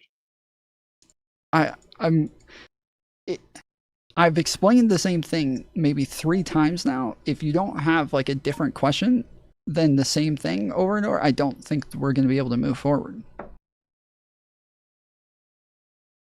So then you say you're just not taking into account what the left is doing either. What is the left doing? Exactly what I'm saying. What? Violent rhetoric. Okay, so what violent rhetoric is coming from the left? Destiny's violent rhetoric. So Destiny. I mean, shit, it goes way back. So Destiny is the reason that political violence is happening in America. I'm just giving one example. One example. But again, like so you're said about like the George Floyd shooting. George Floyd didn't All get shot in 2020. Or the George Floyd murder, all the way back in 2020. Okay, what did he say about the George Floyd murder in 2020? The rioting needs to stop, and if that means like redneck fucking militia dudes out there mowing down dipshit protesters that think they can torch buildings at 10 p.m., then at this point they have my blessing. Yeah, it was the Kyle Rittenhouse stuff. So no, that was yes, that was the Kyle Rittenhouse stuff. He was in the middle of a debate with a leftist who was saying that Kyle Rittenhouse was wrong for defending himself, and Destiny was saying, no, he acted in self-defense, and then they said, well, he never should have been there with a gun in the first place. And Destiny said he has a right to defend his community against these fucking rioters who are burning down all of these buildings. So if a bunch of dipshit redneck militias want to show up with guns to stop rioters at 10 p.m. at night, they have my blessing. That is exactly what happened.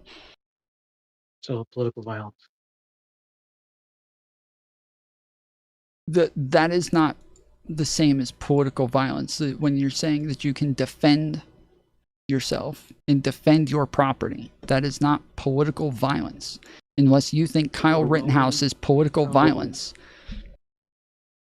So mowing down dipshit protesters is not political violence. To stop them from burning down buildings. Got you.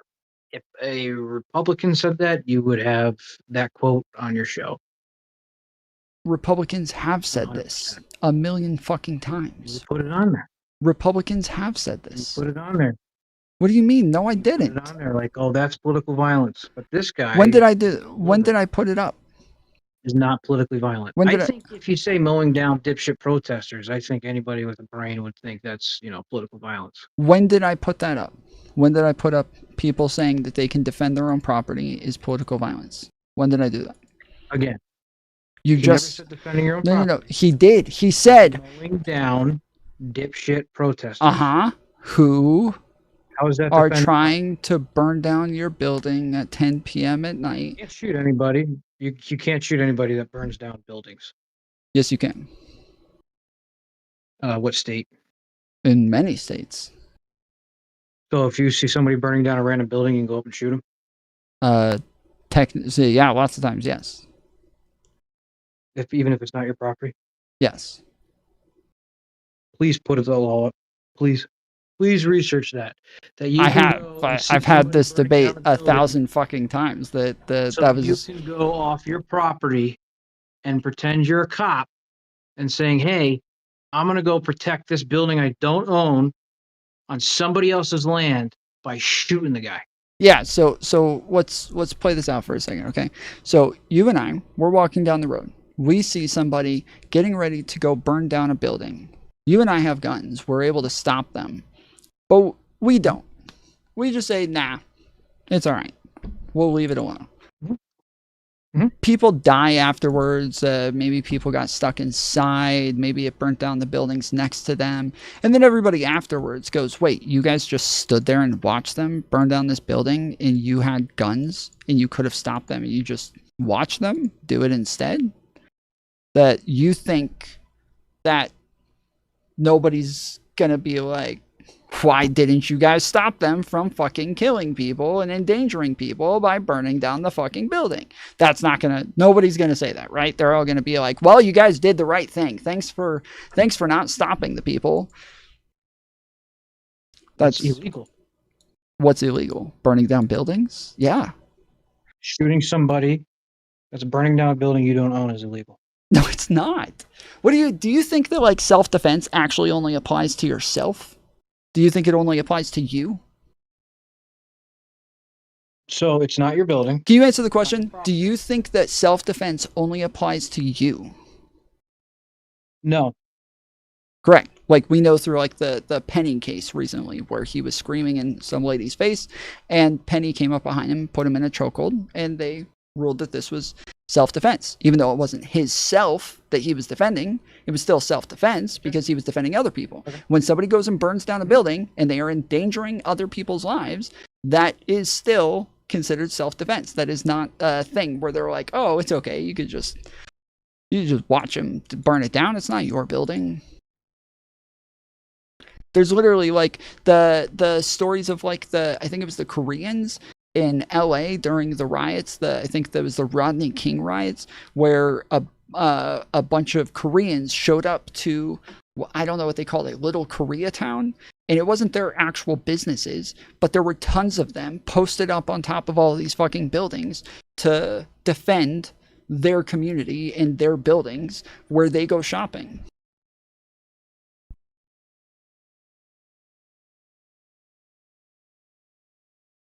Okay. Well, you just talked about self-defense with a person to a person.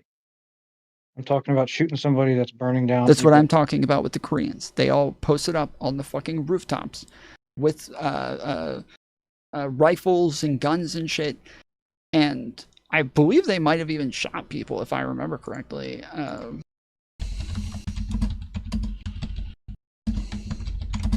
you understand the difference between defensive person and defensive property? I'm trying to explain to you that essentially they are one and the same, because when people burn down buildings, they are endangering people's lives. And you're allowed to defend property as well. Like it's not that big of a difference. No. Yes, Again, you are. You're not. You're not. Because to be able to do lethal force, you or someone else is an immediate danger to serious bodily harm or death. And the Castle Doctrine and the Stand Your Ground law does not apply to property you do not own. According to Georgia's Stand Your Ground law, a person who uses threats or force relating to the use of force in defense of self, others, habitation, or other property has no duty to retreat and has the right to stand his or her ground and use force, including deadly force. It makes absolutely no fucking sense that you think that they wouldn't be allowed to defend. That's the end of the what's there. You're just using AI. Keep reading. It's not AI. It's a quote from the lawyer's website. Stand Your Ground laws. Georgia legislature enacted Stand Your Ground law to protect citizens and their property. There are 38 other states that have the similar laws. According to Georgia's Stand Your Ground law, a person who uses threats or force relating to the use of force in self-defense of in defense of self, others, habitation, or other property has no duty to retreat and has the right to stand his or her ground and use force, including deadly force. There are a couple of takeaways from the statute. One, the person acting in response to a perceived threat is under no obligation to retreat first before resorting to deadly force. Even if you have the ability to run away, you do not have to. Number two, the statute allows lethal deadly force if the person reasonably believes another person is about to kill or gravely injure him or her. 3, a person can stand their ground in defense of themselves, others, their home, or other property. That's all 3. Look up OCGA 16324. What is it? 324.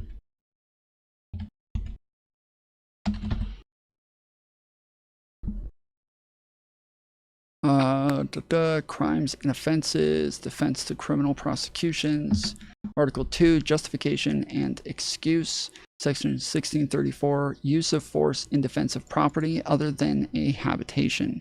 A person is justified in threatening or using force against another when and to the extent that he reasonably believes that such threat or force is necessary to prevent or terminate such others' trespass on or other tortious or criminal interference with a real property other than a habitation or personal property. 1, lawfully his possession. 2, lawfully in the possession of a member of his immediate family. Or 3, belonging to a person whose property he has a legal duty to protect.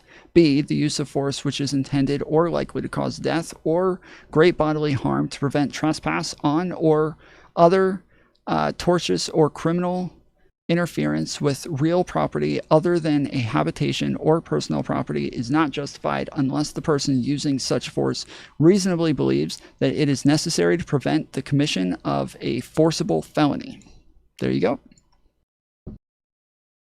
You know what forcible felony means? The fact that it would harm somebody in the act of committing a felony. Mere property damage, theft, or vandalism without threat of violence or personal harm does not justify deadly force. So, wait, you saying that you can shoot somebody for burning down a building you don't own, that your family doesn't own, and that you have no legal right to protect is not protected under this law. That's just not true. Like the idea that property is understand what it means. No, you don't understand what it means. We literally read what felony means. Yes, again, it is that it can cause them harm. This includes property. This is like when it says what fucking force. Okay. Forcible felony. What is considered rape, aggravated assault, kidnapping, no, armed robbery, burglary, home invasion. No, arson in the first degree. Forcible felony. Well, arson in the first degree. Thank you. What the fuck? Okay. Okay. Now that only qualifies if you are owning that property. No, it doesn't. We just read that it doesn't. It does. I'm reading the Oh my goodness. No, you're not. You just said a second ago. We literally just read it where it said forcible felony. You are now describing a forcible felony. What you just said is what I said. That you can't go back to the beginning. You're forgetting the fact that those protesters with the buildings, Rittenhouse never owned the building. His family never owned the building, and he had no legal right to protect the building. The only people that have legal right to protect the building are ones that own it. Bro, it is relevant. Hold so on. Destiny says, hold on. Wait. Stop. Wait. Don't. You just said forcible felony is the difference. We just went over what a forcible felony is. You just included arson in that. We have gone over the definitions all through the line. We've gone through everything. You have to agree at this point that if arson is part of forcible felony, that this is included in what it is we're talking about, and that they are capable of shooting somebody to defend it. You have to admit this. We just went through all of this. Again, no. Okay. Because you don't own the property. It doesn't say you have to own the property. It doesn't say you have to own the property. It does not. Other property, non-habitation says that you have to own the property, your family has to own the property, or you have a legal right to protect the property. So when Destiny says, I want to mow down all the protesters, and you're saying that's not politically violent, that's in defense, there's no defense to that. That, dude, we just went over the fact that you do not have to own the property. We just went over it. It literally says. Read the law again. Defense of other property, non-habitation. No, it says the use of force which is intended or likely to cause death or great bodily harm to prevent trespass on or other torturous or criminal interference with real property. That includes what it is, businesses, houses, then habitation or personal property is not justified unless the person using force reasonably believes that it is necessary to prevent the commission of a forcible felony. Unless the person believes. So that totally wipes out what it is you're talking about in the circumstance that we're talking about.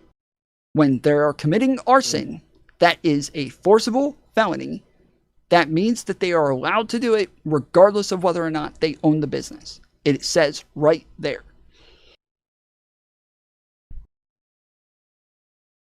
You just do not understand law. Oh my goodness. Do you want to go down the definitions again? Let's do it again. Let's go over the definitions again. What is a forcible felony?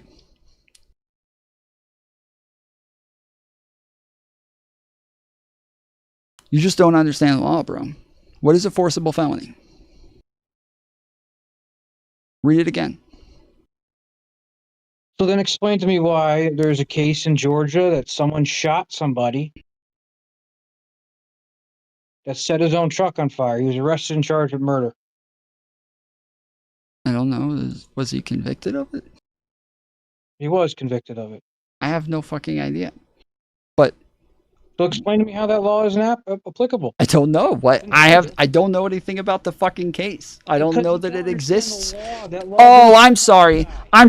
Because I don't know this one random case that you probably just made up, I don't know the law. It's a case in Georgia. What is forcible felony? Stand your ground. What is a forcible felony? What is a forcible felony?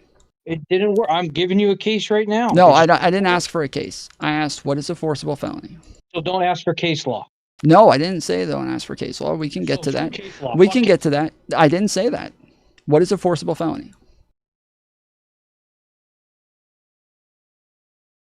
Again, fuck case law. I didn't say that. What is a forcible felony? It includes arson. That's where you're going at, right? Correct. Yes. Okay. So you recognize that according to this, it does include it. Okay. Now, what is this case? What's the name of this person? So arson is only applicable as a forcible felony if it creates a danger to human life, more specifically, burning down an occupied building.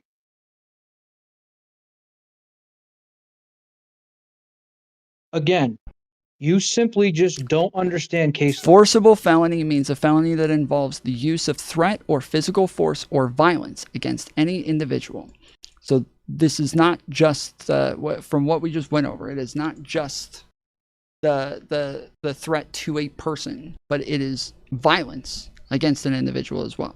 So this is definitely what is the case that you're talking about? What is the case? Let's just clear this arson. Oh, just fuck case law. Oh, fuck case law. No, let's just. Oh, just fuck case law. That's what you're saying. You're saying fuck case law. Yeah, you don't understand the law. You're just saying fuck case law. You're just saying fuck case law. You don't understand the law. Arson in the first degree, under legal definition, as a forcible felony, means intentionally damaging a dwelling or structure by fire or explosive with somebody inside. Wait, I'm not done. Setting fire to a non-dwelling property does not qualify as a forcible felony. So when Destiny said, let's shoot down random protesters that are burning down buildings, and you say that's legal, it's not. Shocker. Isn't that great what happens when you read and open your mind to things?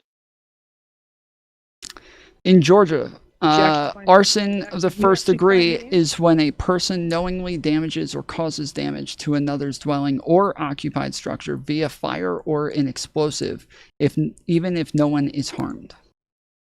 This includes damaging property or the commission of a felony with intent to defraud or spouse coworker. Penalties include up to $50,000 in imprisonment for about 20 years.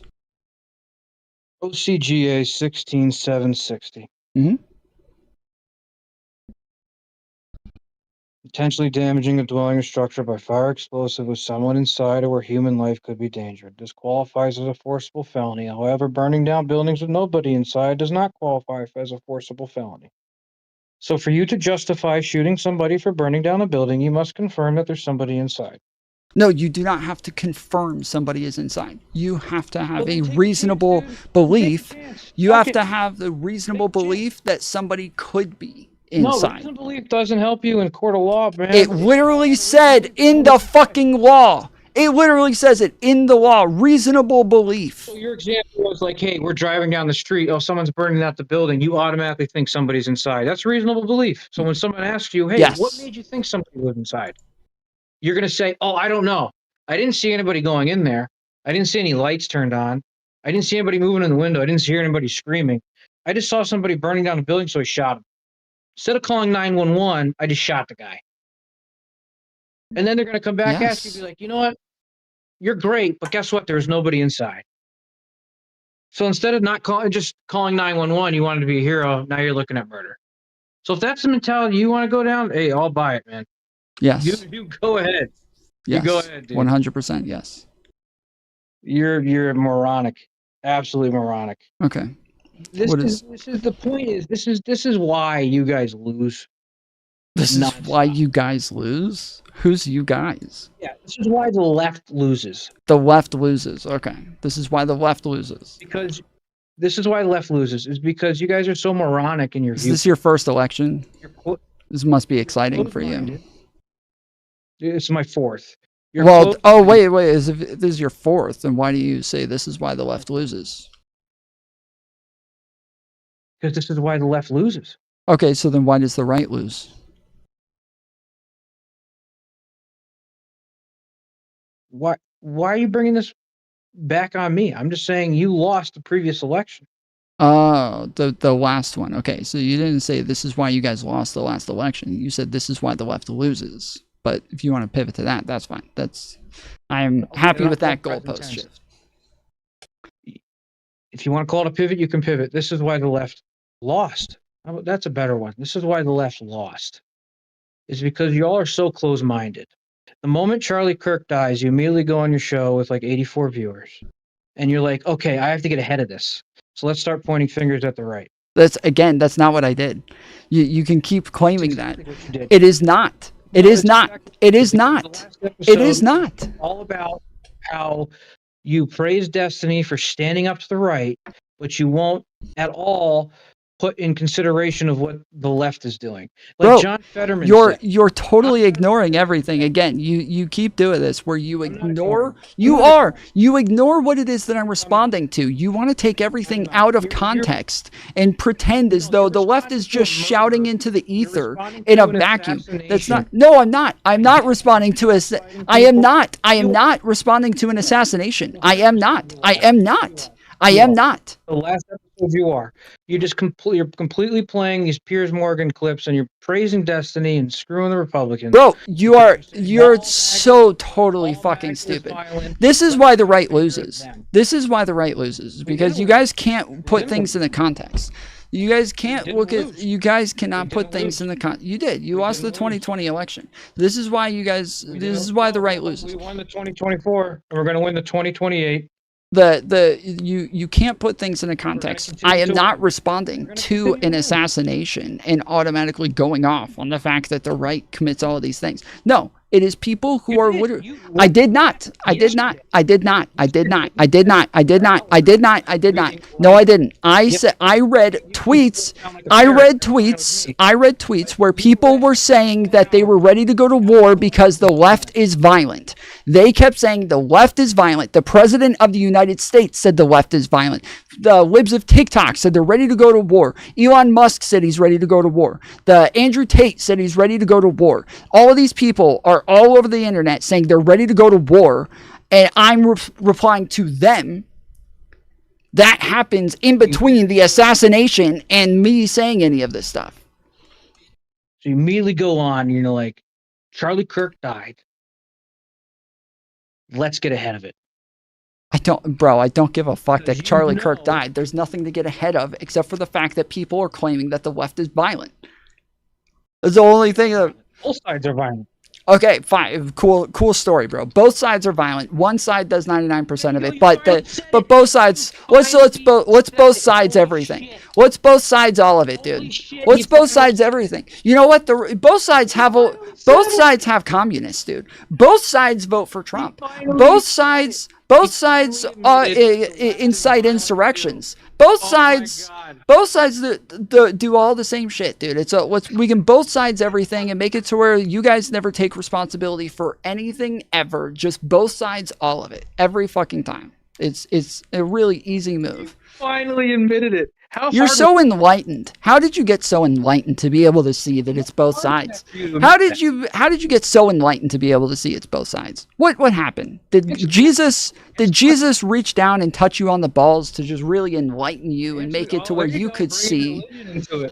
Yes, how did you get to the point where you could see that it was both sides? That's another one. That's another left thing.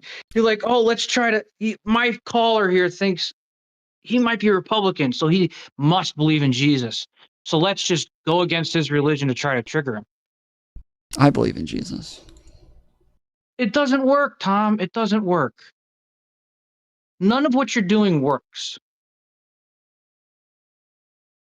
Do you know why the left doesn't want Destiny helping them be elected? Because he's an insightful monster.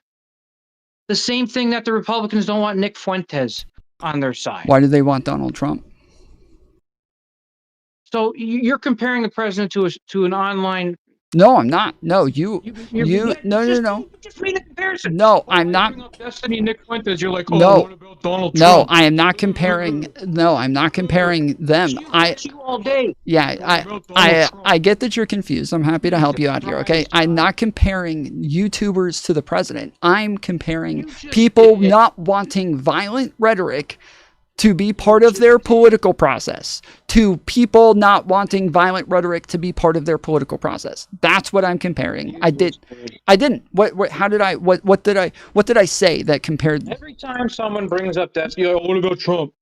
No, I didn't say what about Trump. I asked you a question. You're refusing to answer and you're running away from it. You're running away from it. Answer the question. If they don't want political rhetoric, violent political rhetoric, why is the right willing to vote for Trump?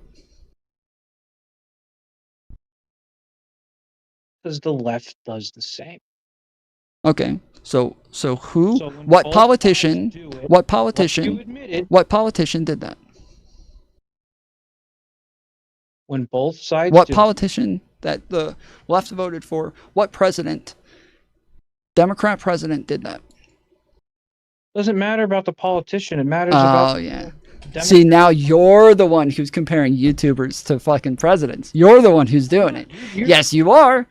I just asked you, in comparison to Donald Trump using violent rhetoric, I asked you Who on the left does this? And you said Destiny. You are the one who's using a fucking YouTuber as a comparison to the fucking president. I didn't say Destiny. Okay, you said the left does it as well. So who? Who then? What president did this on the Democrat? Congressman Jasmine Crockett's one of them. Okay, Jasmine Crockett used violent rhetoric. Yep, Jasmine Crockett's one of them. Okay, no, let's stick on that one. No, let's stick on let's stick on Jasmine Crockett. No. What did Jasmine Crockett say? Let me look up the quote.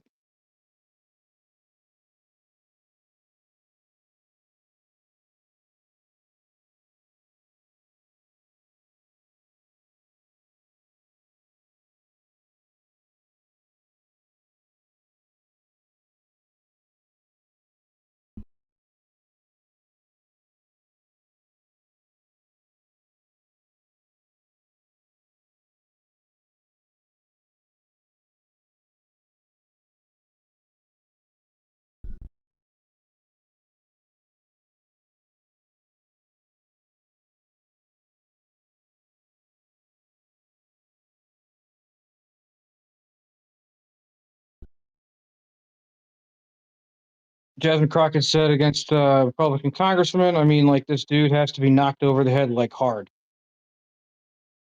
Like, you go clean off on him. So there's one. Let's do AOC, violent rhetoric.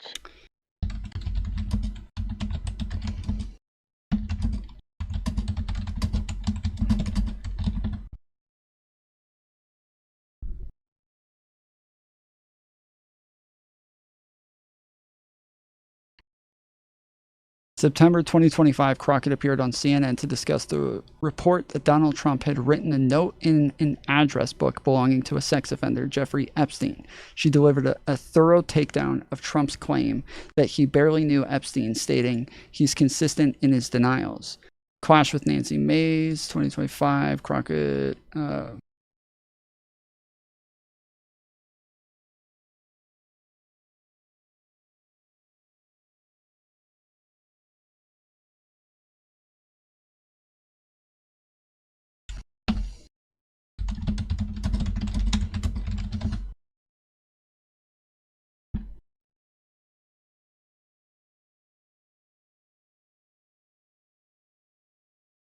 AOC, people in marginalized communities have no choice but to riot.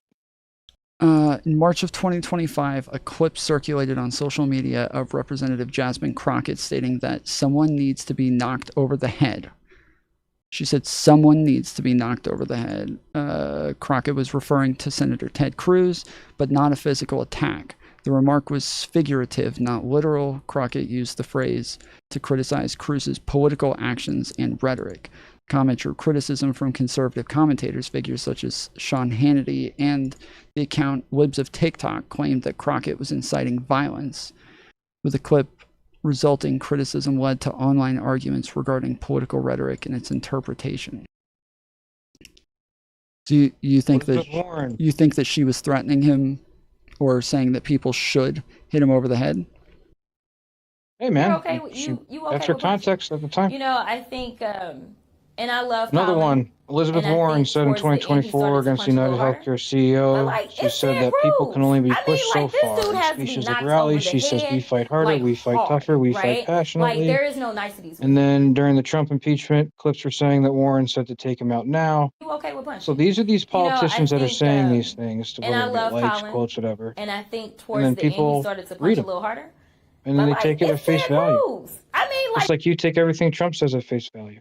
I don't take everything Trump says at face value. What are you talking about? Your whole entire stream, you say everything Trump says at face value. You just don't want to dive deep. I do not. You just make shit up, bro. You just make shit up. I'm not making shit up. You are making shit up.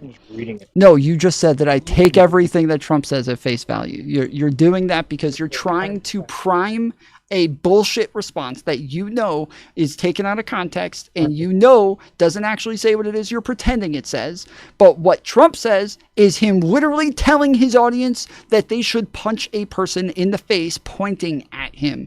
This is not the same thing. You are using people talking about.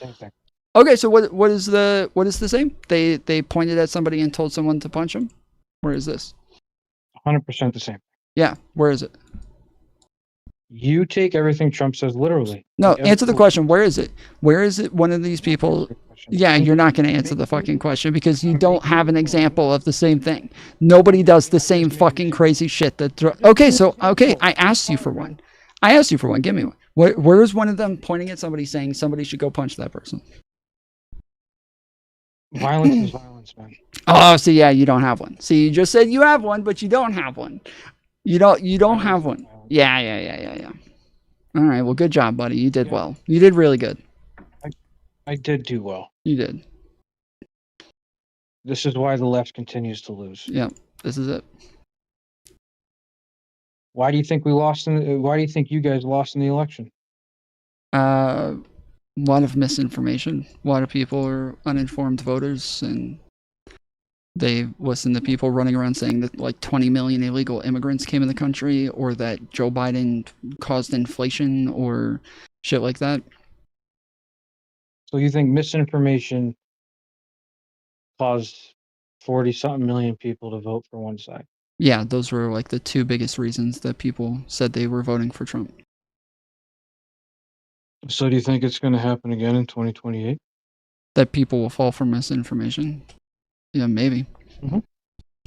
And then 2032? I have no idea. And what do you think you were doing positively to change your aspect? To change the my political atmosphere? Speaking truth to power. Truth to power with 81 viewers. Yep. So 81 people, which half of them are lunatics. Yeah, we got a lot of Republicans here. Some of them don't even live in the country. Are saying that, hey, because I'm doing this stream, I'm going to make a difference. Instead of actually going out there and volunteering. You don't know that I don't volunteer. On your computer and do a stream. You 100% do not volunteer. You have no fucking idea what you're talking about. Then prove it. Well, I'm not going to prove it. You're making the claim. You have to prove it. Exactly. Because you can't. You're making the claim. I'm claiming that you do not volunteer. It is true. It is not true. Then who do you volunteer for? I'm not telling you. I'm not going over this. You're making the claim. There you go. Because you can't. That's so sad. The only thing you're volunteering is your time, 4 hours a day or night, talking to 80 people, half of which are lunatics, and getting calls from people that actually know what they're talking about.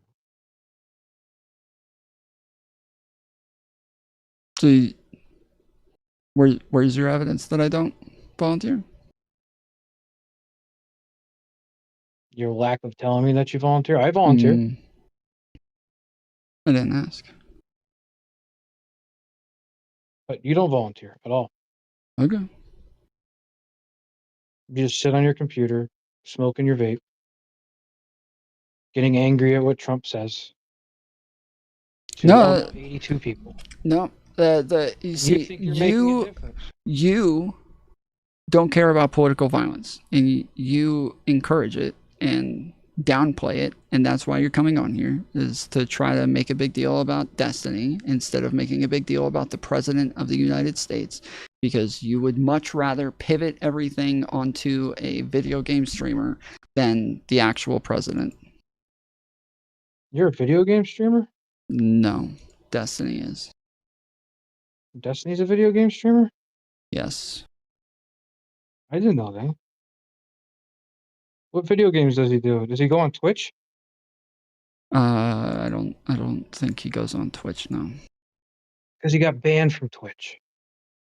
Did he? For being politically violent. What did Trump get banned from Twitch? Did Trump get banned from Twitch? I think he did. Trump get banned.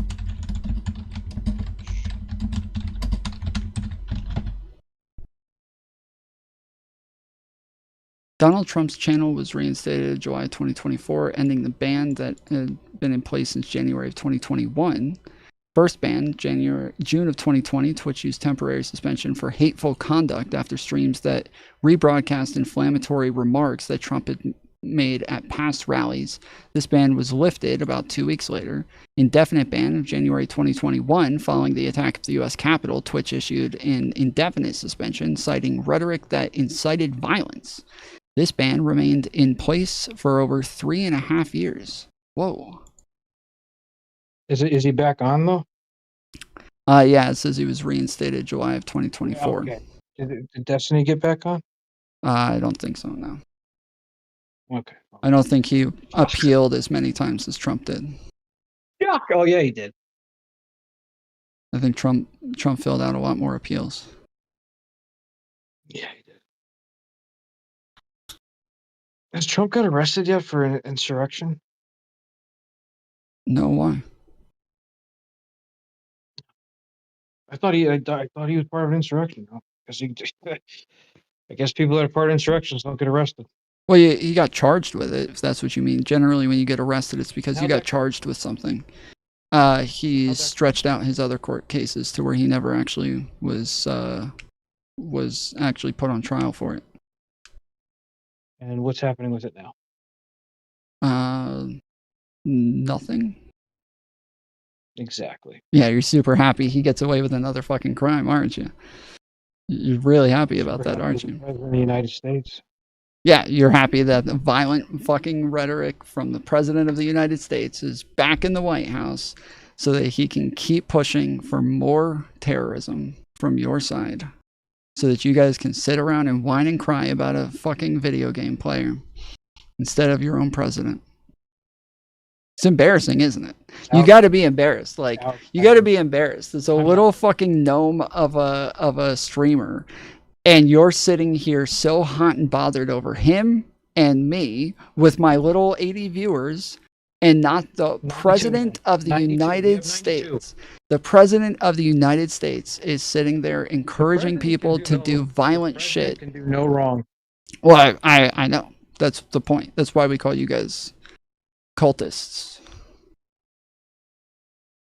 And we're going to vote for J.D. Vance in 28 if Trump doesn't run again. Because you want more violence. No, I want more money in my pocket. Why would you vote for somebody who's so violent? You're very concerned about violent rhetoric. You're very concerned about violent rhetoric. Why would you want somebody who uses so much violent rhetoric? He's just combating fire with fire. Really? So who was using the violent rhetoric that Trump was replying to? Oh, the left? Yeah. You call him Hitler? Yeah, who?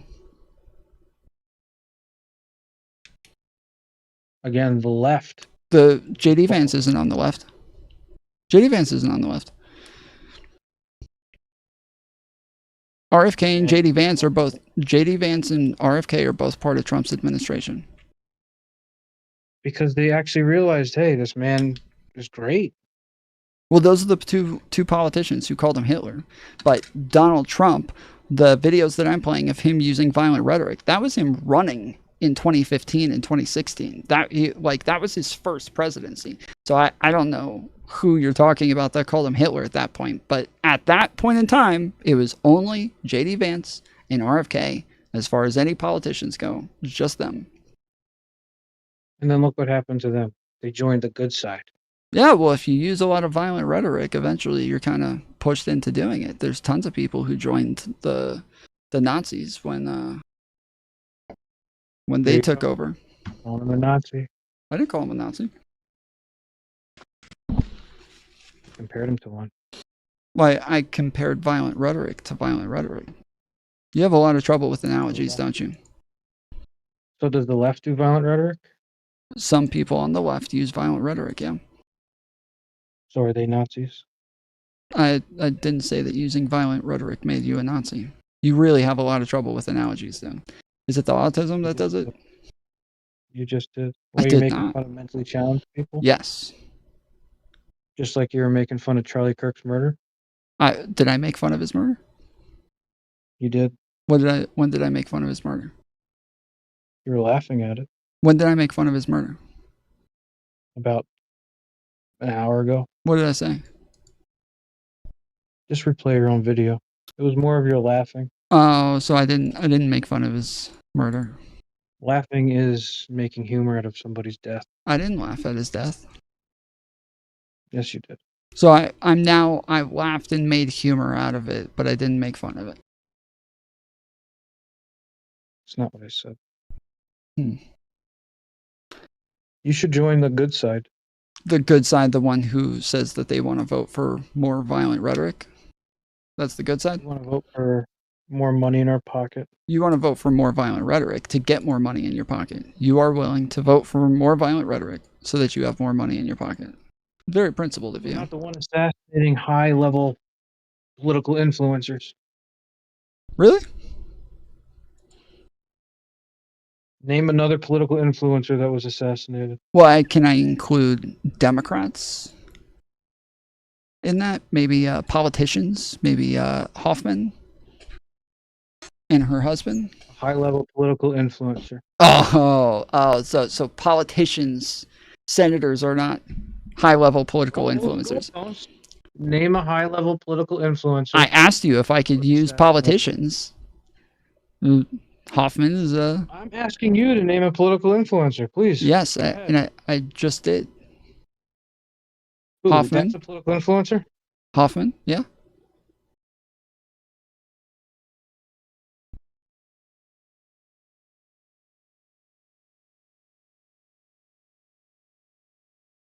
So because the right did it, the left's okay to do it. No, I didn't say that. You asked me for an example of this happening. I did not. You asked. I didn't compare anything. I didn't compare anything. You asked me for somebody on the left. Comparing everything your entire time. I did not. You asked me for an example just now, and now you're fucking pivoting because you don't know anything about what's happening outside of your fucking echo chamber. When did I pivot? When did I pivot? I'm asking you to name a political influencer that was assassinated. Hoffman. It's not a political influencer. What is a political influencer? You know exactly what it is. What is it? I asked if I could give a politician. If you want to pivot and move the goalposts, go ahead. Tell me what a political influencer is that doesn't include politicians. What is that? Politician's a politician. Okay, so politicians don't count. Political influencers are a bigger deal than politicians, right?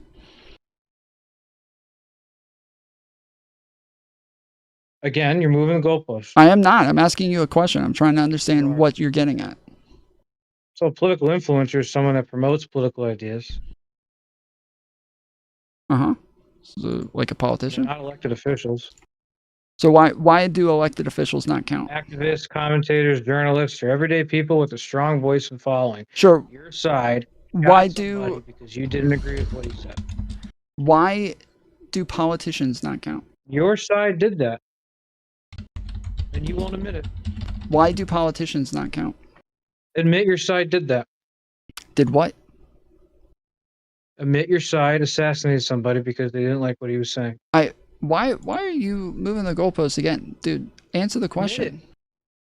Admit it. Why are you running? You won't even admit that this happened to Hoffman. You asked the fucking question and you're running away from it. Influencer, but you cannot admit it. Why do you care about political influencers over politicians? Why do you care about political... Answer the question. Why do you... Answer the question. Answer the question. Why do you care? Answer the question. Answer the question. Admit it. Answer the question. Why do you care more about influencers? See, you actually do. See, I said earlier, you care more about fucking YouTubers than you do the president, and you're proving it right now. You care more about influencers than politicians. Just admit it. You do. Just admit it. I'm waiting for you to engage with the first point that you made before we move the goalposts again. I've allowed you to run away from every single point that you've made, and I followed you all over the fucking place. Just admit it. Aw, that's cute, buddy. You did good. You did good. You lasted longer than I thought you would. All right. Just admit it. Well done. Okay. You admit that your side killed somebody. All right. The other, I did ban the other guy. What was his name? I forget his fucking name.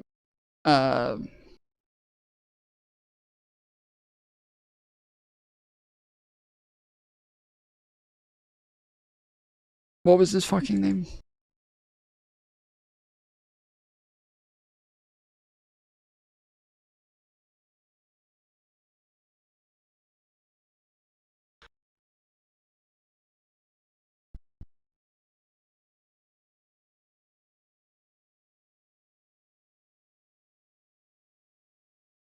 Nobody knows? Nobody remembers. There was a guy. Oh, yeah. Andrew Patriot or something. Yeah. Yes. I did ban him from the Discord and from chat. He was fucking unhinged.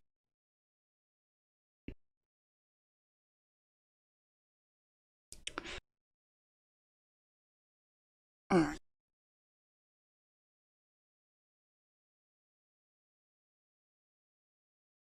Beyond calling for violence and calling for direct violence or direct criminal activity. So, you know, X in its original Twitter fashion, if you go all the way back to, 2012, 2010, when it was really getting going, they used to pretty much the main things that were banned or would get taken down or get accounts banned were posting of direct addresses of people, so doxing, or posting direct threats to violence.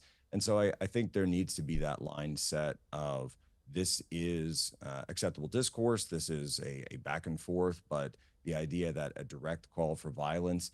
So yes, for anybody who is unaware, this guy right here, he is talking right now, and I'm replying to him, talking about the fact that the left is calling for violence and that they need stronger borders and boundaries on this thing. And now, as I'm replying to him, again saying this thing, they don't care when Donald Trump does it.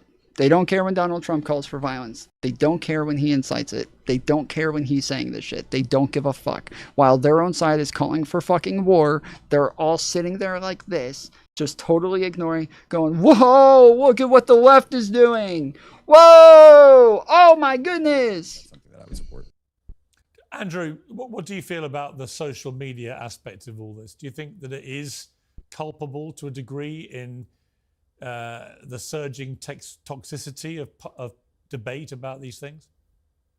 Look, social media is a tool, and what social media has done right now is it's allowed us to get a glimpse into the leftist ideology finally, and we get to see the insane madness that was always there. And the fact of the matter is that, you know, here on the panel right this second, you have a guy who celebrated a multitude of these types of things, including telling his co-host that basically Trump, the worst place that the assassin could have put the bullet was anywhere other than Trump.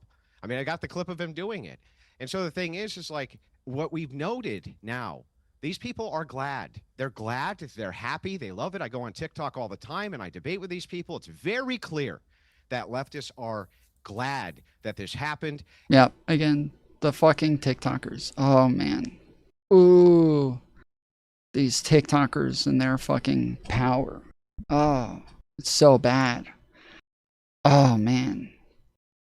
The fucking TikTokers. It's just so rough. All the power from these TikTokers, dude. And that they're going to do everything they can to promote more of it. And we're supposed to base our behavior on what the president does or doesn't say. What, like if I had Biden derangement syndrome, I couldn't still come out and condemn political violence? Of course I could.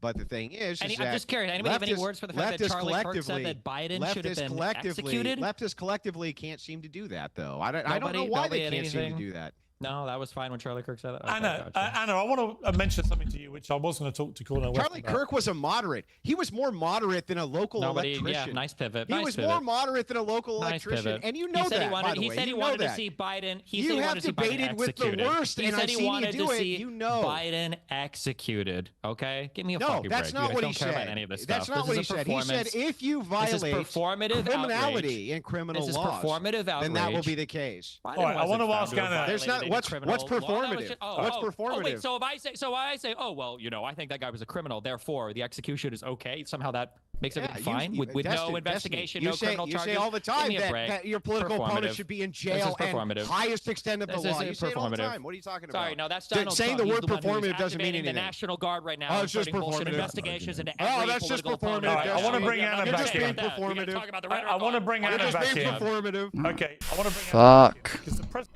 All right, hold on 1 second. My shit just froze. It'll take 30 seconds to reset. Hold on.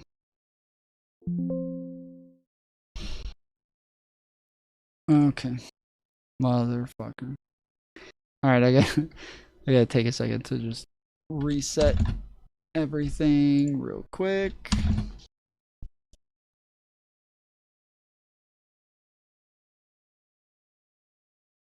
I swear, it's probably not even gonna save my spot. Oh, it did. Thank God. Okay. I want to bring Anna back in. Okay, I want to bring Anna back in because the president-elect of the Oxford Union, probably the most premier debating society in the world, I've done it several times myself, George Aberonye, reportedly posted he did post several comments in a WhatsApp group appearing to celebrate the murder of Charlie Kirk. One said, Charlie Kirk got shot. Let's fucking go. Another one was, I think, LOL. This guy is going to be the president of the Oxford Union Debating Society, and yet he is celebrating the murder of somebody he literally debated himself in the Oxford Union in May. I found that terrifying. I mean, he shouldn't still be in the job, because how can you possibly be the head of a debating society when you think the way to debate with people is murder them if they don't agree with you? But what? Where the fuck did that come from? The way to debate people is to murder them if they disagree with you? Holy shit, dude. What the fuck? That is not what he just read. That is not what he just read from that fucking group text. Again, the gleeful celebration. This is supposedly one of the brightest students in Britain. You know, president of the new Oxford Union Debating Society. He can't be that bright if he's not. Oh, well, thank goodness we've got Anna Kasparian here to tell us who's bright. Well, thank fucking God. Anna Kasparian, please. Please do tell. Who is smart, Anna? Let's hear all about the smart people that you know of.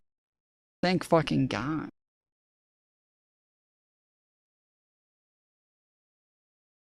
Not considering what a political assassination could potentially lead. Good night, Mantis. Wish I could have heard your cute accent. True. True. Samesies.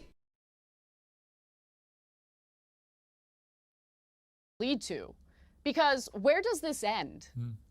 And that's like one of my biggest issues with a portion of the left, their inability to see past the current moment, right? You're celebrating it, but what's the long-term goal here?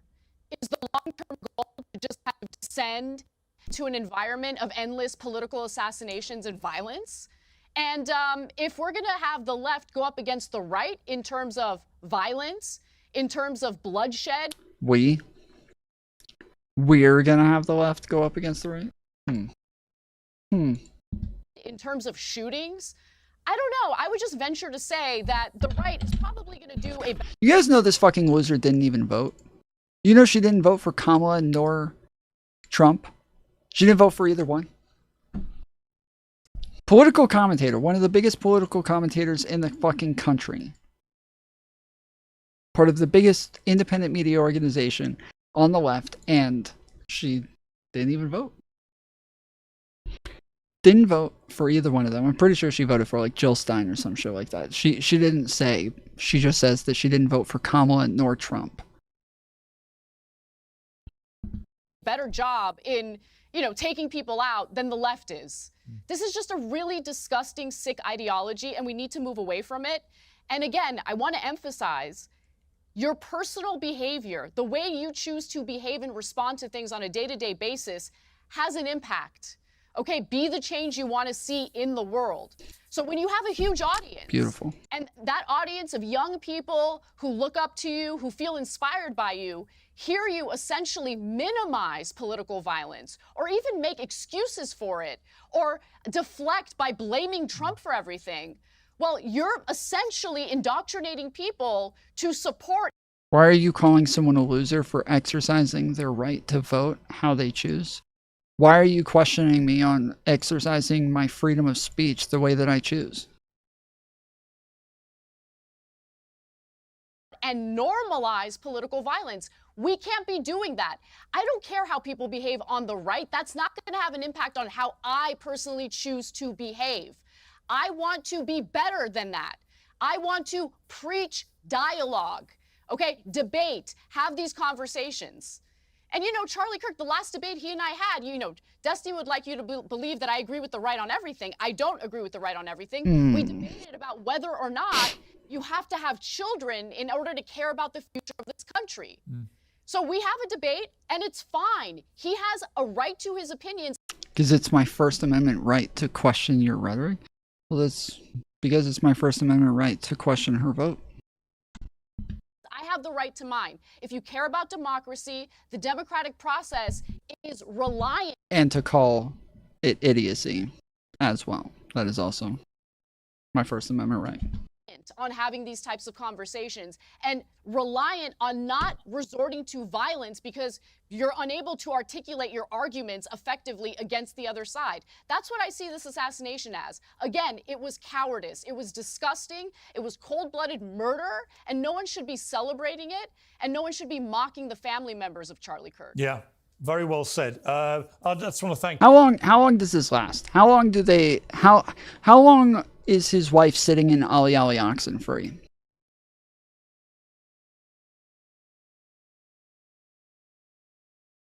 And use it for politicization online. You use it to push a message. You use it to incite people more. You use it to continue fostering the problems that are plaguing our country right now. And we're not allowed to criticize it. We're not allowed to say anything about it. We're not allowed to call it out. How long does this last for? Thank all the panel for joining me. Jack, I want to sort of say to you, I can tell by your demeanor today how profoundly impacted you've been by your friend's murder. God. And I'm just very sorry to you as his friend that you've had to endure what must have been a hellish week. And actual ghouls. I'd like to send my very best to the family who I know you talked to. And I'm sorry for some of the things you've had to hear from Destiny in this debate. But thank you for coming on despite what you've been going through. So. Everybody say sorry. Look at that face. Look at that face. How could you not say sorry to that face?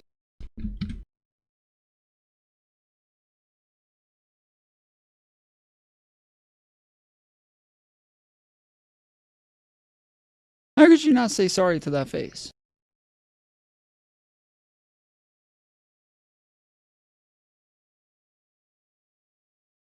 Look at that.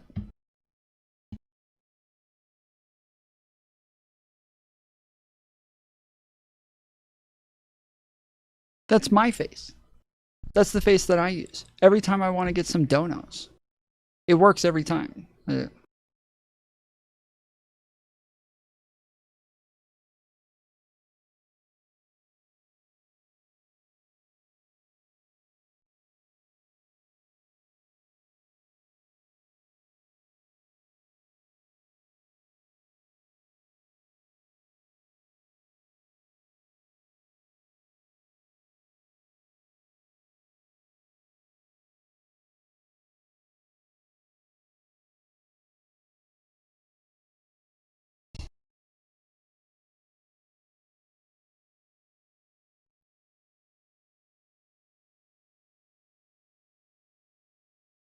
I should have this shit copyrighted. More like Jack Poso bitch. I appreciate it. Thank you, Piers. I'll convey that to them. Thank you very much. Thank you to the panel. Thank you.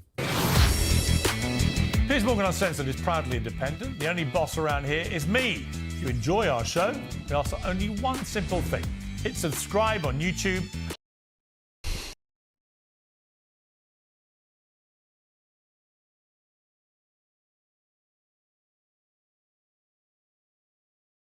Fucking shite.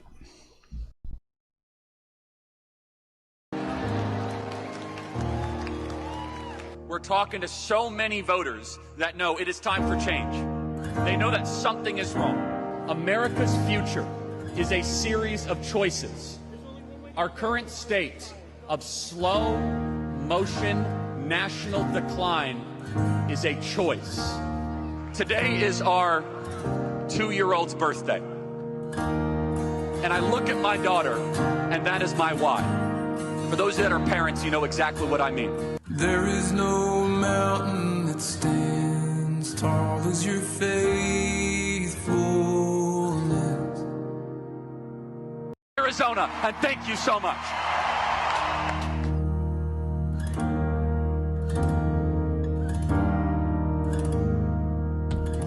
Keeps a movement fun. And we are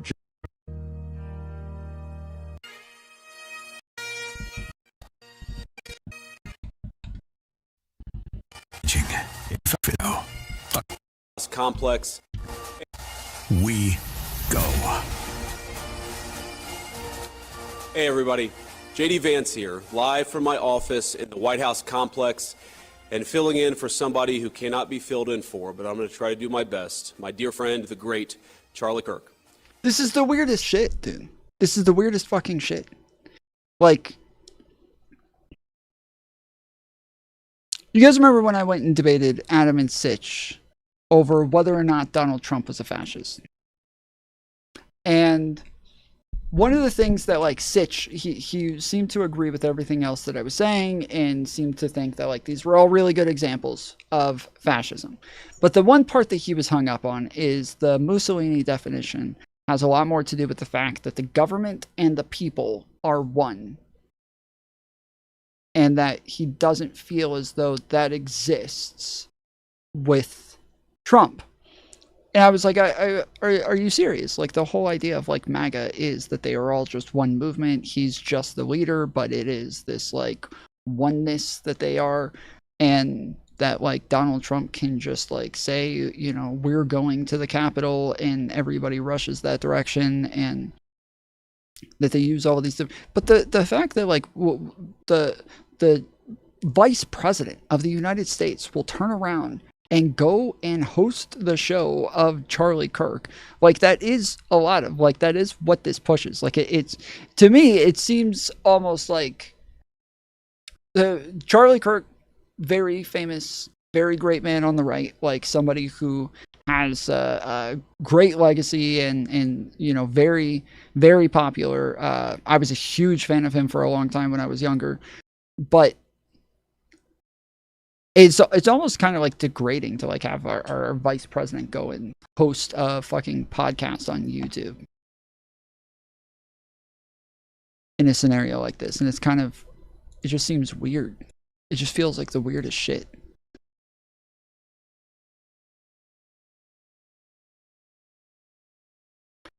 My mom was definitely a fascist when I was a kid. Oh, okay. So I think it was, like, yesterday that I said that you grew up with a conservative family, and you're like, no, not me, no way, nah, not at all. But keep in mind, Trump is planning on hosting a UFC event at the White House next year. I kept seeing stuff today saying that, like, Donald Trump, like, dogged on JD Vance and shit like that. Did you guys see that? There was this that I saw. I don't know if this is real. President, my husband loved you, and he knew that you loved him too. How are you holding up for the last 3.5 years? I think very good, and by the way, right there, you see all the trucks? They just started construction of the new ballroom for the White House, and it's going to be a beauty. Some people are cheering that Charlie was killed. How do we fix this country? How do we come back together? I'll tell you something that's going to get me in trouble, but I couldn't care less. Mr. President, my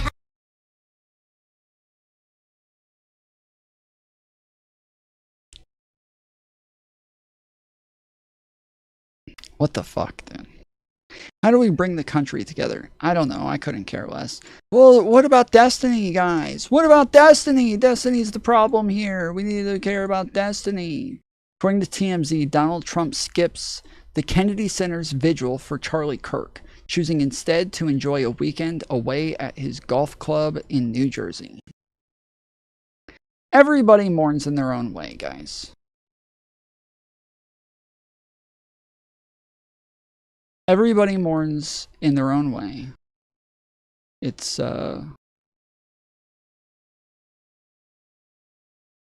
he's going golfing out of respect.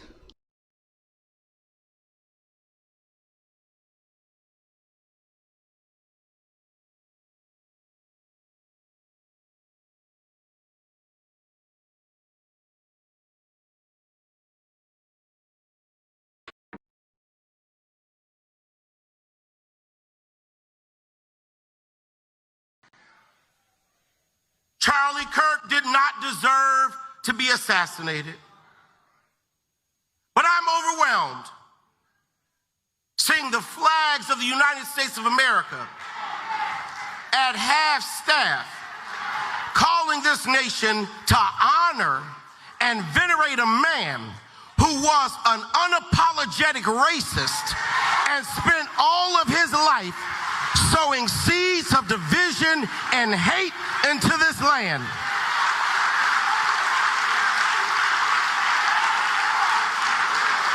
And hearing people with selective rage who are mad about Charlie Kirk but didn't give a damn about Melissa Hortman and her husband when they were shot down in their home tell me I ought to have compassion for the death of a man who had no respect for my own life.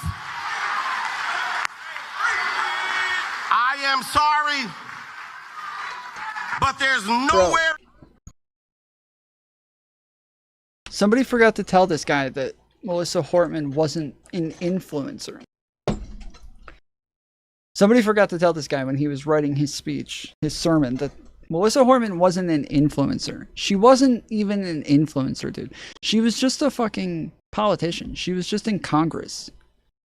She was just a state representative. She wasn't even an influencer, bro. She doesn't even have a YouTube channel.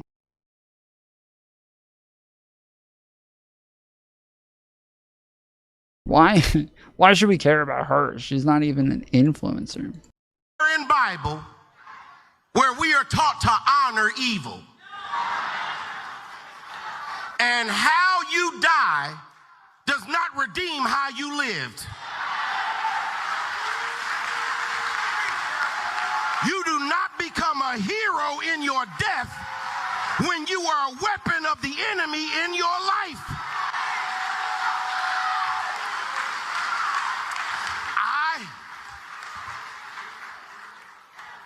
I can abhor the violence that took your life, but I don't have to celebrate how you chose to live. I am overwhelmed. Okay. So, in all seriousness, okay. So, there is a problem with division. There is a problem with the division in our country.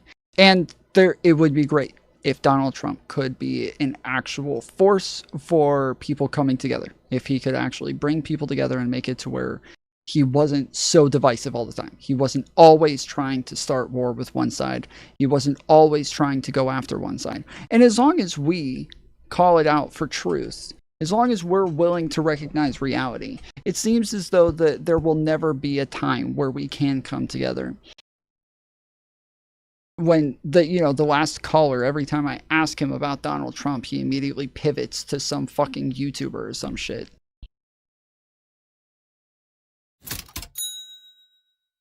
Trump gives zero fucks middle finger 8,647. Thank you, Jared, for the $2 dono. Let's go. But there is one thing that I think can bring us all together. Okay. There's one thing that I think can bring us all together.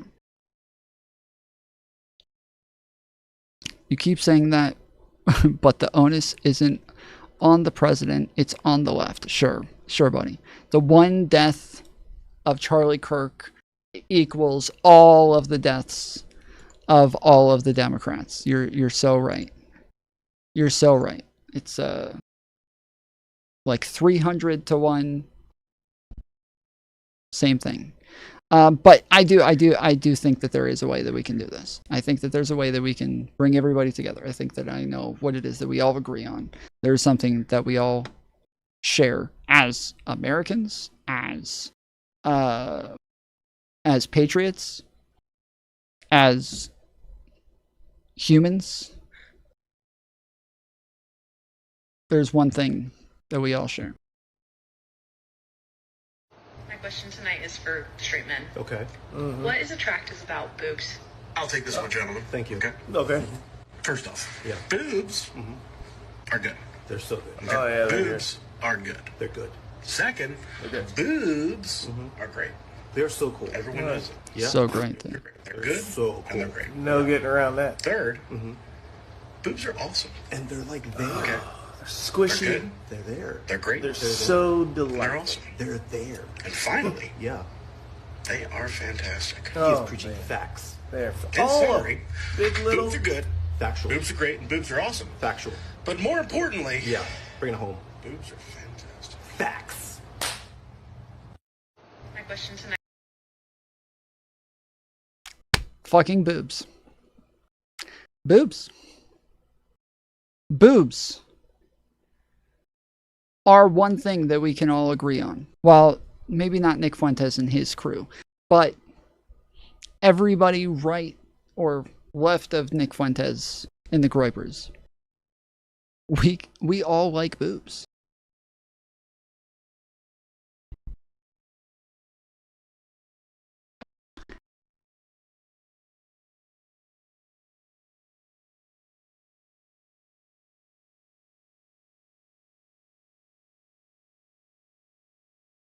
Sorry, Tom. I don't like trans boobs. Easy. That's cute that you think you can tell. Yeah, Hans saw it coming. Hans saw it coming. But what about the trans boobs?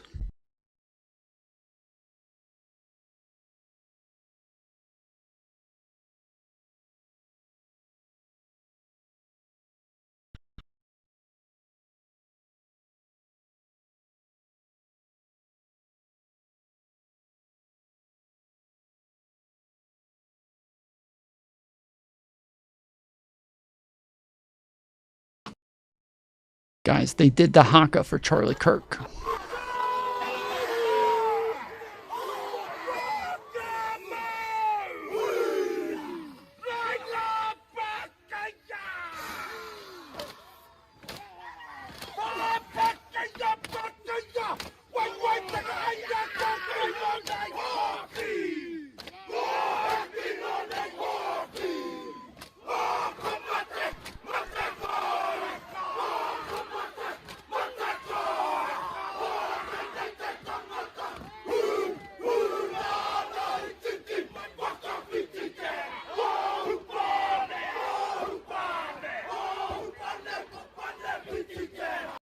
They did the haka for Charlie Kirk, guys. The last several days have been extremely hard for our country. They've been hard for me, hard for my family, hard for the countless people in this building who knew and loved Charlie Kirk. And of course, they've been hardest most of all for his darling wife, Erica, and their two beautiful children. The thing is, every single person in this building, we owe something to Charlie. He was a joyful warrior for our country. He loved America. He devoted himself tirelessly to making our country a better place. He was a critical part of getting Donald Trump elected as president, getting me elected as vice president. And so much of our success over the last 7 months is due to his efforts, his staffing, his support, and his friendship. I don't think that I'm alone in saying that Charlie was the smartest political operative I ever met.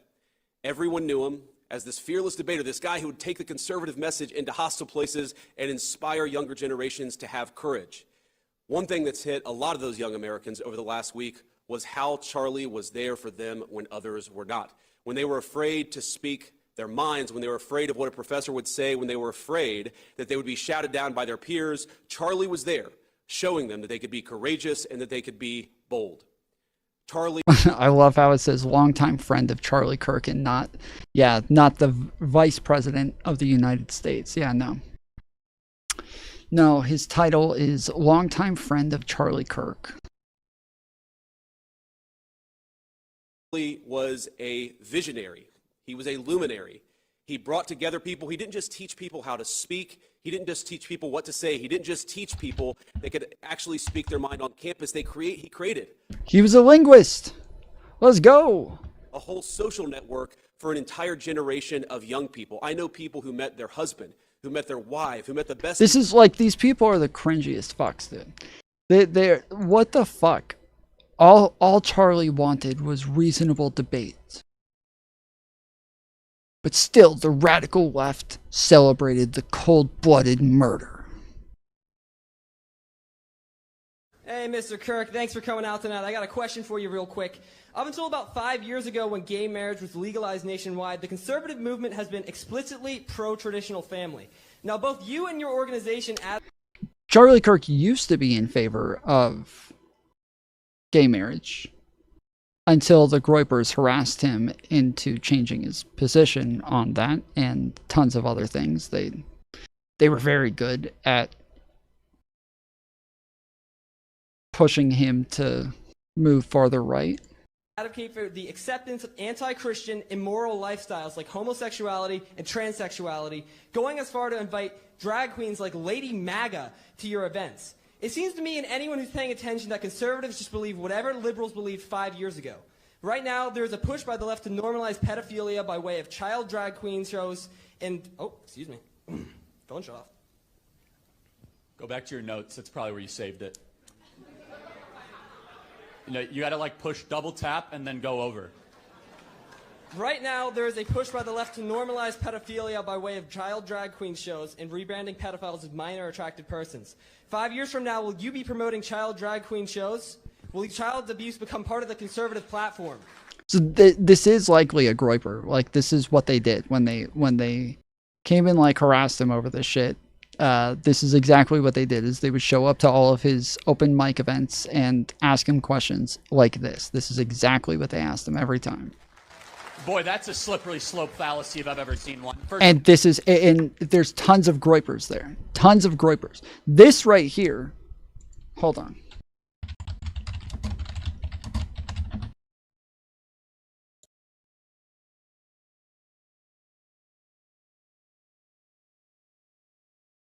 This is it right here. They literally made memes about this. See the Culture War Turning Point logo right here with the orange background?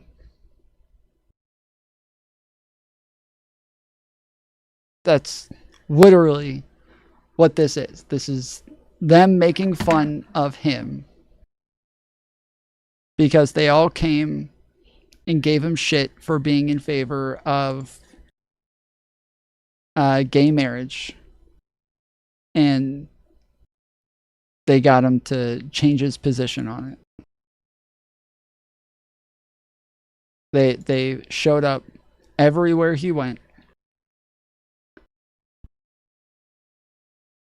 and made a huge deal about him being in favor of gay marriage all the fucking time. If you guys haven't seen it, I have a documentary on this, slightly. On this, this is mentioned in part. It goes into some detail about the Groypers, who they are, why they're Groypers. But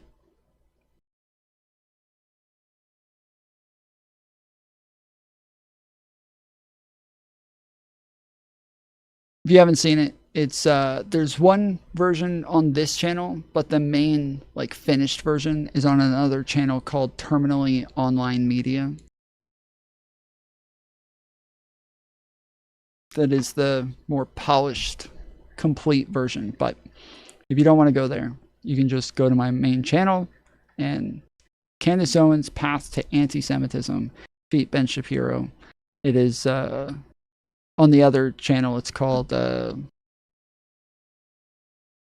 Becoming an Extremist or something like that. But full full-length documentary. Don't miss it. The greatest documentary you ever seen.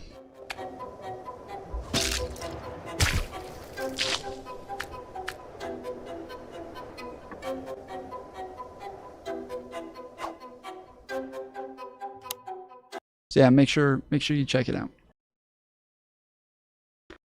Yeah, also, this is one of the conspiracy theories about the guy being a groiper right here, is the fact that there was a picture of him posing exactly like Groiper, which is like one of the Pepe cartoons. The Groipers post this image all the time of him. And because the shooter also posed in an Adidas jumpsuit, squatted down like this, they believe this is pretty good evidence that he is a groiper. It says, though investigations have not found a conclusive motive for Charlie Kirk's suspected shooter, online speculation has linked Tyler Robinson to an alt-right group known as Groipers. From the right, Charlie Kirk suspect spoke the language of the far right. From the left, Groipers, Helldivers 2, furries. What do the messages left by Charlie Kirk's alleged killer actually mean? From the center, what is a groiper? Nick Fuentes says his followers framed in Charlie Kirk shooting. Yeah, I don't think he was a groiper. I think that every single like speculation to this is the loosest bit of evidence. But yeah, this is from All Sides Twitter account. The groiper narrative is kind of bullshit, but men at their wedding at a TPUSA event. Because as you guys all know, it's not just about speaking our mind, it's about making friends along the way and creating that support network that won an election and it staffed the current federal government. I owe so much to Charlie. I've had friends reach out and... The black pill one or the other one? I'd already seen both of them.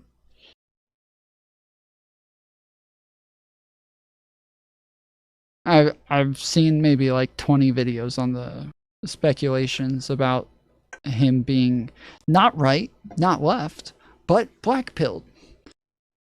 But he from all of it just sounds like us. Like it just does. It all fucking just sounds like us. I think it's funny because again, we talk about the fact that like on TikTok, it's all a bunch of soy lefties, right? It's the soyest fucking lefties you've ever seen in your life. It's all a bunch of like people who call themselves liberals but play identity politics over literally everything. Anytime you argue with a black woman, you're immediately wrong. You're never allowed to argue with a black woman. You're never allowed to criticize a black woman. They literally do this all the fucking time. Like we see these liberals fighting against people like Taylor Lorenz and then being like, and how dare Taylor Lorenz criticize black women? Like, oh my goodness, it's fucking nuts. One of the women that I debated, there was I talked about earlier, the fact that I spent maybe 2 months just debating a bunch of black people and white people, probably mostly white people, on TikTok about like their identity politics bullshit. And we kept calling them leftists. We kept saying, you guys aren't liberals, you're leftists. And they would laugh and be like, what?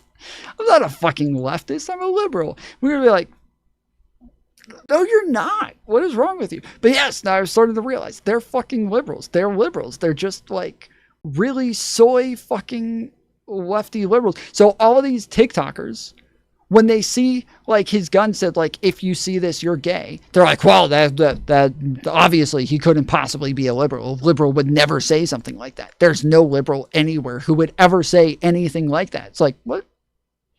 Sounds like us, dude. Sounds just like us. Like we would say that shit. What are you talking about? There is more and more evidence that the roommate could have been a transmaxer, which to an extent does seem compelling. But there's even like lefties now who are like, see, guys, some trans people do need to be kicked out of the movement. This is evidence right here. This is why we do need to kick some trans people out of the movement. It was like, there's trans maxers on the fucking left too, dude. Like, this is not just a right-wing thing, but there's just no evidence he was a liberal, right? There's not anything conclusive one way or the other. There's evidence for everything. There's evidence of everything. It's just there's nothing conclusive in any direction. But again, it just seems like the most likely conclusion right now is that he was likely a liberal, but we are still very limited on information. Like, we don't even have a motive for the killing yet, so we're kind of in the dark. And honestly, I'll tell you this, okay? I will tell you this. The longer that it takes for them to tell us, the more I'm starting to feel like he probably was right-wing.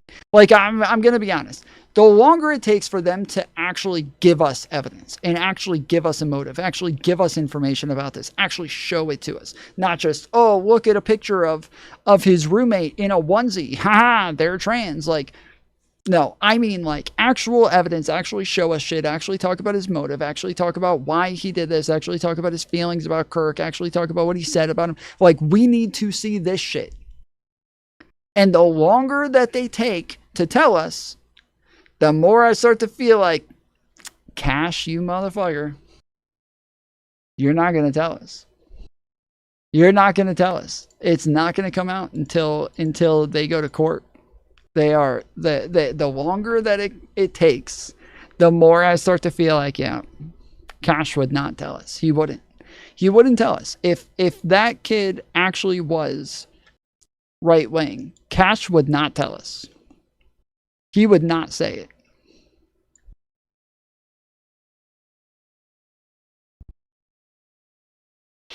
He has told us, but no proof. Kind of. So maybe I missed it. The only thing that I saw that of him actually making a claim was him like retweeting, like, I don't know, the New York Post or something like that. Like, it was some shit like that where it was like, New York Post confirmed he was a left-winger and had a trans girlfriend. And today, did he do a press conference?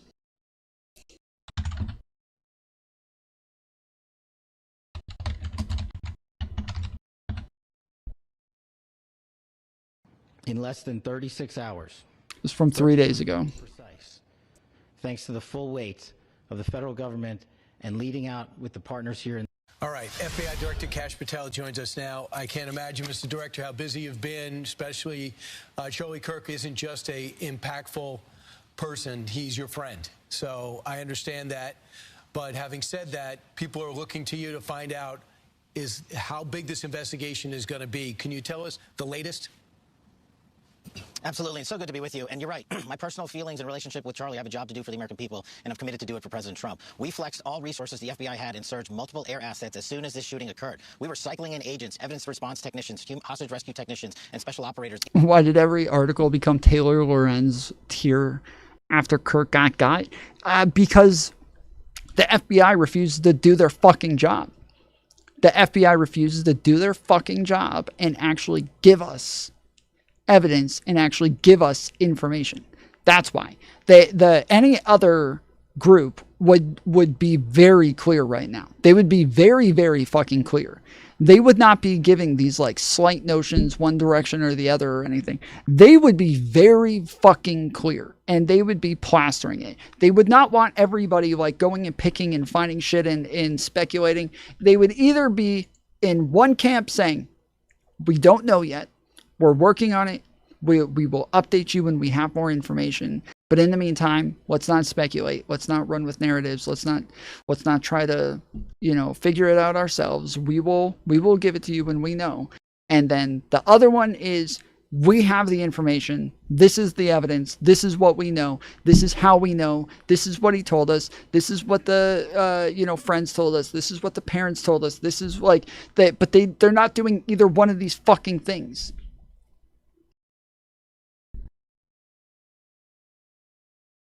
They usually don't. They wait till trial.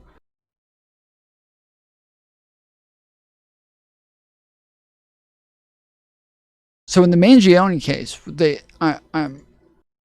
I'm positive they told us that he was on the left.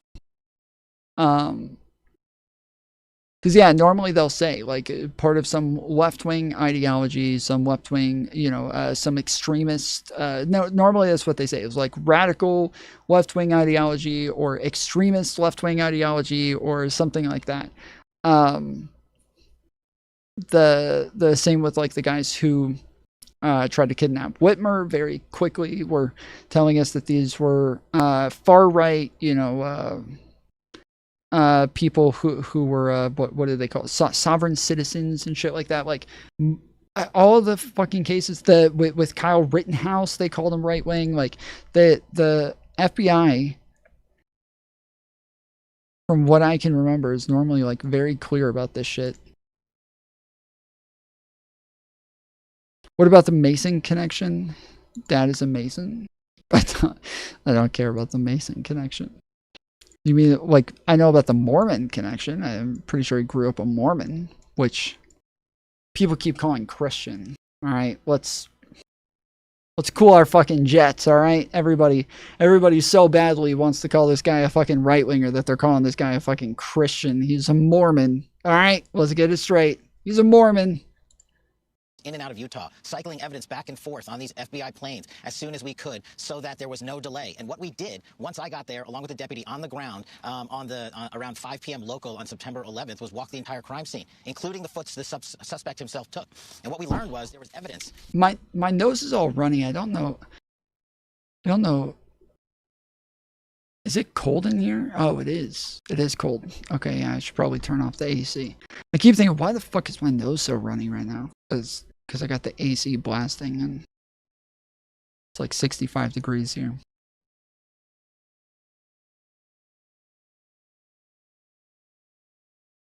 DNA evidence that could be collected and had been collected, including a screwdriver that was found on the rooftop. Also, we went over to the scene in the wooded area where the firearm was discarded, and the firearm had a towel wrapped around it. It's important. I'll get back to that later. I even walked into the wooded area in the ravine, so I knew from my investigative experience what I could bring to the table and what decisions I needed to make.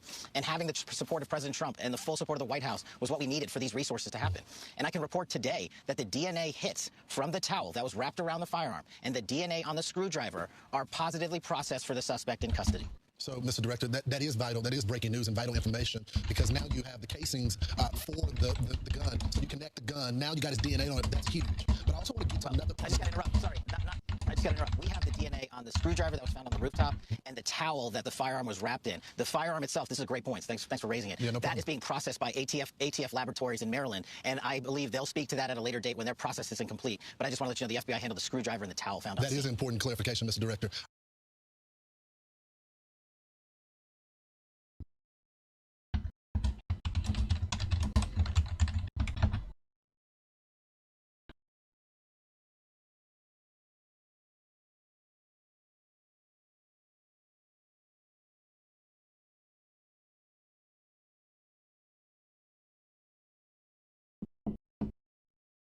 Share with me exclusively is U.S. Deputy Attorney General Todd Blanche. Todd, it's good to see you as always. Can you confirm this report from the Washington Post that is what this Tyler Robinson said online to his colleagues? As we'll call them? We're going through a ton of evidence. It is extraordinarily dangerous when there's leaks like this as we go through literally mountains and mountains of evidence. So I saw the report in the Washington Post. I can tell you that Director Patel, the local law enforcement, ATF, the marshals are working 24/7 on every angle. And I think it would be a disservice to them for me to spill the guts on what we know before we have a complete picture. Okay, so this is posted an hour ago. We got somebody who's actually got a fucking brain out here talking. Okay. That information got out somehow, and it would be odd, I think, if it got out from one of the characters he was discussing this with. So it leaked from somewhere. Are you guys concerned about other leaks here? Yes, absolutely. Of course, we've been concerned about leaks from the beginning because it affects the work that we're trying to do. Director Patel and the Deputy Director today, Bongino, talked about how this investigation is ongoing, and that shouldn't surprise you. It shouldn't surprise any American that we're going through. We want to make sure that anybody that was involved, if anybody else was involved, is brought to justice. And so this systematic leak that happened at the Washington Post, I'm not going to confirm or deny that, except to say that you better believe that every FBI agent, and like I said, not just FBI, the state and locals, ATF, and the marshals are doing everything that we can to make sure that we get all the evidence that we can. Who's leading the investigation? Yeah, this was the video that I was talking about of him walking to the place and back. Now, people say that the reason that he's limping is because he has a gun in his pants. They say that the gun was left in the woods, and they said it was the woods right behind the stadium. Now, when he walks back, he is behind these houses, walking like through their backyards. And there is woods behind him, I believe. So I think maybe that's the woods there. But yeah, because he jumped off a fucking building. Well, that's what, hold on. This is him on his way there, according to them. They're saying this is him on his way. This is him walking there. And so I was saying, in the video where they say he's walking there, he's limping. And everyone's like, I was like, I feel like they got this mixed up because he jumped off a building afterwards. So I feel like that's why he's limping. And so therefore he's walking back. But they're like, no. He was limping because he had a rifle in his fucking leg, his pants leg. I was like, what? There's no way. They left the fucking rifle in the woods. And so, yeah, I don't know. Because you have state authorities, you have the FBI involved, the feds are obviously have a really important role here. But let's go barefoot. Who's actually in charge? Look, Director Patel was on the ground almost from the hours after this assassination took place. We're working very closely with the local law enforcement. And so when you say a leading, which is a totally fair question, and we're working this together, including the Department of Justice. So we're helping with search warrants, subpoenas, processing the evidence of the firearm and looking for fingerprints, looking for DNA. But on the other hand, the feds are not the ones that have charged him. The state has. And so we're not interested in who's leading and who's going to get an award at the end for being in charge. We're interested in justice for Charlie. And so we're working together. Had you met Charlie Kirk before? Yes, of course. Yeah. Yes, I saw him just a few weeks ago in the Oval Office with the president. I saw him at the White House constantly. He was so full of life and so encouraging to me and the work that we're doing at the Department of Justice and offered advice and all smart advice. I saw him meet with the president. He offered smart advice to the president as well. There's not that many murders that we've been doing what he did. And if there's a federal charge, we will bring it. No doubt about it. No doubt about it. But if there's not a federal charge, we're going to do everything we can to support Utah and make sure that they need everything that they get everything they need from us. CNN is criticizing the FBI's handling of all this. Watch. FBI Director Kash Patel's unusual approach here in this Charlie Kirk case, fueling questions about his leadership. The fear is that this does affect the prosecution of this case. If you are his attorney, you will raise these questions, and a judge could very well raise the question of whether this damages the fairness of any trial that could go for this suspect. They have not made any conclusions as to the motivations behind this, but Kash Patel and the President of the United States, of course, have already ascribed this to left-wing ideology. So that's the point. I mean, I feel like any investigation that Kash Patel is part of against anybody on the left will be buried in accusations of bias. Like, holy shit. The fact that this guy is so politically motivated and puts out such partisan tweets and makes such partisan statements that anybody, whoever gets charged by this motherfucker on the left, is gonna be like, this isn't normal. This shit is just not fucking normal, man. The FBI has always made a huge effort to never be partisan, to never be part of politics, to always try to separate themselves. And Kash Patel has drastically changed that. Donald Trump has drastically changed that. They've made it to where they demand people have loyalty checks and shit like that. So yeah, is probably going to hinder their ability to actually get convictions. We're at $32 out of $50 so far, so we got about $18 left. Yeah. $18 left to hit the next round, and we only have 17 minutes left, guys. Guys. 17 minutes left.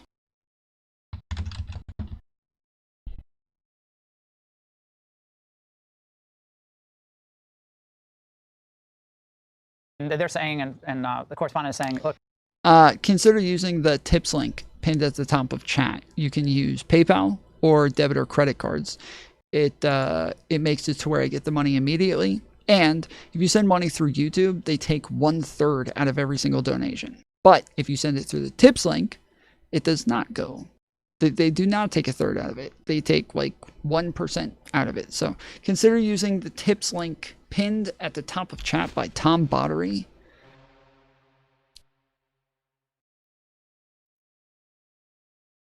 So that more of your money can get where it's supposed to go. That's out there. That was the import of the federal presence in Utah. So that's already colored the case. And to that, you say? I'd say that's ridiculous. I mean, nobody should be surprised that CNN is being critical of anything this administration does. But that being said, Director Patel, why did we catch this man?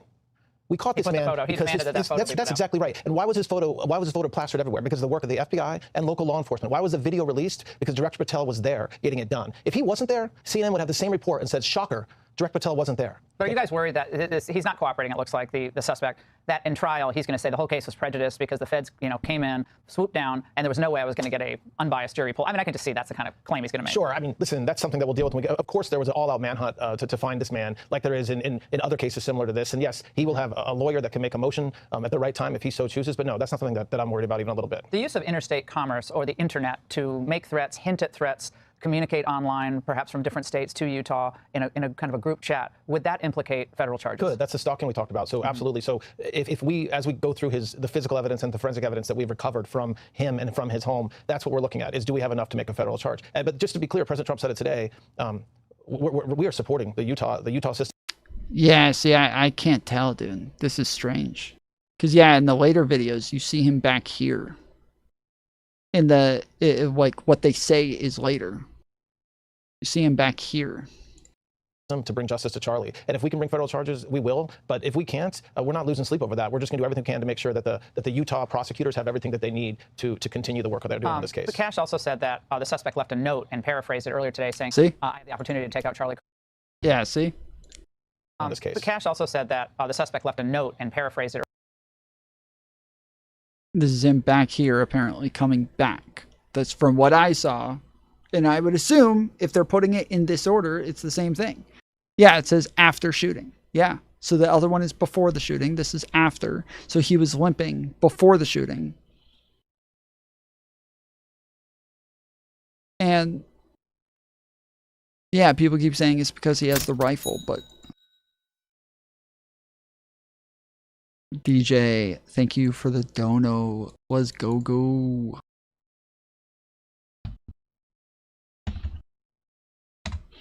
Where you been, DJ? Haven't seen you much lately.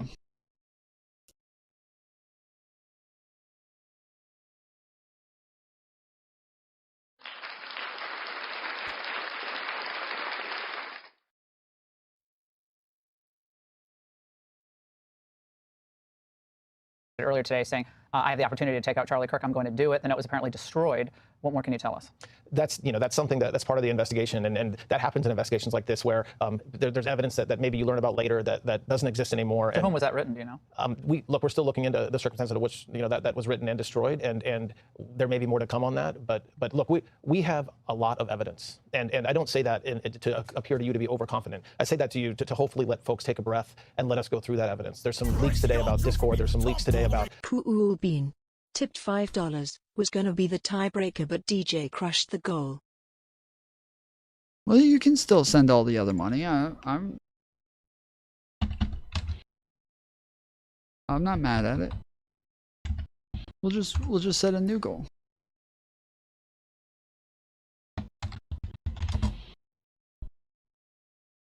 There you go. Now you can be the tiebreaker. Thank you, Cool Beans.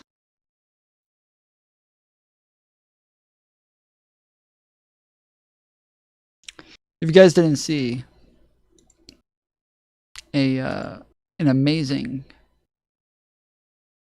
new interview on Joe Rogan came out today. Did you guys see this? Don't even whisper because the birds and mice could hear you. So that's the first thing you hear from your parents, how dangerous what you say is going to be. Did you personally see people that you knew get imprisoned because of things that they said? They just disappear. In my country of America, they take away your job if you do not mourn the supreme leader's favorite YouTuber passing. Donald Trump, libs of TikTok, Elon Musk, Laura Loomer. They will come for you. And so this was a common thing. Yeah. And you just lived in constant fear. When Charlie Kirk died, we are all scared to say anything. Did you see anyone who didn't mourn enough? I see many of my friends get fired.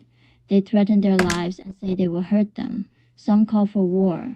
The conservatives say they celebrate the death of Charlie Kirk, but they don't celebrate.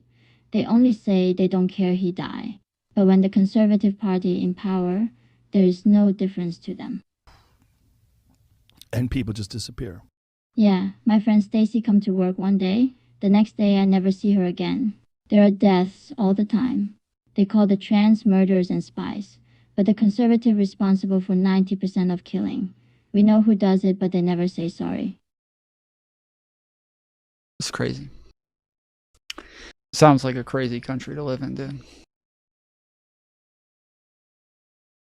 Sounds like a fucking crazy country to live in. That's wild.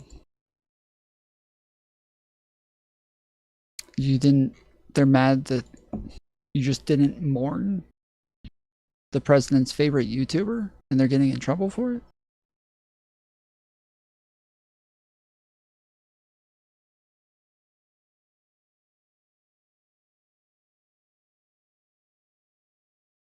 It's wild. It's wild. The supreme leader's favorite YouTuber. You have to mourn them. And then we had this one too. It's And while our side of the aisle certainly has its crazies, it is a statistical fact that most of the lunatics in American politics today are proud members of the far left. The far left, the far left, the far left, the far left, the far left, the far left, the far left. It is a statistical fact that most of the lunatics in American politics today are proud members of the far left. And while our side... Yeah, I made both of these. Whisper because the birds. Made both of these.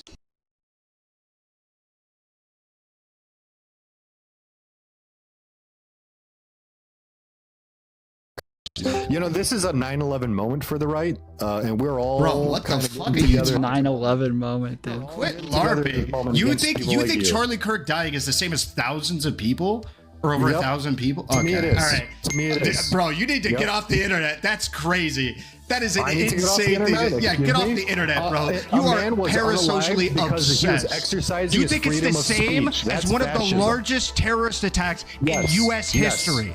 Okay. Yes, all and right. I served. And I went the day after 9/11 and I joined the military. That's insane, dude. You I need to went get and off the joined the internet. He went to Afghanistan after 9/11. Holy shit.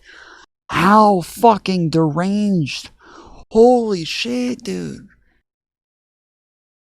His fucking helmet bounced too many bullets off of it. He went to Afghanistan after 9/11 and he's calling this the new 9/11? What? Oh my goodness, dude. Please, the day after. touch grass. I did. Maybe go to the gym, do something. I don't know, I bro. did You go need to the something gym. in I your have life. been going to the gym.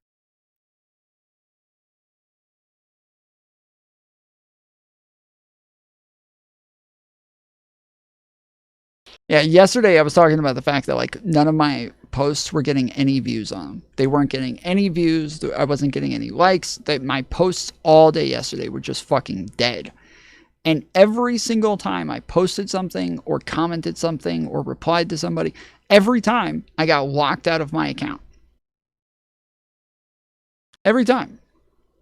I got locked out of my account and had to take a test to prove that I was human every time.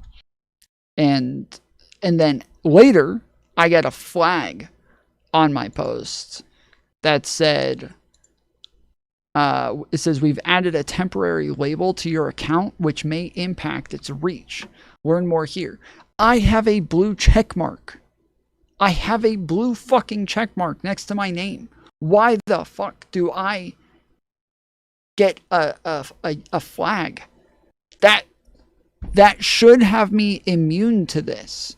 There's no way I should ever get something like this when I have a blue check mark. There's no way. They have my ID. They have all of my information. They have my address. They have my social security number. They have all my shit. How the fuck? And it makes you wonder, like, if they're fucking with lefties like this, if they're actually, like, I don't know that they are, but if they are,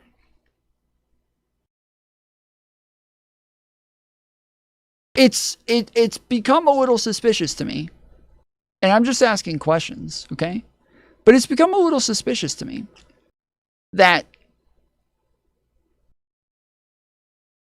libs of TikTok and Laura Loomer are just so quick at being able to get everybody's private information. And lots of the people that I looked at, almost all of them had blue check marks next to their names. These are the people that give them all of their information, and they just all just very magically just are able to find their fucking... able to find their info.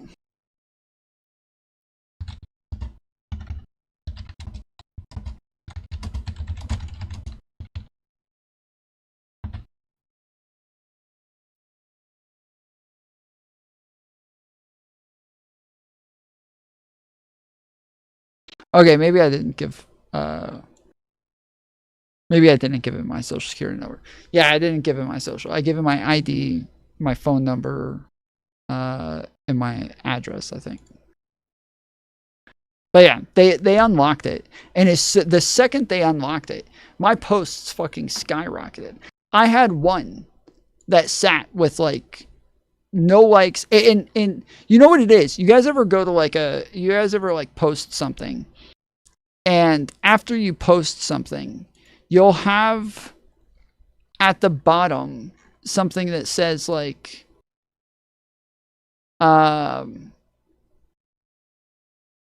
you know, show probable spam.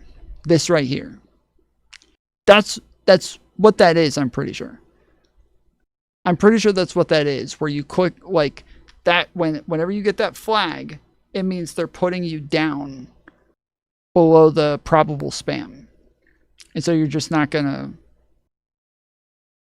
pop up anymore.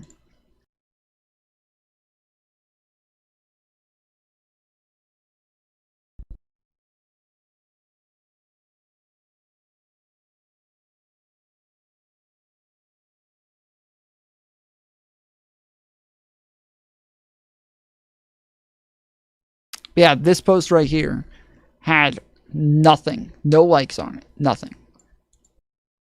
I was getting like well over 1,000 views almost every single post for the last couple of weeks. And then all of a sudden, nothing here. It was very confusing. And then as soon as I got unflagged and approved, it just jumped.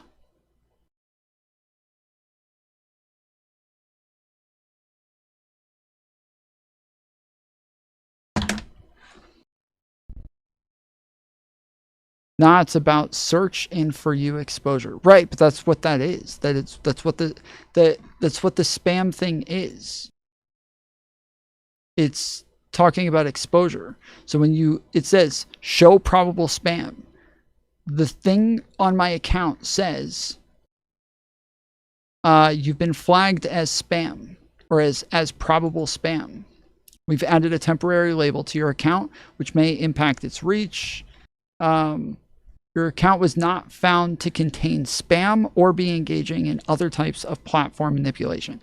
It was accusing me of being spam. Every single time this shit popped up, it was saying, you know, we found some unusual activity on your account. To make sure X is safe for everyone, we need you to confirm your identity before you can continue using X. And we have found your account may contain spam or be engaging in other types of platform manipulation. You may not use X's services in a manner intended to artificially amplify, suppress information, or engage in behavior that manipulates or disrupts people's experience on the platform. So yeah, this is like the reach of your account may be limited and its content may also be temporarily restricted, such as being excluded from trends, replies, and recommended notifications. So replies, excluded from replies. So I always wondered like why some people's posts get put there. And the reason I I got verified on TikTok was because of that. Once that started popping up and I started seeing like on all my posts, there were people who were below this like spam thing. Yeah, I decided I have to get a fucking blue check mark in order to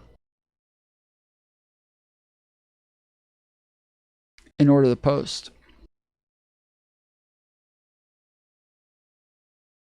See, I don't know. It was weird.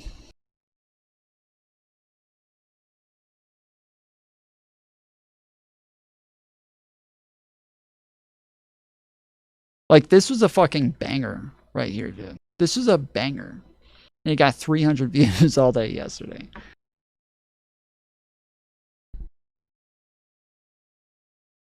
In just the last couple of days, who sent me messages, screenshots that they exchanged with Charlie in the run-up to me getting selected by the president as his vice presidential running mate. And it's such an honor to have people show me that Charlie said, we want JD to be the VP nominee. And I just had a conversation with the president, and I think things are actually going well. I think he's actually going to choose JD Vance. Do you know what it means to me that such a good guy, such a good friend, such a lion and visionary of our movement was advocating for me? So I wanted to use the show today to advocate for Charlie, to talk about him, to talk about what kind of a guy he was, to talk about what kind of a man he was, what kind of a husband and father he was, and to take people, most of them from inside the administration, but some of them from without, who knew Charlie best, and to talk about what he meant to them, what he meant to this administration, and what he meant to the conservative movement. Now, I was very honored a couple of days ago, on September the 11th, 2025, to fly out to Utah, where Charlie was shot and killed, to meet his wife, to meet his mom and his dad, his sister, all just incredible people who didn't deserve to have this happen to them. And I was also honored to be able to take Charlie's remains from Utah to Arizona. It was an amazing, amazing thing. It was heartbreaking, and it was sad, and it was terrible. But what an honor it was for me and my family to be welcomed in to the Kirk inner circle at their moment of grief. There are a few things that I want to talk about. Dude, his audio is so far off. It's not me. It's literally the video. His audio is just way off. About just from that moment. First of all, when I first met Erica, his lovely wife, and such an incredibly brave soul. I'm not sure if you saw her remarks after Charlie died. If you haven't, I would encourage you to go and see them, because you see this raw grief and incredible courage all in the same moment. And that's A fifth grader cannot read at grade level. We have 35 schools in Baltimore where kids cannot do math or reading at grade level.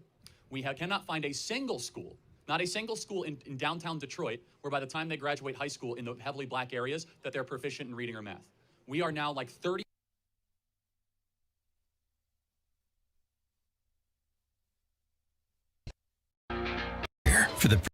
Welcome back. This is Vice President of these United States, JD Vance, your host for today's Charlie Kirk Show.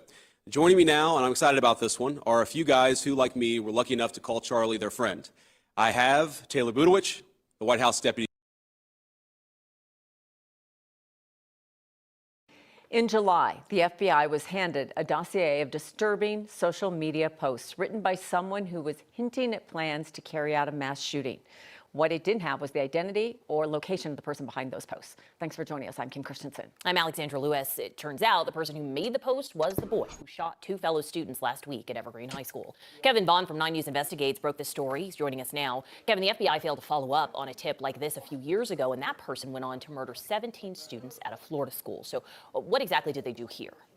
Well, Alex and Kim, the FBI told us today that they were still investigating these posts up until gunfire rang out last week. At that point, they still had not identified the person responsible for those disturbing messages. Desmond Hawley's attack at Evergreen High School seriously injured two students and shocked a community. But just before it, he had telegraphed his intention, posting a photograph of a revolver on his X account. It was the last in a series. I have that same mask. Got that same exact one. Of troubling social media posts that foreshadowed his plans. The Anti-Defamation League, which keeps tabs on disturbing posts and extremism, had been onto the teenager for months. In July, they forwarded what they knew to the FBI. They knew he professed admiration for mass shooters, they knew he had an affection for white supremacist symbols and language, and they knew he was amassing tactical gear and talking of buying things like a camera and ear protection. What they didn't know was who he was, or where he lived. The FBI acknowledged this afternoon to 9 News Investigates that it was still trying to identify the source of those posts last week. Only then were they able to connect those internet messages to the shooter. We still have a lot of questions. Well, Republicans have to take responsibility for this. They got to take responsibility for this. That's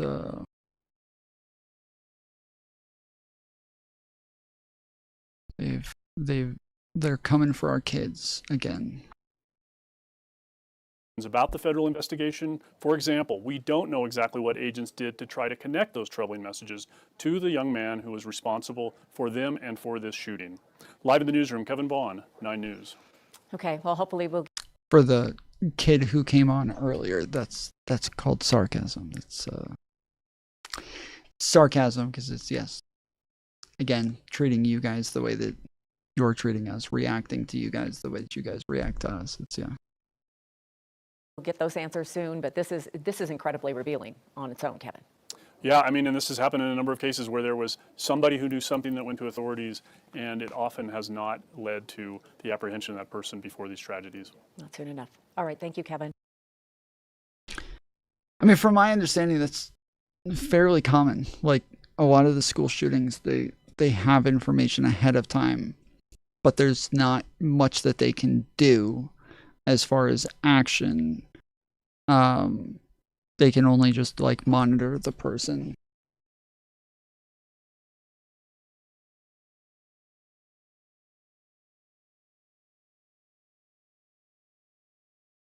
All right.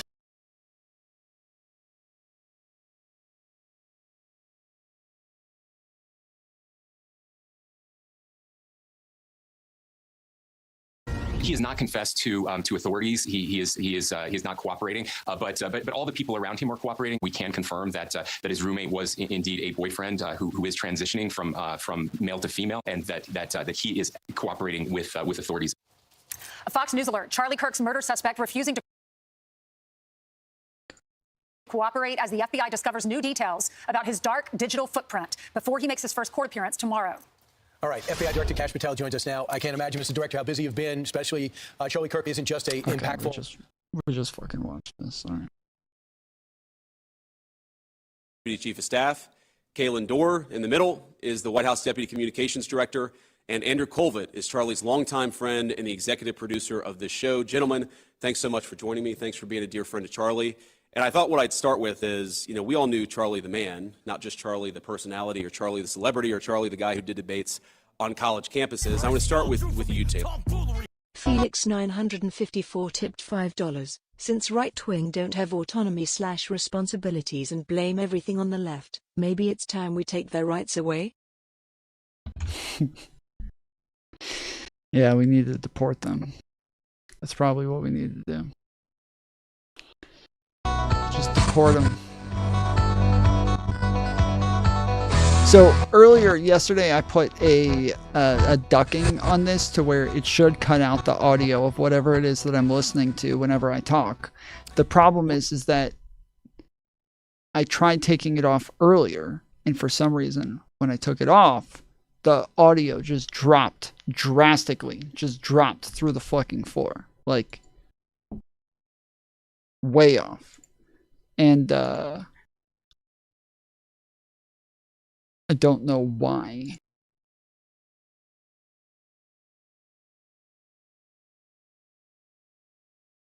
I don't know why it drops like that. I don't know what I changed that's making it drop this way, but oh wait, is it the threshold?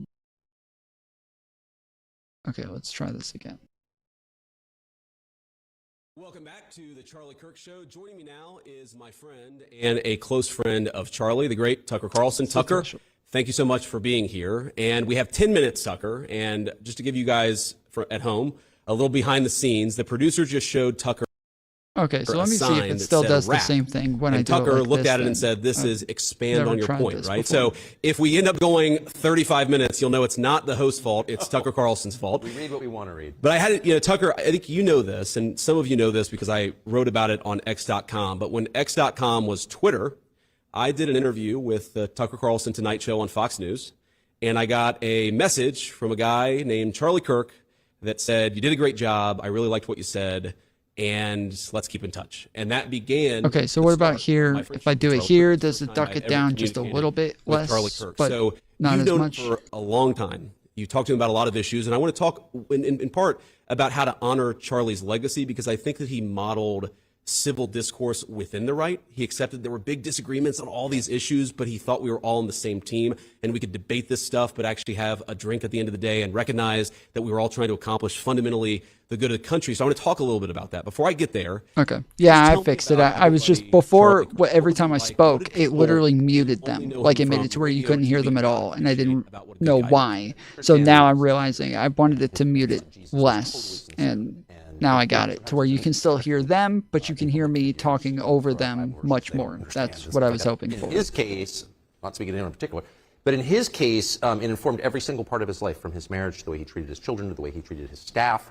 to the way he approached disagreement, to the way he thought of other people, which was always primarily as people first. And that was, you know, he was much younger than I am, and I met him when he was a teenager, so I mean, he's literally the age of one of my children. So it was kind of hard to take him seriously at first. And over the years that I knew him, you know, more than 10 years, I ended up learning from him. I'm not just saying this because he's passed. I mean that sincerely. And the main thing that I learned from him was how to disagree with people on topics that you take very seriously and that they take very seriously without hating them, or without feeling bitterness. I mean, it wasn't, you know, people knew what was going on behind the scenes. You know, there was a lot going on behind the scenes, and it was intense. This guy literally did a debate show on CNN for a very long period of time. And he showed up to that show every day and debated the same fucking liberal every single day for years. But he needed to all of a sudden, way later, when he has the biggest show on Fox, now he needs to learn how to debate and disagree with people without hating them. Interesting. Tense. And it was bitter. And, you know, because the divide, particularly in foreign policy questions, is very real in the Republican Party. The neocons versus the realists, or however you want to describe it, he was on the realist side for sure.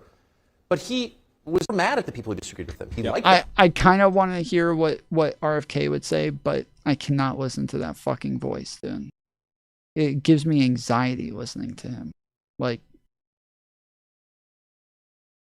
I just want to be just like, bro, just talk. Just fucking talk. Open your throat.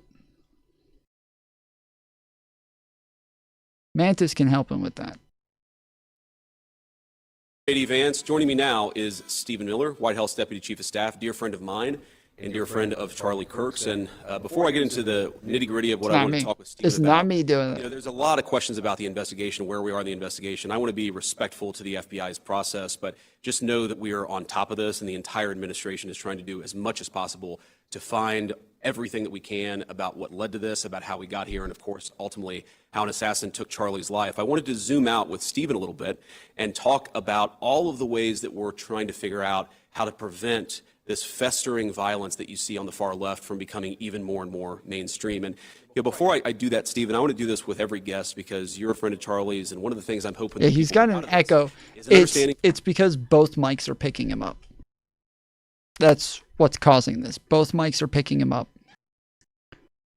They did not plan this very long. The producer was just on the screen a minute ago, and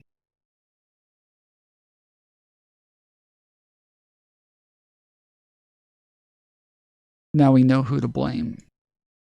For the kind of guy that Charlie was, who he was. And so before I talk to you about what we're doing. I mean, the fact that this is happening really shows that that producer hates Charlie Kirk. I mean, this is pretty much the same as him celebrating his death. This is disgusting. I hope he gets put on that fucking list, dude. This is disgusting. This is obviously disrespectful to Charlie Kirk. To try to prevent something like this from happening again. Maybe you could just talk about why you love Charlie, what memories you have of him, something that would give our audience a sense of what he was behind the microphone. Yeah. I've known Charlie for 10 years. He was a treasured friend.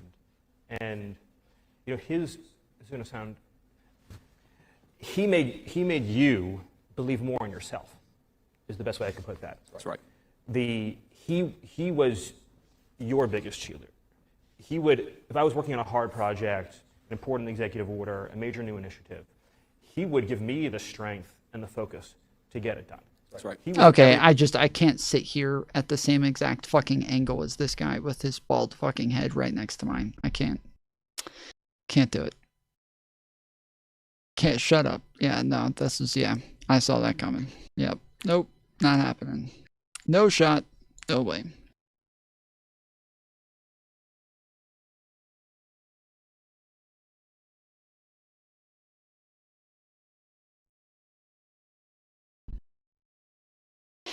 It was me. Suspect in Charlie Kirk shooting appeared to confess. Ah, oh, you guys are slick. You're slick. I'll give you that.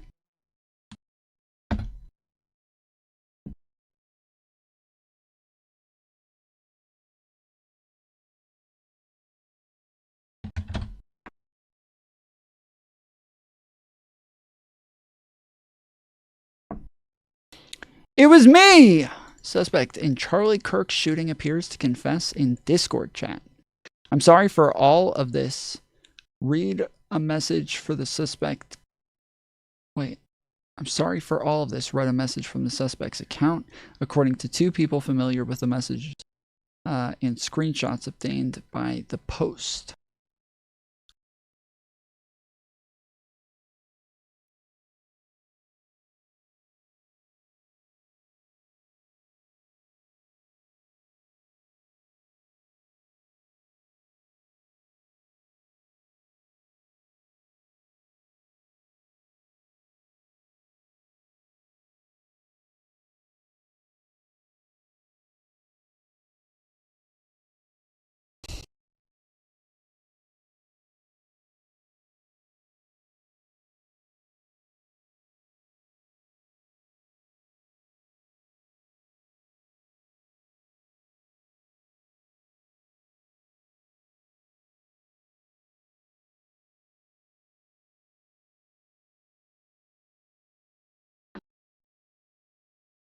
It was me! Suspect in Charlie Kirk's shooting appeared to confess in Discord chat. I'm sorry for all of this. Read a message from the suspect's account, according to two people familiar with the message and screenshots obtained by the post.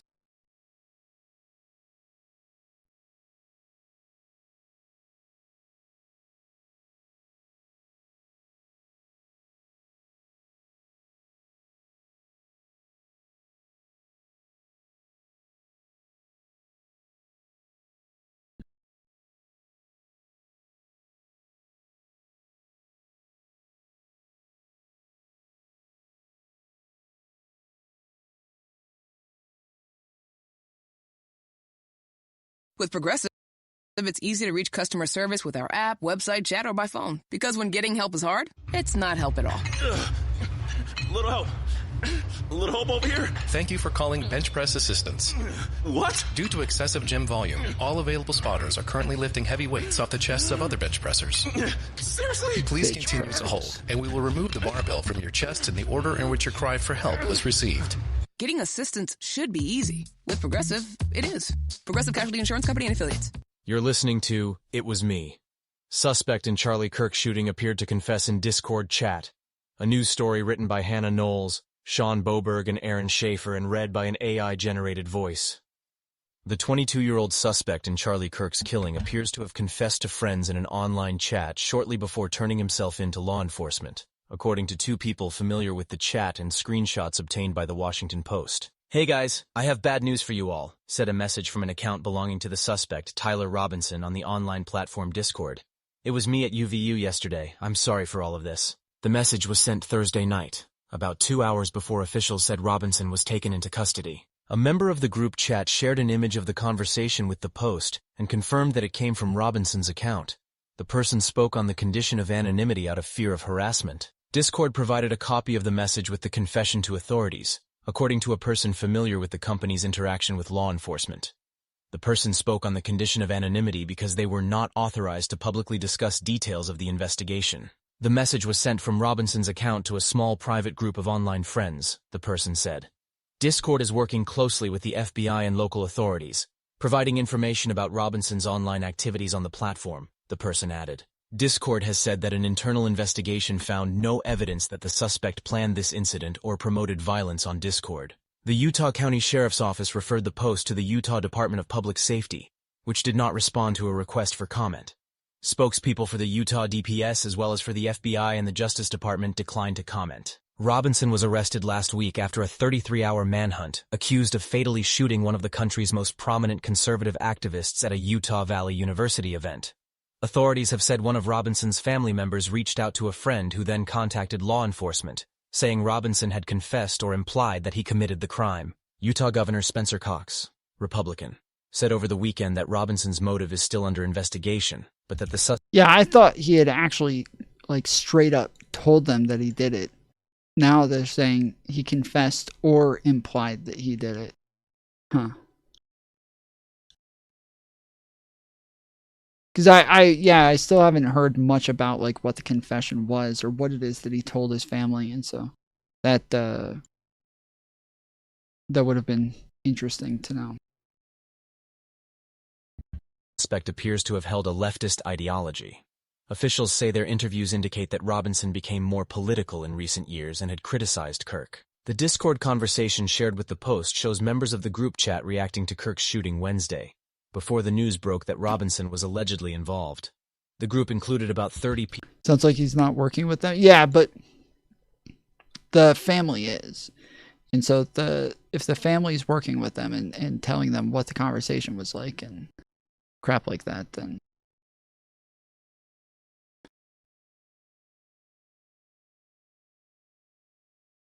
people, according to the person who provided screenshots. Charlie Kirk got shot, one friend wrote Wednesday afternoon, according to an image of the messages.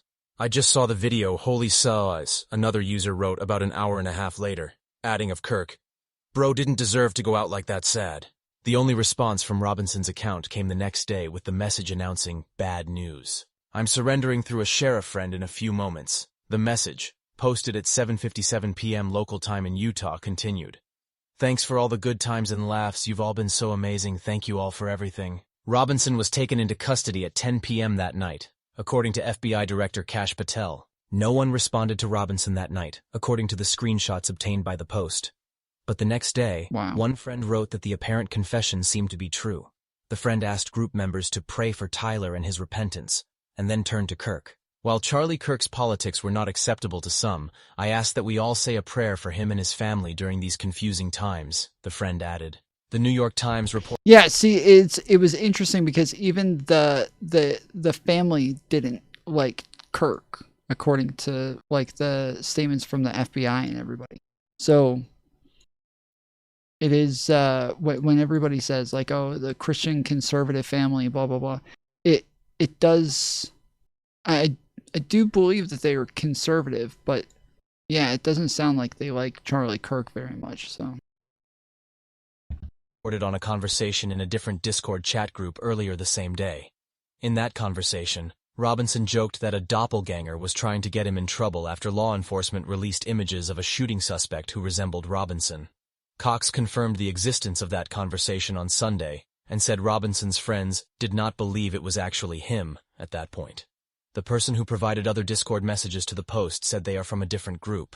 Chris Degenpour, Evan Hill, Jeremy Roebuck, Pravina Somasundaram, and Perry Stein contributed to this report. With Progressive, it's easy to reach customer service with our app, website, chat, or by phone. Because when getting help is hard, it's not help at all. A little help.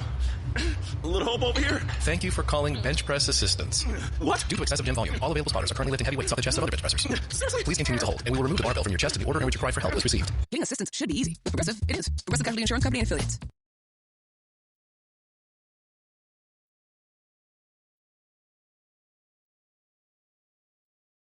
With Progressive, it's easy to reach customer service. Wait, is that with the our whole app, thing? Website, chat, or by phone. Because when getting help is hard, it's not help at all. A little help.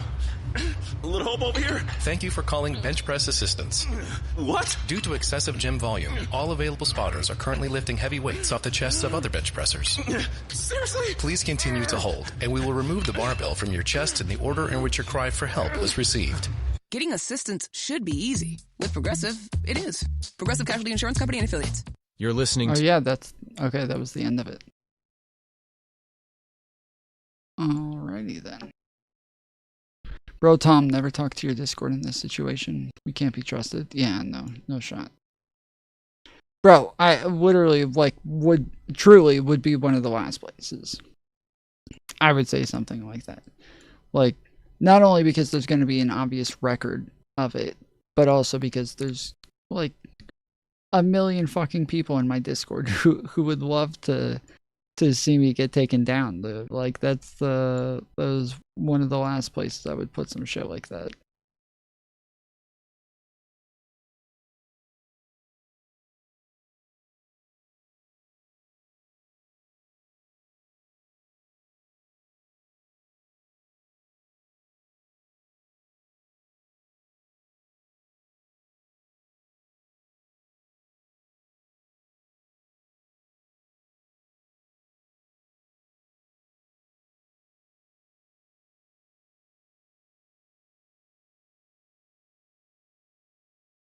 Welcome back to the Philip DeFranco Show. We have so much to talk about today, starting with this. We need to talk about what we now know about Charlie Kirk's assassination, his suspected killer, 22-year-old Tyler Robinson, the fallout, and what happens next. Especially because going into and then over the weekend, you had news outlets having to issue retractions and corrections. But as you likely saw, things kicked off on Friday morning when you had Trump going on Fox News and announcing that a suspect had been taken into custody. But then, not long after, Utah Governor Spencer Cox confirming the news at a press conference and revealing Robinson's identity. And they apparently got him because he confessed or implied that he had committed the crime to a family member. But then that family member contacting a family friend who told the sheriff's office and encouraged Robinson to turn himself in. And on Thursday night, he surrendered to the police in the city of St. George, right where he lived, about 250 miles southwest of the campus where he allegedly killed Kirk. The men booked on suspicion of aggravated murder, felony discharge of a firearm causing serious bodily harm, and obstruction of justice, with a judge ordering that he be held without bail. And he's expected to be formally charged by local prosecutors tomorrow. And that's as authorities have come out with a bunch of new evidence appearing to... You know he's like sitting there right now thinking, why the fuck did I tell people, dude?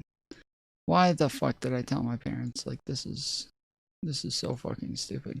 Because obviously, like with some people, he was able to get away with like them thinking that it wasn't him, and so he was doing pretty well so far, like getting away with it, with like the doppelganger comment. So it just seems so strange that he would have told his parents that it was him. It's so weird.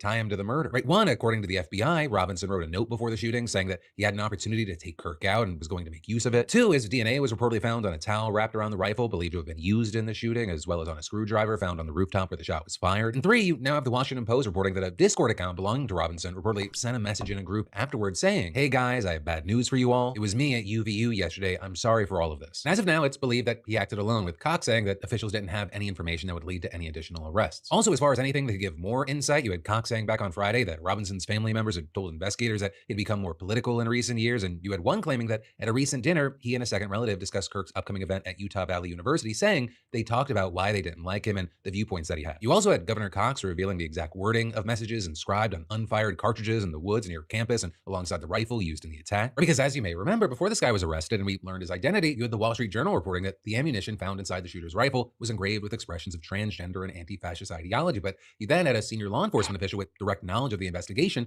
telling the New York Times that this information hadn't been verified by ATF analysts, didn't match other summaries of the evidence, and might turn out to have been misread or misinterpreted. And so what we now know is that there were at least 4 shell casings found with some sort of message on them. One had lyrics to Bella Ciao, which is an Italian song adopted by the anti-fascist resistance during World War II. Another said, "Hey fascists catch," with an up arrow symbol, right arrow symbol, and 3 down arrow symbols. And while you had some noting that the 3 down arrows alone are a common symbol used for anti-fascism, the whole sequence together seemingly refers to a sequence of moves on a controller that releases a bomb in the video game Helldivers 2. The third then reportedly says, "If you read this, you are gay, LMAO." And the fourth was inscribed with the meme, "Notices bulge, ooh, ooh, what's this?" Right, and so then what you saw online was people kind of falling into one of 3 camps. Some arguing that this shows that the shooter was on the left. Others saying this was more of a deep internet meme culture accelerationist kind of thing. But then finally, with the internet culture and the gaming references, you had some saying that it suggested he was actually a groyper. And those are followers of Nick Fuentes, who is a personality who actually just the day before Charlie Kirk was killed, there was a whole write-up about him in the New York Times that read, "Nick Fuentes, a white nationalist problem for the right." And so for those in the camp that were pointing... You guys heard about the book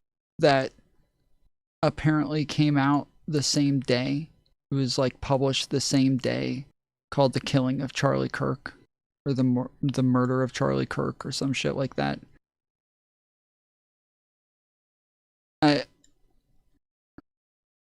From what I keep seeing all over TikTok is that it's actually a real thing. Like, it was actually a real book that is no longer listed on eBay or on was it Amazon, but that there was an actual book that was published on the same day of his death.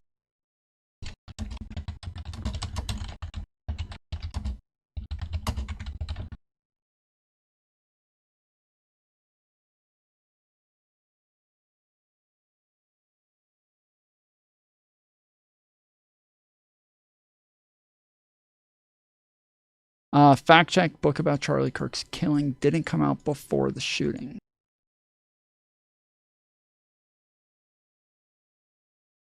The shooting of Charlie Kirk.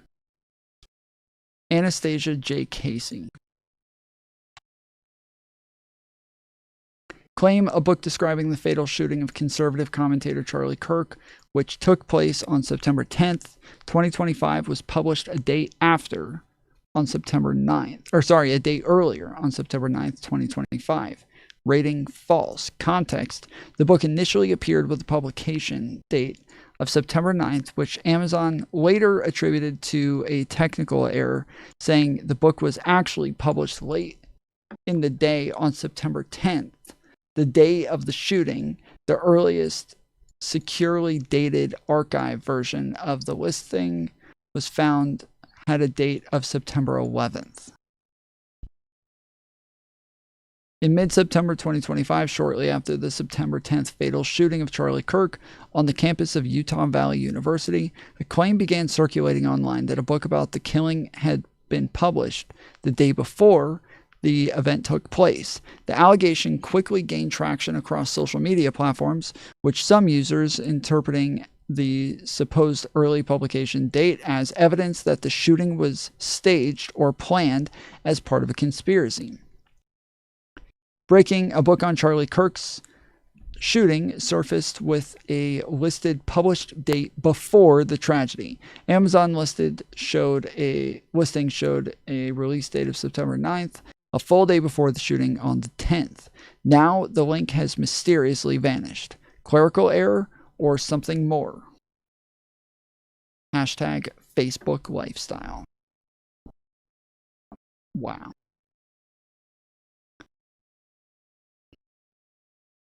The post featured what appeared to be screenshots from Amazon showing that the book was published a day before the shooting.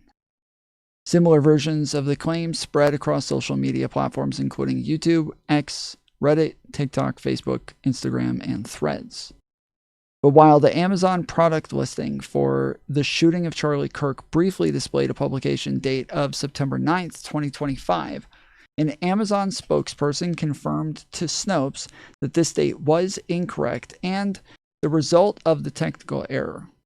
The spokesperson clarified that the ebook was actually published later in the afternoon on September 10th after the shooting occurred. As of this writing, the title was no longer available for purchase. We found no credible evidence that the book was published before the events of September 10th. All references to the book, including archived listings and social media posts, pointed to it being uploaded after the shooting. As such, we have rated this claim false. Other fact-checking organizations, including Lead Stories and PolitiFact, also investigated and debunked this rumor. What we know about the book. Amazon provided Snopes with the following statement. We have content guidelines governing which books can be listed for sale, and we remove books that do not adhere to these guidelines. The title in question is no longer available for sale. Due to a technical issue, the date of publication that had been displayed for this title while it was briefly listed was incorrect, and we apologize for any confusion this may have caused. The title was published late in the afternoon on September 10th. Although the ebook has since been removed from Amazon.com, archived snapshots of the listing were still accessible through the website. such as the Wayback Machine and archive.today. We found no archived version with a date before September 11th. The full title of the book was Shooting of Charlie Kirk, a comprehensive account of the Utah Valley University attack, the aftermath, and America's response. The archived listings showed that the book was published as a Kindle ebook only, meaning there was no evidence physical copies ever existed. In other words, the book could be uploaded and released very quickly, especially if its author used artificial intelligence software to write and format it. Further investigation into the book raised more red flags. The listed author, Anastasia J. Casey, appeared to have no digital footprint. Searches for the name yielded no prior publications, social media presence, or professional background, suggesting the author may be entirely fictional. The listing did display a publication date of September 9th, 2025, which fueled conspiracy theories that the shooting was staged. However, the book's content contradicted that claim.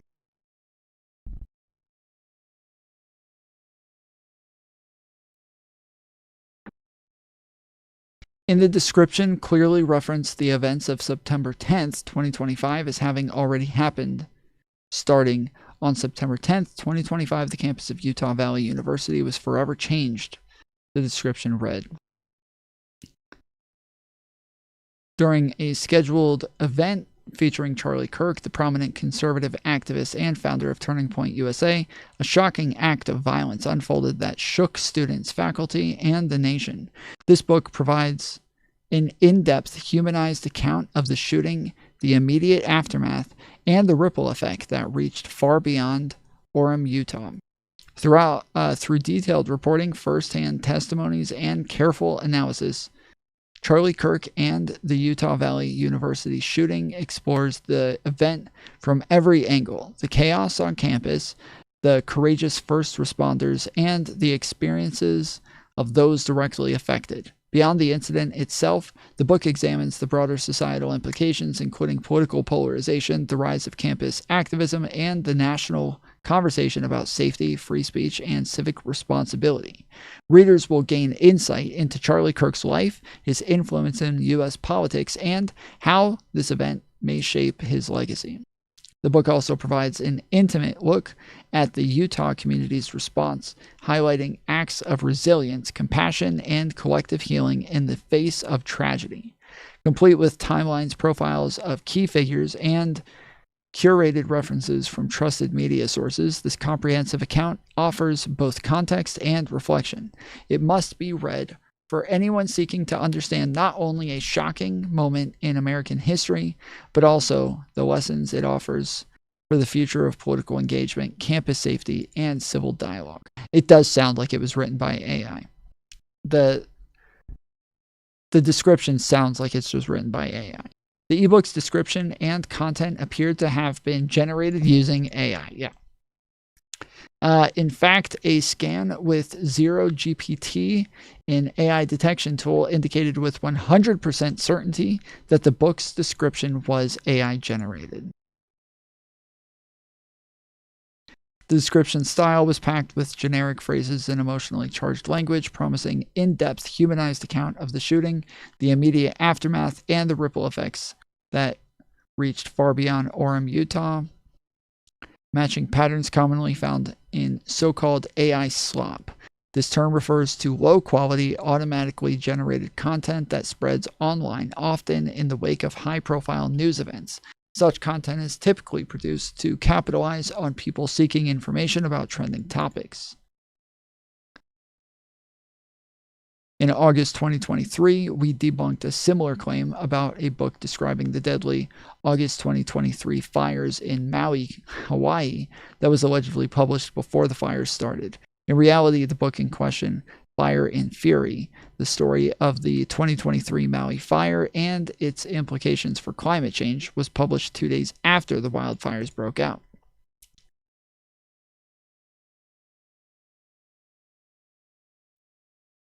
Alrighty then.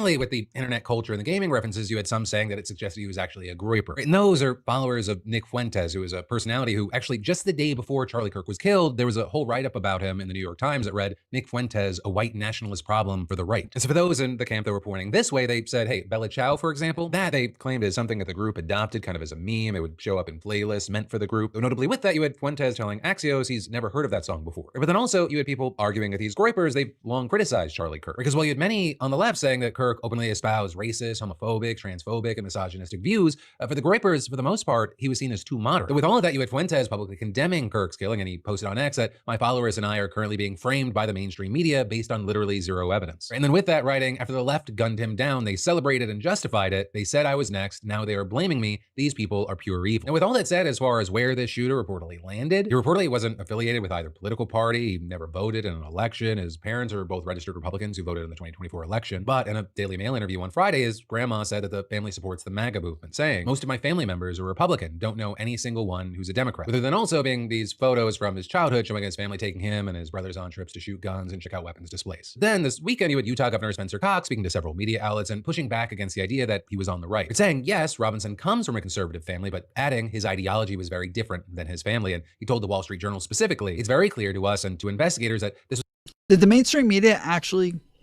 claim that the shooter was a groiper? Nick Fuentes said that he was being set up by the mainstream media. Did the mainstream media claim he was a groiper?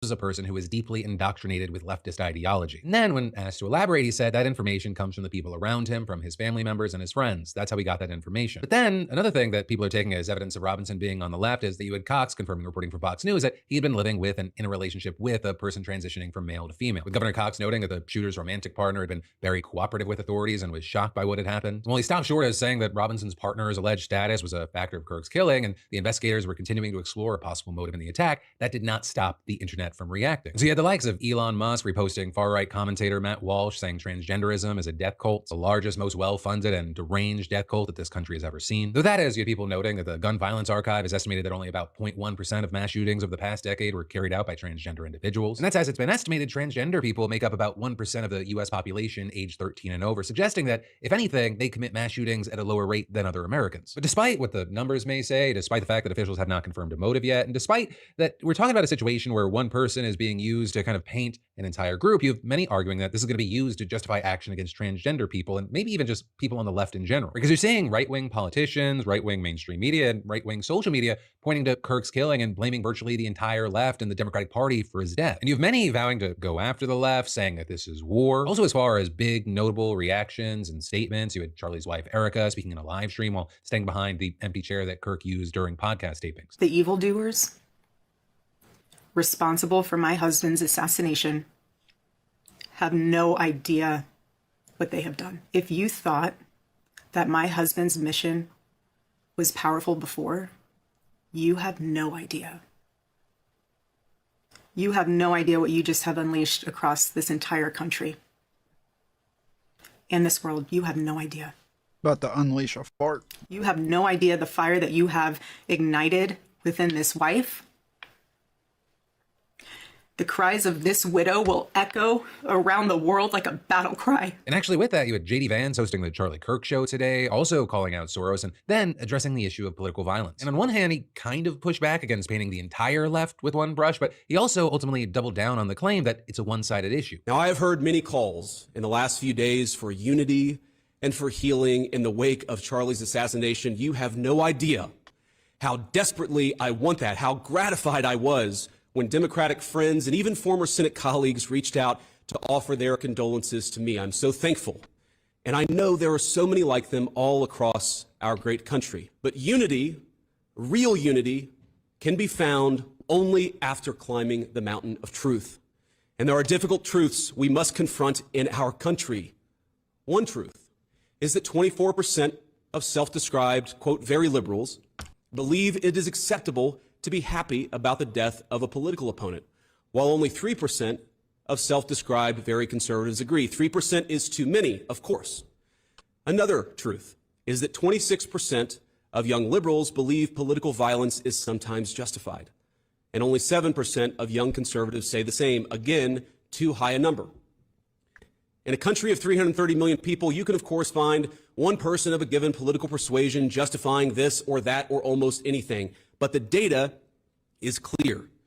People on the left are much likelier to defend and celebrate political violence. This is not a both sides problem. If both sides have a problem, one side has a much bigger and malignant problem. Right, and as far as those numbers, Vance appears to be referring to a YouGov poll that was conducted after Kirk's shooting. Now with that, you also have YouGov noting that the way that Democrats and Republicans respond to questions about political violence, it changes when there's an act targeting their own party. So with that, one, Democrats were also more likely to say that violence could sometimes be justified in a poll back in June, although by a smaller margin. Though two, aside from the polling, when it comes to actual violence taking place, we are seeing that this is a both sides problem. We've covered numerous instances on the left and the right. But then with all that, as far as action that we've seen from the Trump administration so far, you've had Defense Secretary Pete Hegseth saying the department is closely tracking any military personnel who celebrated or mocked Kirk's death. You also had Secretary of State Marco Rubio similarly saying that the State Department would strip visas from anyone doing the same. And then as far as Trump, he's vowed to punish, quote, each and every one of those who contributed to this atrocity and to other political violence, including the organizations that funded and supported. Also, a really big thing here is that Trump's really only focused on attacks against conservatives and his allies. Right? And that even though the wave of violence that we've seen in this country, it's been across the political spectrum. It's targeted Democrats and Republicans alike, but Trump, he's really only doubled and tripled down on this. Right, on Friday, he seemingly excused extremism on the right by arguing they're just motivated by a desire to reduce crime. The radicals on the right oftentimes are radical because they don't want to see crime. The radicals on the left are the problem, and they're vicious and they're horrible and they're politically savvy, although they want men. What a fucking idiot, dude. He truly is a fucking child. He is a fucking child, dude. Holy shit. In women's sports, they want transgender for everyone. They want open borders. And then with that, he called again for prosecutors to file racketeering charges against George Soros, right, one of the Democratic Party's biggest donors, claiming without evidence that it's what between DC and federal law fuck. So I say that all the time, dude. Transgender for everyone. That's our slogan. Transgender for everyone. Without evidence that he pays violent protesters. Then in Congress, he had Louisiana Republican Clay Higgins saying he'd push for immediate lifetime social media bans for anyone who belittled the assassination of Charlie Kirk, with him writing on X. I'm also going after their business licenses and permitting. Their businesses will be blacklisted aggressively. They should be kicked from every school and their driver's licenses should be revoked. I'm basically going to cancel with extreme prejudice these evil, sick animals who celebrated Charlie Kirk's assassination. I'm starting that today. What a fucking loser, dude. He should be impeached over that. He's got to be fucking impeached over that. This is disgusting, dude. These people are nuts. These people are fucking nuts. The fact that, like, they are targeting free speech this heavily already, and then now they're just using this as a justification.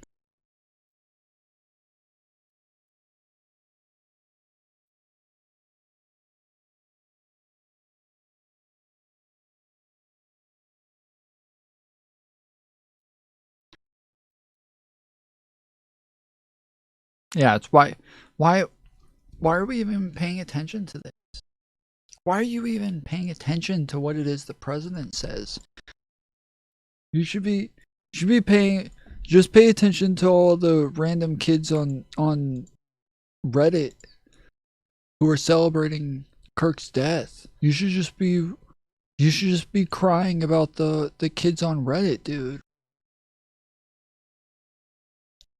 Just pay attention to all the anonymous kids on Reddit, bro. And then outside of the government, you had right-wing influencers like Laura Loomer, former Proud Boy leader Enrique Tarrio, and the Libs a TikTok account posting identifying details about people they claim celebrated Kirk's death. With the group calling itself the Charlie Kirk Data Foundation, claiming to have identified over 60,000 extremists who have done so, and outlets reporting that many people are in fact losing their jobs over this. So then next up today, let's talk about a situation that many have been calling a double standard in the media. Though there is a lot of debate around this, and it does largely seem to be split by left versus right. But the first thing up is former political analyst Matthew Dowd, who just got fired from MSNBC. Because what you saw is that the day that Kirk got shot, he reacted to the breaking news with this take. We don't know any of the full details of this. That we don't know if this was a supporter shooting their gun off in celebration, or so we have no idea about this. He's been one of the most divisive, especially divisive younger figures in this, who is constantly sort of pushing this sort of hate speech or sort of aimed at certain groups. And I always go back to hateful thoughts lead to hateful words, which then lead to hateful actions. What you saw is a lot of people interpreting that as him blaming Kirk for his own death, basically saying that Kirk brought this on himself, and it led the network to fire him, with NBC's president saying his remarks were inappropriate, insensitive, and unacceptable. With Dowd defending himself on Substack, saying he has consistently been opposed to political violence throughout his career and writing, keep in mind when the anchor came to me to comment on the national environment, the only thing known at the time was shots were fired, and there was no reporting yet that Kirk was the targeter, had been... I was gonna say, I bet he hadn't even seen the video. I bet he hadn't even seen the video. And so he was just speculating. Like, that's so fucked up that he got fired over that, dude. That's so fucked up. I can't believe he got fired over that. Like, it's already not, like, a horrible fucking thing to say. It's already not that, like, horrible thing. It's not that horrible to say.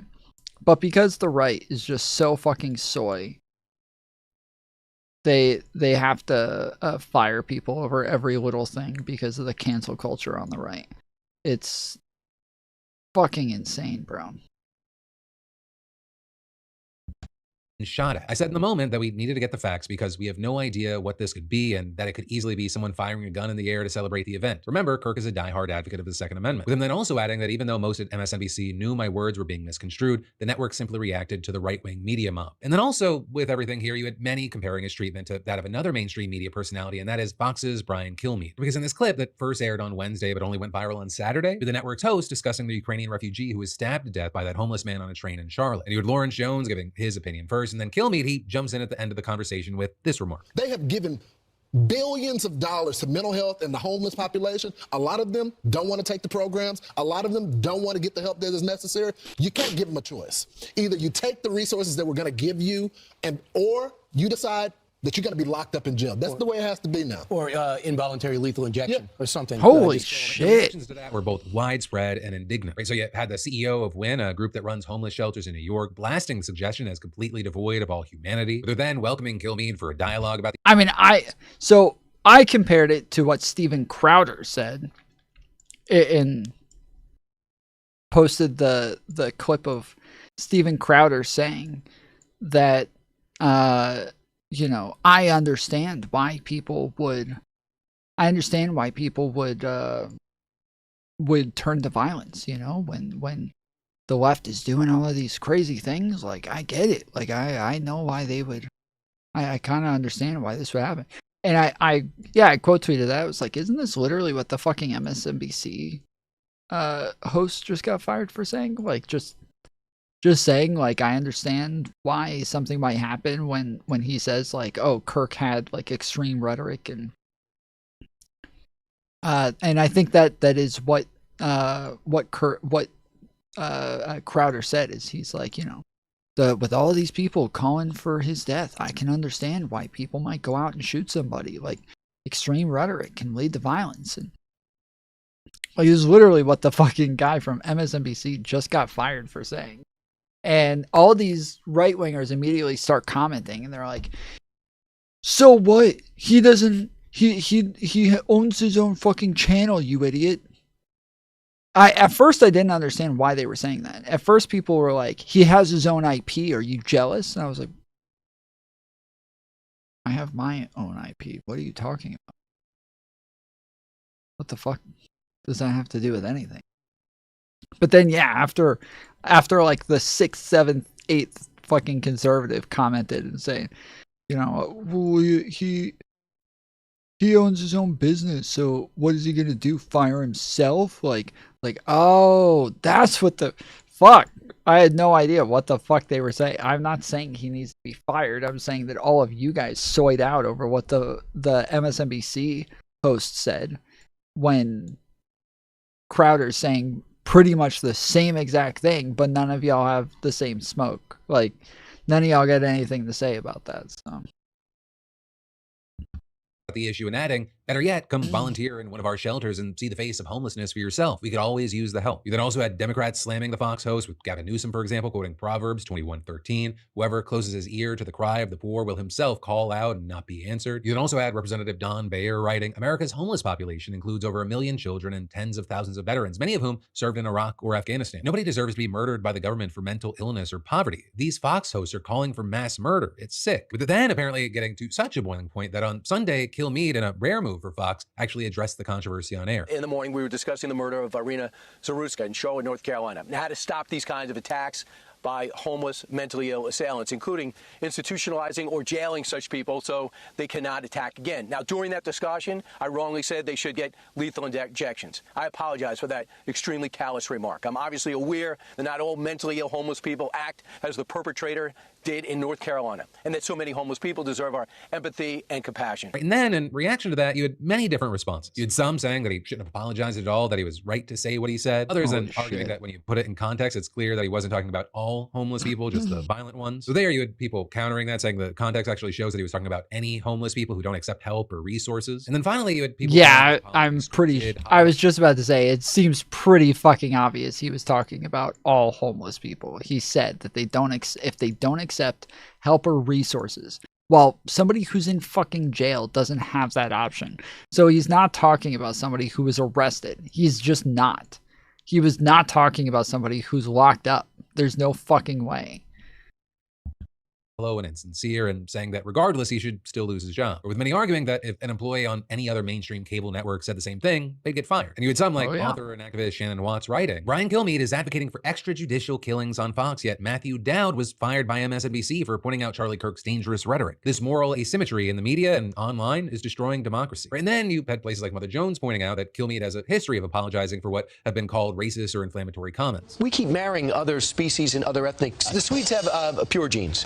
They marry other Swedes, because that's the rule. Finns marry other Finns, so they have a pure society. In America, we marry everybody. Not every Muslim's an extremist, a terrorist, but every terrorist is a Muslim. Like it or not, these aren't our kids. Show him compassion. But it's not like he's doing this to the people of Idaho or Texas. These are people from another country. You know, with everything that we're seeing with this, I'd really love to know your thoughts and reactions. But then, next step, before we get back into the news in just a minute, do you ever feel like debt is that annoying friend who just never leaves? You pay one bill, feel good, and then they pop up with interest, late fees, and surprise charges. It's not your fault. The system's built to keep you trapped. I mean, banks, lenders, and credit card of people have already worked with PDS Debt to regain control of their finances. I mean, that's real results. PDS Debt is A+ rated with the Better Business Bureau and has thousands of 5-star reviews on Google and Trustpilot. I mean, credibility you can trust. They also code for your option. The QR code's on screen. You can scan it and take the first step today. But the next step in Washington, D.C., you've got Trump currently threatening to declare a national emergency after D.C. Mayor Muriel Bowser said the city's police wouldn't cooperate with ICE. And some important background to remember is that back in August, Trump misrepresented data about crime in D.C., claimed that it was completely out of control, and declared a national emergency and federal takeover of the Capitol. He took control of the D.C. police and sent some 2,000 National Guard troops and federal ICE officers into the city to function as law enforcement. In this move, it was met with a lot of criticism, many saying that it was federal overreach, but as the weeks passed, you had Trump touting it as this massive success, saying that crime in the city fell to virtually nothing. And to be fair, when you look at the data, you see that violent crime dropped by 39% compared to the same period last year. It is worth noting that we saw a similar drop just last year, with violent crime dropping by 35% to a 30-year low between 2023 and 2024. Also, this federal takeover was only supposed to last 30 days, but the deadline for it passed last week, and you have National Guard troops still in D.C. without a clear mission end date. And while Bowser did sign an earlier order formally... Yeah, it's so successful that they have to stay longer. They did such a great job that they need to extend it so that they can eventually get to more of a great job. It's been amazing. So good. They did so much that they need to stay and do more of it.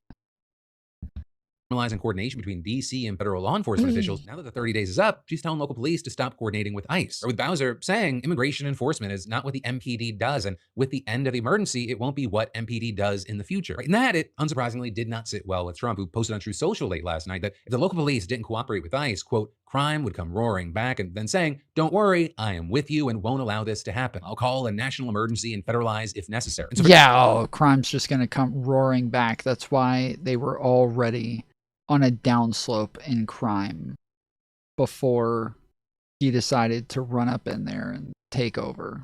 They just they're just already on a huge downturn in crime, and he decides to go in there and take over and then take the credit for the downslope that was already existed. And now, fuck.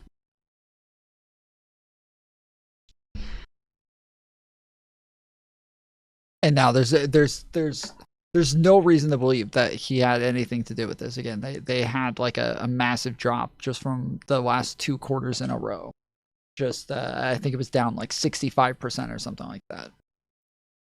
For now, it seems like things aren't going to calm down in D.C., though that is not where the National Guard news ends. Right, and that because over the weekend, Trump announced in an interview with Fox and Friends that he'd be hitting Memphis next in his crime crackdown. Right, Trump, he promised to not only send in the National Guard, but even the military if what he said is needed. And a big thing is that Trump said that both the Memphis mayor and the governor of Tennessee were happy with the decision to bring in the troops, but you had Memphis's Democratic mayor, Paul Young, quickly dispelling that. Right, you had Young saying, hey, we'd love to look at addressing crime in the city, look at ways to do that, but saying he wasn't happy about this move, and then also adding that he had heard from Governor Bill Lee's office that they were considering Memphis as the next city in Trump's crackdown, but he hadn't actually heard about a confirmation until Trump's announcement. An announcement that was then followed by a statement from the White House saying that the reason Memphis was chosen was because of their crime rate. Saying in 2024, Memphis had the highest violent crime rate, highest property crime rate, and 3rd highest murder rate in the US. So again, I will say, like in DC, Team Trump's characterization of crime stats in Memphis, it's not exactly accurate. You've got Memphis police. I was about to say, it's got to be that the crime is on a downslope there as well. It's got to be that they're just going to keep targeting cities that are on a huge downslope in crime, and then they're going to go in and just send a bunch of troops in, do a bunch of random shit, and then claim the victory for themselves. That's got to be the fucking strategy here. I keep wondering what the fuck they're thinking, but that finally makes sense. It finally makes sense that that's got to be what they're doing. They're just going into cities that are already dropping in crime so that they can take the credit. Police, in fact, just recently reporting that they've made substantial progress with drops in every major crime category in the first 8 months of 2025 compared to previous years. In fact, overall crime. Yep. Yeah, you knew it. You knew it. Fucking shit, dude. This is the most evil motherfucker of all time.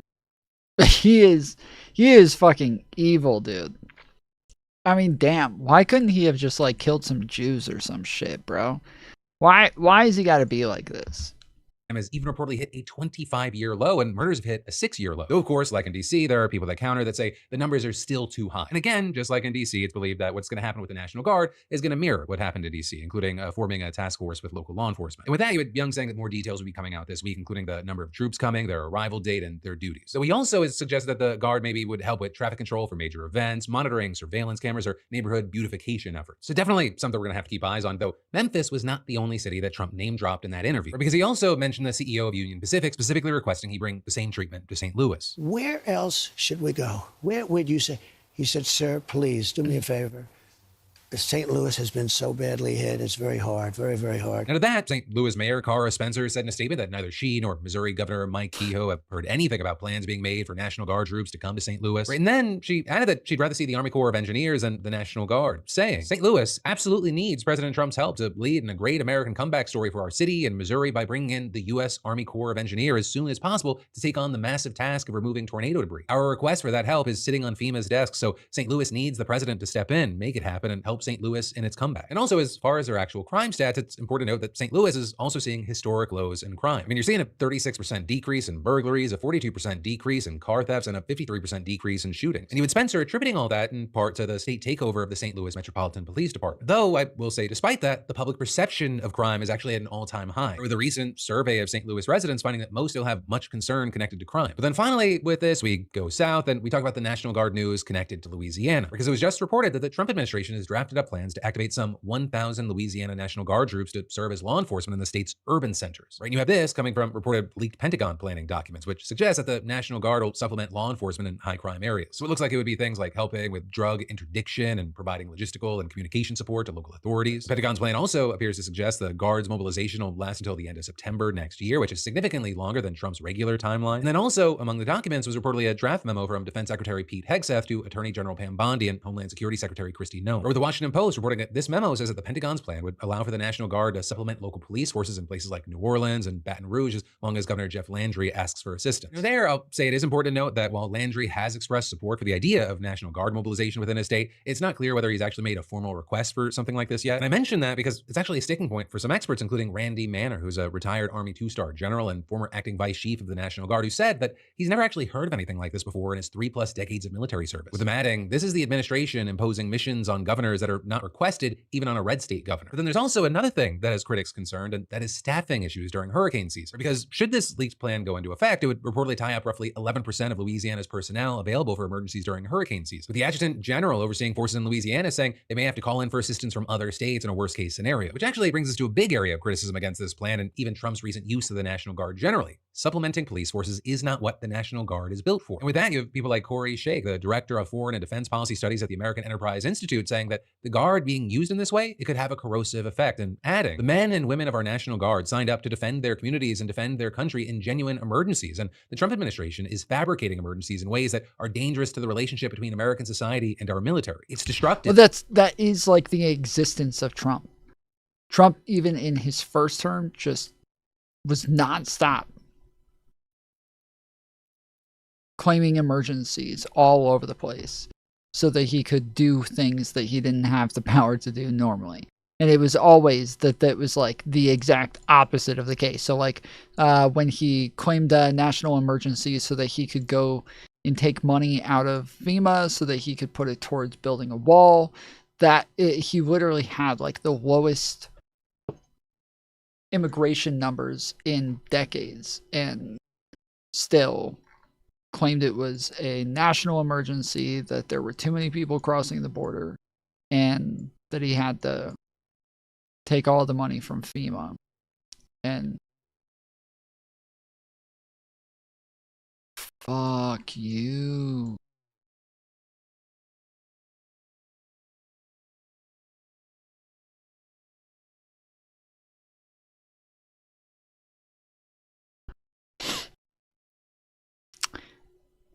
So yeah. Yeah, it is an emergency. Yeah. The lowest immigration numbers of all time. It's an emergency. So yeah. He's always trying to find ways to like take grasps at more power that he's not supposed to have, and taking power away from other people that totally contradict our checks and balances. To businesses who employ guardsmen. It's disruptive to single parents. It's destructive to the guardsman's own professional development to be called up potentially for a year at a time. But as we wait to see how all this plays out, I got to pass the question off to you. What are your thoughts with this whole situation and how we've been seeing it develop over time? But then next up, in more news you need to know, TikTok has been saved. Apparently, because that's what you have US and Chinese negotiators saying after days of meetings in Madrid late last week with President Donald Trump and adding this morning. The big trade meeting in Europe between the United States of America and China has gone very well. It will be concluding shortly. A deal was also reached on a certain company that young people in our country very much wanted to save. They will be very happy. I will be speaking to President Xi on Friday. The relationship remains a very strong one. And the big thing is we're seeing this just as a deadline to have the app banned was only days away. But probably a big thing, the specifics of how TikTok will be saved are not there right now. And according to Treasury Secretary Scott Bessent, that's because we're not going to talk about the commercial terms of the deal. It's between two private parties, but the commercial terms have been agreed upon. It's sad. Another big question here is whether China is going to let ByteDance rape TikTok. Well, wait, that sounds like it's being sold then. What do you mean we don't know? Seems pretty obvious it's being sold, right?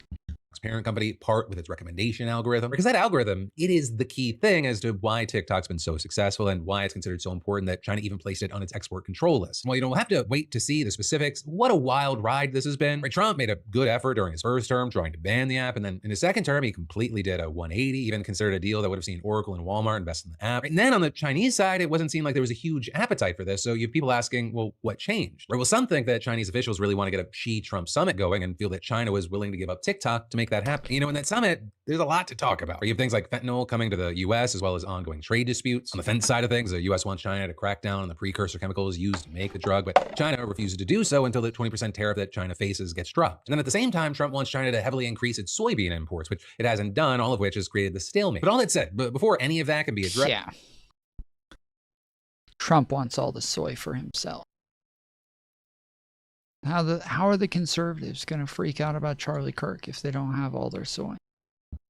Or kind of materialize, returning to TikTok, the deal technically will be finalized on Friday after Trump and Xi have a phone call. But then next up, in other news you should know, we've got huge updates coming out of Nepal, because Nepal now has a new prime minister, though she's not going to have the job for long. So her name is Sushila Karki. She officially took office on Sunday, and she's actually the first. Have you guys seen the kid from Nepal that talks like Hitler? I think he's from Nepal. I think it's Nepal. But have you guys seen this kid that I'm talking about?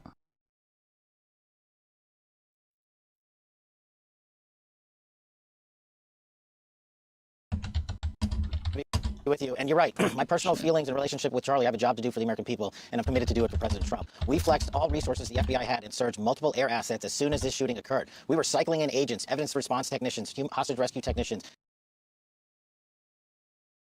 Today I stand here with the dream of building a new Nepal, with a fire of hope and passion burning within me.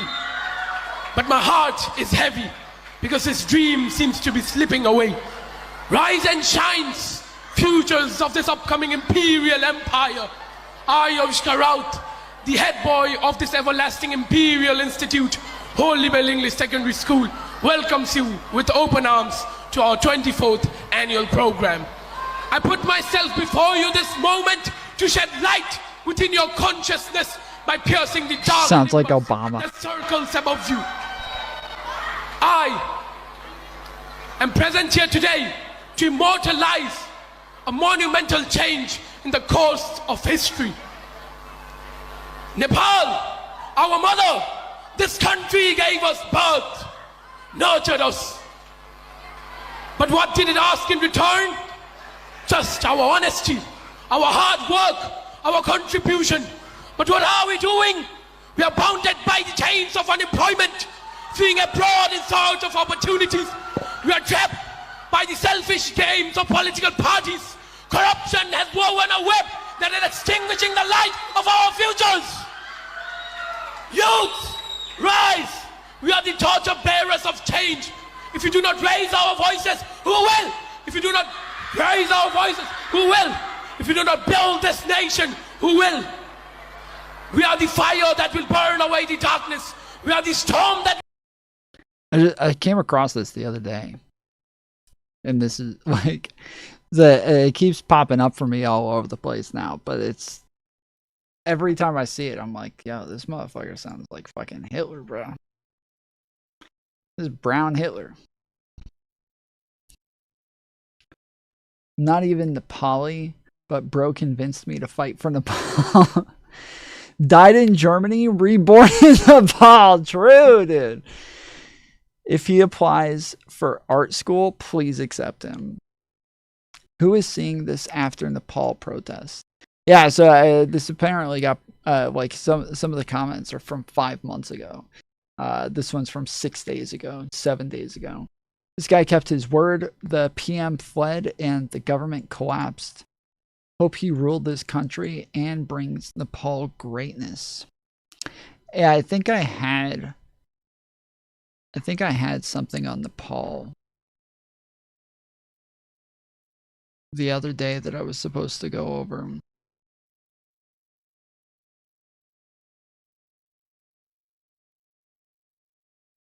Yep.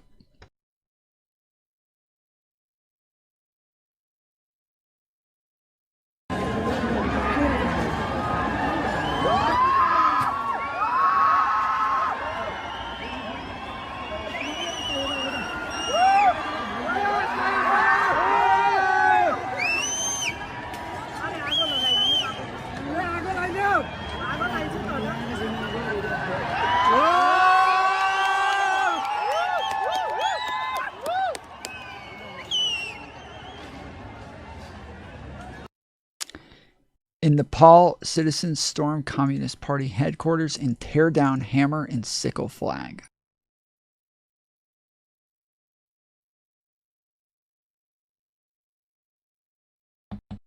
news you should know. We've got huge updates coming out of Nepal, because Nepal now has a new prime minister, though she's not going to have the job for long. So her name is Sushila Karki. She officially took office on Sunday, and she's actually the first woman to be the country's prime minister. But she's only going to be in that position for 6 months until formal elections are held, right? Because her appointment, it comes amid turmoil in the country, right? We talked about this recently. Gen Z led massive anti-corruption protests that toppled the nation's government. If you want an even bigger deep dive and you didn't see it, I'll link to the coverage below. But these protests, they were prompted by a social media ban that has since been reversed, but really it was always about deeper issues within the country like poverty and inequality. And what you ended up seeing were government buildings being attacked, officers opening fire on protesters, and today the death toll actually reached 72. So in her first remarks, we had Karki saying, we all need to get together to rebuild the country. We have to work according to the thinking of the Gen Z generation. What this group is demanding is the end of corruption, good governance, and economic equality. And you had Karki also vowing to not overstay her 6-month interim position so that she can hand over her work to the next parliament and ministers, saying this is not the job that she wished for, that the people... Yeah, they're gonna have fucking Brown Hitler as their new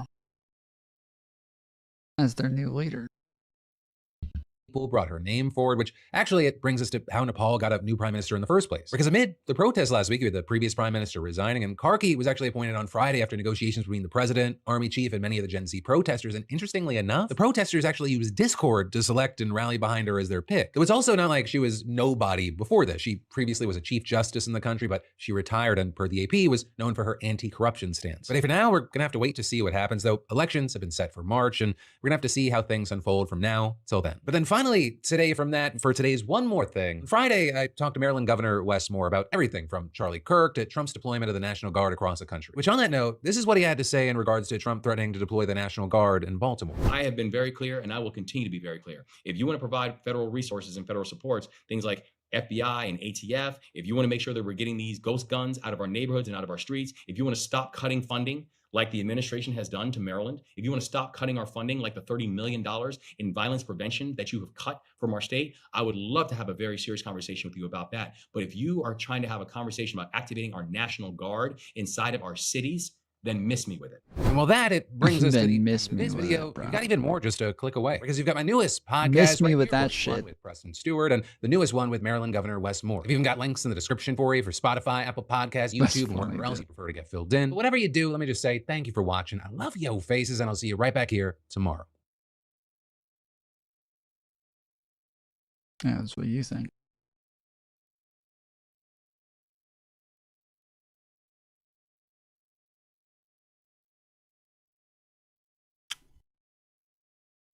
I did kind of want to see the Nepal thing, but I don't think he said he had more coverage on it on his channel, right?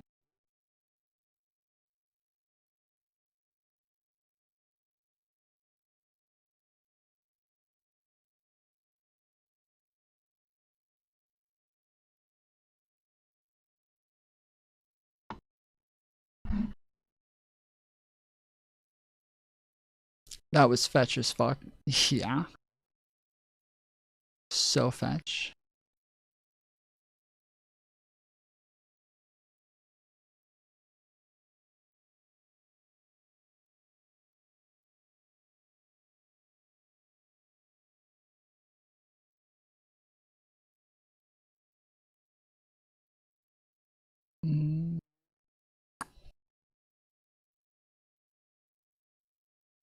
Yeah, I don't see him.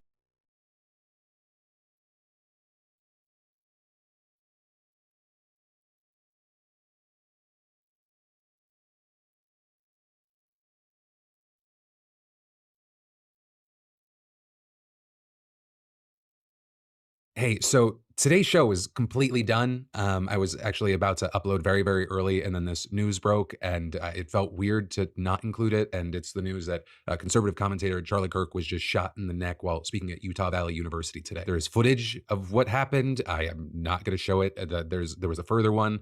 There is a much closer video that is just horrifying to look at. It looks like he was shot in the neck. According to local news outlets, the school sent out a message to students saying a single shot was fired on campus toward a visiting speaker. Police are investigating now, suspect in custody. As I'm adding this, you have the New York Times saying that the police have determined that the person who was taken into custody after the shooting was not actually the shooter, according to Scott Schroeder, a university spokesperson. Right now, Kirk's condition has been described as unclear, unknown, but it It looks bad. And obviously, we're going to be talking about this tomorrow. We'll hopefully know a lot more then. Let me just be clear. This is horrific, disgusting, wrong. And no matter my differences of opinion or politics, I denounce political violence. I'm sending my thoughts, wishes, and prayers to Charlie. Pussy.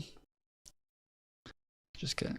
Kamala Harris just broke her silence and went after Biden, his team, and what she called his recklessness. Andrew Cuomo is trying to spark a Hassan Piker Zoran Mamdani 9/11 scandal moments before the anniversary. And Poland just invoked Article 4 after NATO had to shoot down Russian drones over the country. We're talking about all of that and actually even more on today's brand new Philip DeFranco show. Well, I guess this isn't the...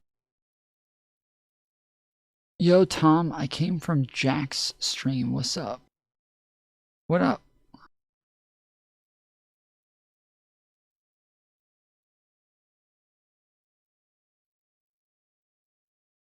Who's Jack?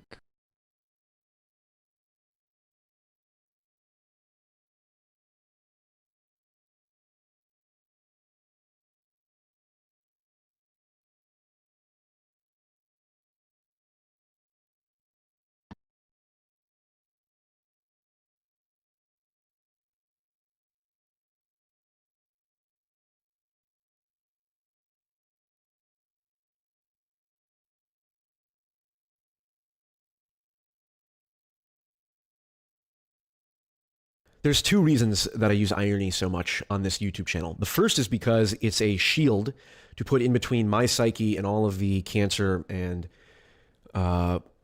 inhumanity that makes up the online political discourse realm.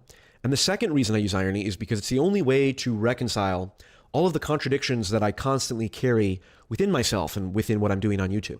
How do I make a video that is radically centrist when there's a good chunk of my audience that, and I know this based on the YouTube analytics, watches channels that in the live stream just a few hours after Charlie Kirk was assassinated, they were saying things like this, that he deserved it. And I know there are also people watching this video who would agree with a tweet like this one that says Charlie Kirk deserved what he got. Charlie Kirk was assassinated. They were saying things like this, that he... What is this from?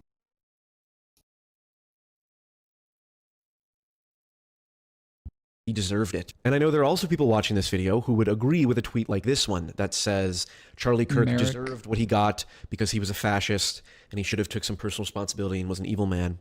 And then on top of all of that, while I'm thinking about what to say in this video, I see a video like... Again, Merrick is somebody who hates fucking Democrats and shit. She's not a not a fan of Dems, so not one of us. This one. I fear that people don't understand that political violence isn't just gun violence.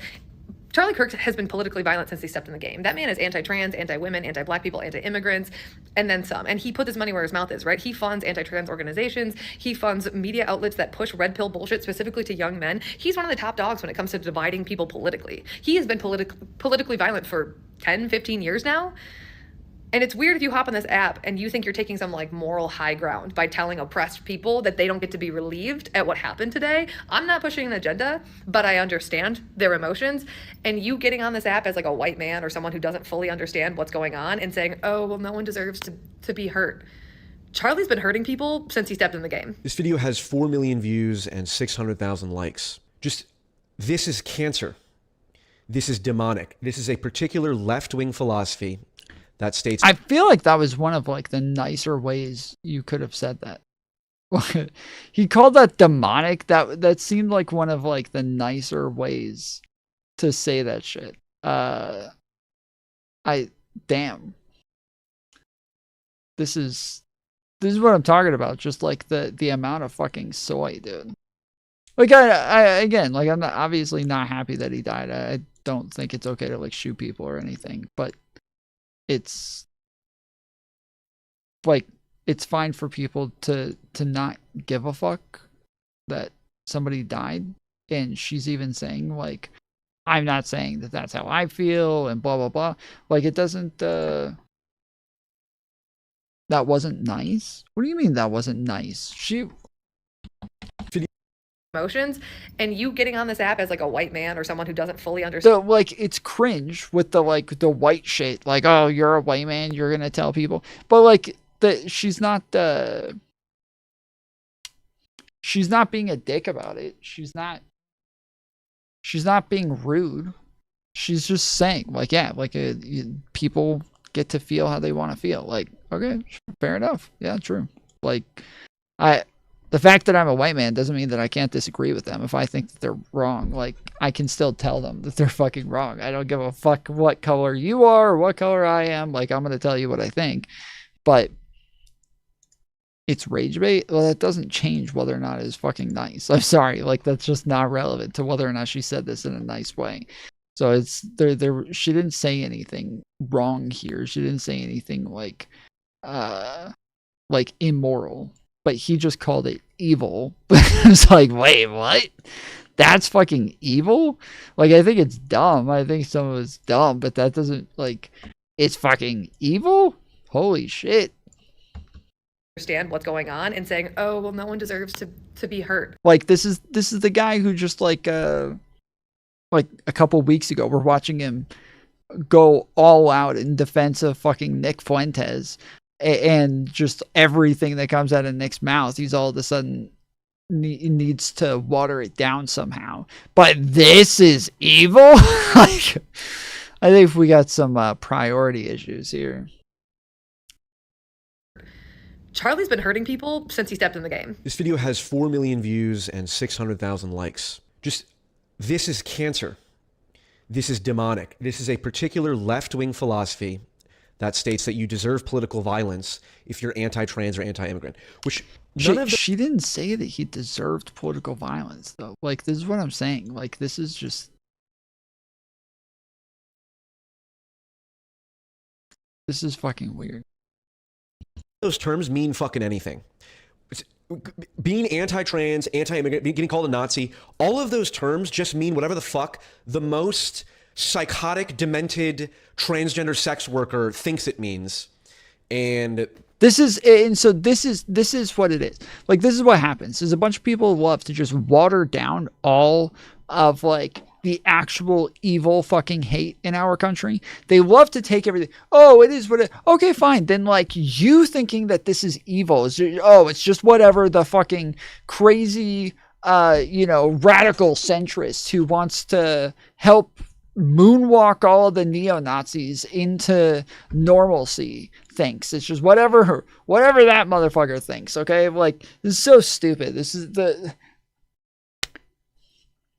I wanted to say, I was just getting ready to say, we can all have, like, rational thought and come to rational conclusions on what things mean. But I'm watching him right now, I feel like that is an overstatement right now. So I while normally I think I would make an argument for, like, rationality and reasonability, I think this is probably not the time, not the one to make that argument to. I don't know why anyone cares. And I regret wasting my time for the past couple of years trying to communicate with people like this. And I don't regret at all fostering an audience of left-wing people who recognize this as complete insanity and a cancer on their own side, quote unquote. And I've talked to many people over the past 2 days, some of them are squarely on the left, who agree with this. And it's just like, this pathology of both siding. I have an urge to both sides here. Mike Lee posted memes when the Minnesota lawmakers were assassinated. And Donald Trump Jr. and Charlie Kirk, for that matter, made jokes when Paul Pelosi had his head bashed in with a hammer and was bleeding out in the ICU. So I was thinking about this for the past legitimately 2 days. I don't know what to say. I don't know what insight to offer. There is none as of right now. What I do know is that there are disgusting psychopaths who believe that Charlie Kirk deserved to die because their stupid fucking left-wing ideology tells them that if you are anti-black or anti-immigrant or anti-trans, again, non-words that mean nothing. Yeah, this is so fucking stupid. This is so fucking stupid, dude. I don't know what brainworms he got. Because these are not even RFK brainworms. RFK would be capable of understanding this shit. Although I do think that if I remember correctly, I think he said that he wanted to vote for RFK. I think he said RFK was, like, his first choice. So, yeah, now that I think about it, this probably is RFK brainworms. But this is just so dumb. Like, this is this is just what people use to dismiss any fucking criticisms that hurt their fifis. They just say, oh, it's just nothing. Oh, just that people call anybody a fucking Nazi. Nazi doesn't even mean anything. It's just anybody. Okay, sure. But you can make the argument that they're not that based on the claim, right? You can, based on the rationale. But to just like dismiss all claims of this shit across the board, that is even more stupid than mislabeling somebody one of those things. Like, to act like it just doesn't exist and that the words are meaningless. That is just as fucking stupid. It's even dumber, I would say. It is even dumber because at least those motherfuckers understand that there is a concept that they're grasping at. Then you deserve death. And the thing is that's insane. But you know what? You know what's going to happen? Probably. What will probably happen is a left-wing influencer or someone who celebrated the death of Charlie Kirk will themselves be killed or shot. And then everyone on the right will go, oh, well, they were celebrating the death of Charlie Kirk, so now this person deserves it. And then we all just become equally degenerate. And then the truth gets buried at the bottom of a... Wow, I can't believe he just encouraged his audience to kill people who didn't care that Charlie Kirk died. That's disgusting. I can't believe he just did that. It's so fucked up.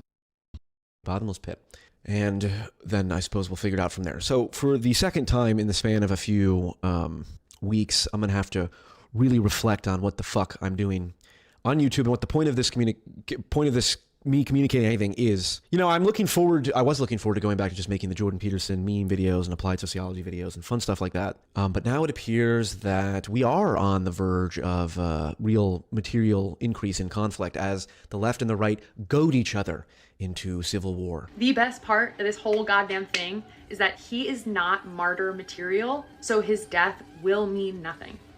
It will activate no one. It will impact few. It's just great. The whole point that the right is making is that I'm not gonna lie. I am surprised by the amount of like support for him. I am very surprised. I am very, very surprised at the amount of support for him. He was always just kind of like, he was somebody that like nobody,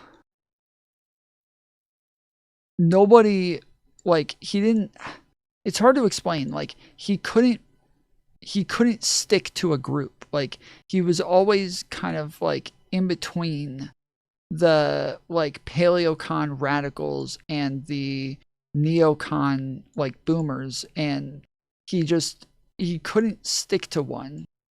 And I do think that like he became more radical over time, but I don't know. He seemed like a little bit too vanilla in the way that he did it, to where it wasn't. Yeah, I probably would have said the same thing. It just wasn't. He wasn't martyr material. Like, he's just a little too bland for that shit. So I am very surprised that this turned into the shitstorm that it did. Charlie Kirk did embody the literally talk to anyone, no matter how much they disagree mentality, and he was killed for it. And then you have demented mental crack whores like libs of TikTok saying, this is war, and the whole thing is just a cancerous mess. So I will be traveling for the next 10 days, assuming that air travel is not grounded in the event of a civil war. I will be keeping my eyes on the news and wondering to myself, to what degree do I care about these things because I'm obsessive and I care about conflict and ideas, versus to what degree do I care about these things because things are actually getting bad and we need somewhat reasonable people now more than ever. But regardless, good luck and Godspeed. I don't know. I get really annoyed with people like always feeling like both sidesing everything is somehow reasonable. That's the reasonable thing, is if you're both sidesing everything. where the fuck does that come from? Like, it doesn't make you reasonable. Like, I feel like the majority of people who do this are some of the most unreasonable motherfuckers who have ever existed. Like, I was always a centrist. I wasn't a fence sitter though. I never sat the fence. Like, I was always pretty clearly on one side or the other on every fucking issue. And for people who just like fence sit every little thing, it's obnoxious.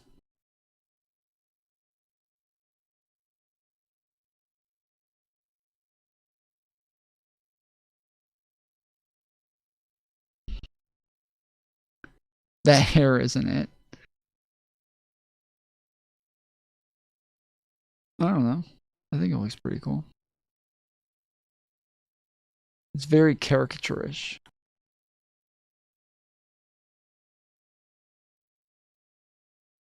God.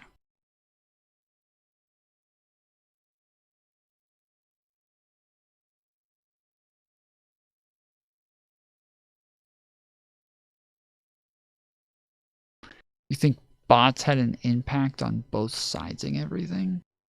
I don't know about that. I think that bots generally don't both sides things. They're normally supposed to be on like one extreme or the other. And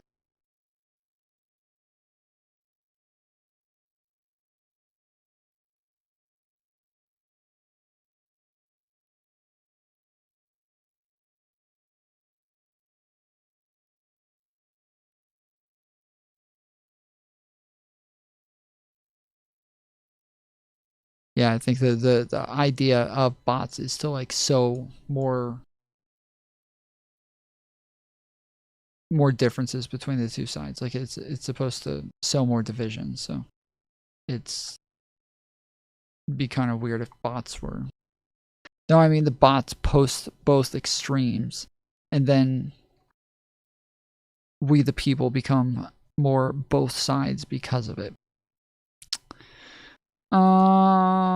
Maybe. I don't know. I don't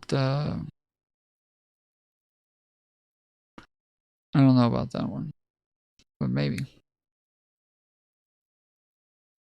Like, I get your rationale for it. It's just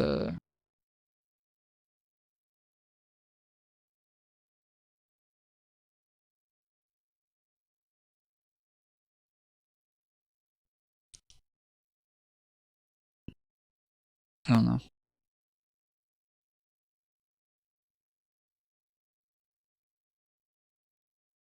Yeah, like even PF Young doesn't like he's more of like the Tim Pool both sidesing thing, where it's fence sitting that isn't fence sitting, right? It's fence sitting that will take like one small jab at the right while taking the massive jabs at the left, and then acting like you both sides it. And it's this like fence city I don't know, what do you call it? Like vibe to your channel or vibe to your politics, when it just doesn't seem to be actual fence sitting. It seems to be like you're pretty clearly on one side. The majority of that video is him just whining and crying about the fact that people aren't as upset about Charlie Kirk's death as he is. And now they're evil, heinous people for it. And then he just, as a side mention, is like, oh, by the way, there's people threatening war right now. Some TikToker got lucky and got 4 million views on her video. Oh, and then there's libs of TikTok with 4 million followers who's saying she wants to go to war. So there's that. Adios. What? How the fuck is that the like yada yada yada in your fucking video? This is the frustrating thing about when I put out a video on this, kind of going over a lot of the same shit, but with a bit more gusto, a bit more balls. But the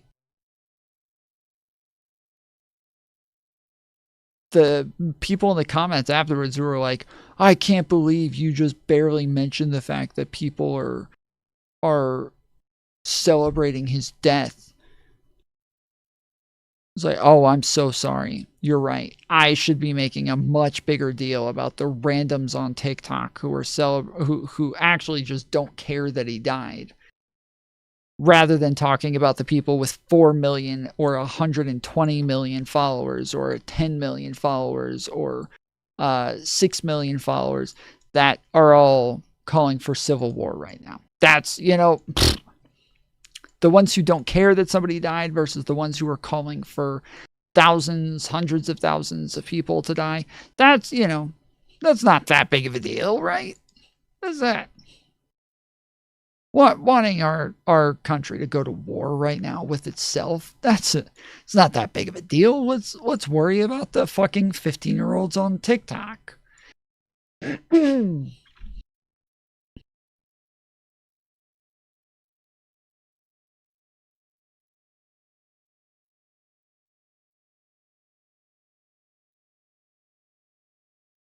You know what we need to do? I keep saying that the shooter sounded like one of us. We need to look. We need to keep an eye out for a chat name that's missing over the next couple of weeks. We need to keep an eye out for a chat name. A chatter that's just not here. It's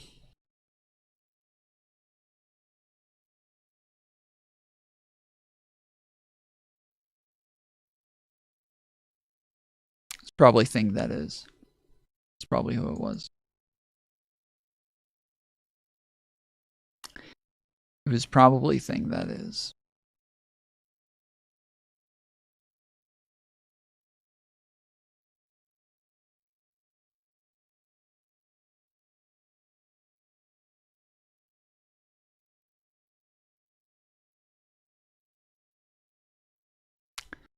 Do we know his Discord handle?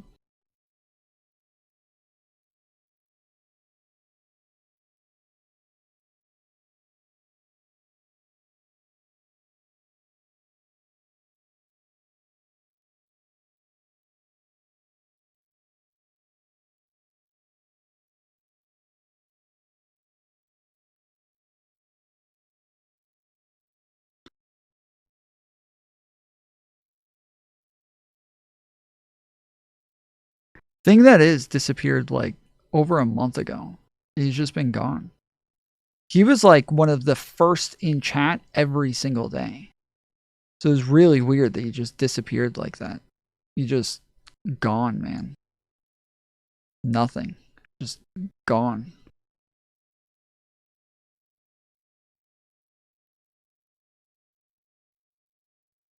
He was always the first in chat and always left a comment. Was always here.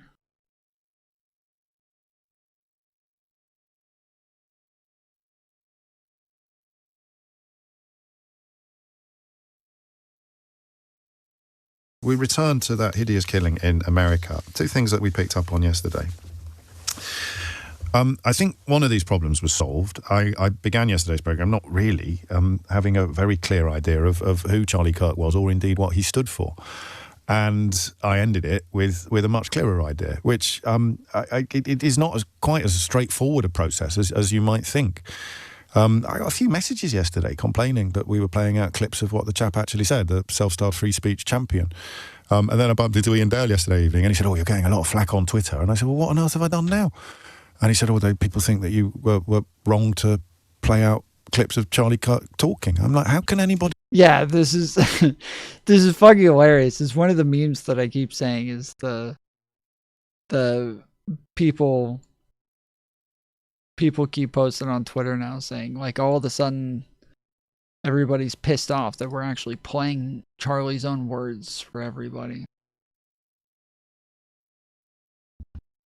Would he be cross that you're playing out? And what would he want in the aftermath of his appalling murder? What would he want? His positions, his arguments, his messages to be more widely disseminated than ever before? Or would he want people to essentially censor him posthumously? How can it possibly be? I don't know. I gave up trying to work out what passes for the logic in the minds of these kind of people a long time ago. It's not true, is it? I'll never give up trying to work it out, but I gave up. I much hope that I would ever... Yeah, it's infuriating. It's infuriating. I go through this all the time thinking, like, damn, dude, there's got to be, like, a way to explain it to these people. And then I'm like, wait, no. They can't understand fucking 1 + 1. How the fuck are they going to understand complex political situations? Like, what the fuck? What was I thinking? But then, yeah, I go right back to be like, nah, there's got to be a way to get these motherfuckers to understand. Like, they got to be able to get this. Succeed. And the other bit that was missing from the analysis, from the entire story, was the definition of who they were. So Donald Trump moved immediately, as Donald Trump will always do, to turn this tragedy into whatever would be most to the benefit of Donald Trump. And so he elected to list attacks upon Republican politicians, refer to attacks upon Republican politicians, and completely ignore attacks upon Democrat politicians, many of which have been undertaken by people who were proven to be Donald Trump supporters or Donald Trump admirers, and talked about radical left rhetoric. I heard a lot of talk, I've seen a lot of talk about they. I'll play you a clip in a moment of a Fox News commentator saying they're at war with us. And I genuinely don't know who they are. And obviously, there's a frisson of concern, not necessarily fear. A frisson. But it just means anybody who keeps telling the truth about these people and this movement. Anybody who, for example, considers it absolutely unconscionable that you could pardon insurrectionists who attack the Capitol and left and left police officers traumatized, terrified, and even dead. You know, I mean, is that what he means? What is the radical left rhetoric? So there were two things missing from our conversation yesterday. And I answered one of those questions. I now know what he stood for. I don't remove, and I appreciate some people have been less empathetic than me, if you like. But I don't resile a single scintilla of sympathy and horror at what happened to the guy. He's talking about the fact that this guy said a bunch of racist and transphobic shit, but those words don't even mean anything, dude. Those are words that don't even mean anything. They're just made up. Come on.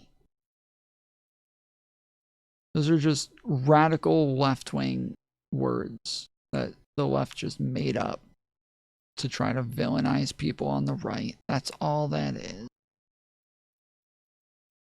Come on. I used the word courageous yesterday to describe my reaction to the discovery that he always debated people. I don't know that I would reuse that word today because I've had a look at some of the clips, I've had a look at some of the debates, and I don't really know how courageous it was. I've also seen quite a lot of clips of him. He was the fucking sleaziest debater. He got like his entire debate style from Steven Crowder, and it's literally just run down a very like strict path on every topic. You got a topic that's brought up. You got a strict path to go down. That path is not just to get like the correct facts across, but it's also to try to trigger the other person as well. And so you're going to say things that are supposed to trigger the other person and upset them and kind of throw them off, which is something that, like, as somebody who grew up conservative, it is one of the most annoying things being around fucking lefties who just seem like they never got out, because they'll be like, that person said that they think welfare is bad. It's like, yeah, it's like, what kind of monster could think something like that? That's disgusting. It's like,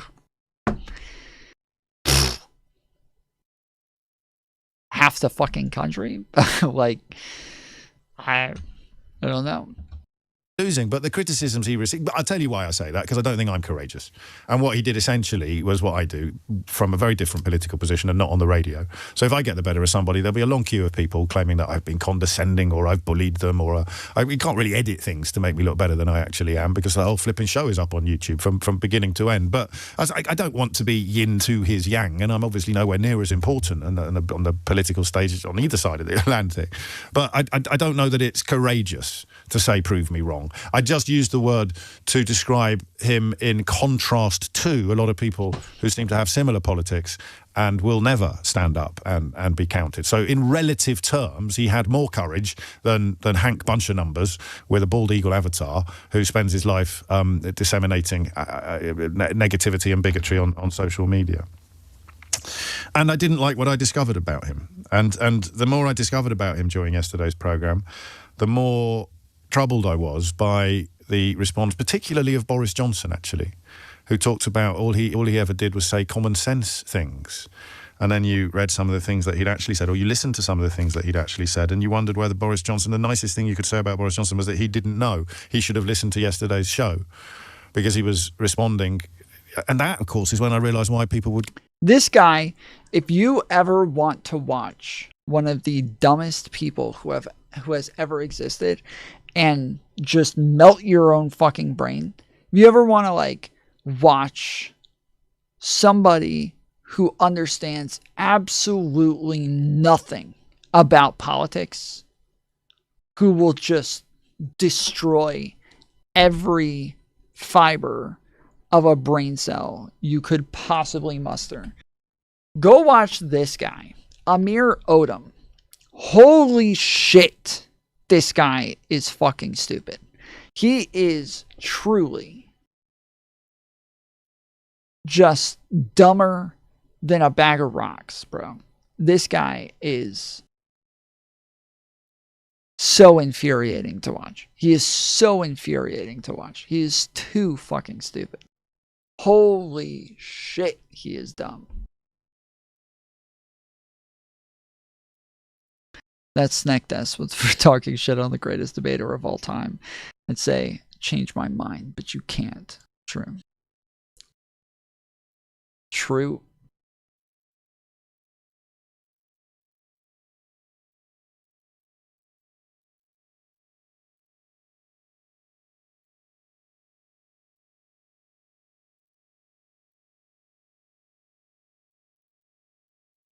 He denied Israel attacking the USS Liberty. Like, he denied that it happened at all, or he denied that it was like a big problem, because most people don't think it's a big problem. Like, it's a problem, but it's not a problem, right? Right. Right. Get so cross about anybody reading out what he'd He's said. Cross. He's cross, is he? Yes, he is. He is cross. Yes, he is. Yourself as a disciple of somebody you describe yes, as I am. I'm cross. I am. Yes, I am. Tragically gets murdered by persons as yet unknown, which is an element of the conversation that we're moving towards. He tragically gets murdered, and all of the people who consider themselves to be disciples of a free speech champion have hissy fits and conniptions over the words that he spoke, over people playing the words that he spoke.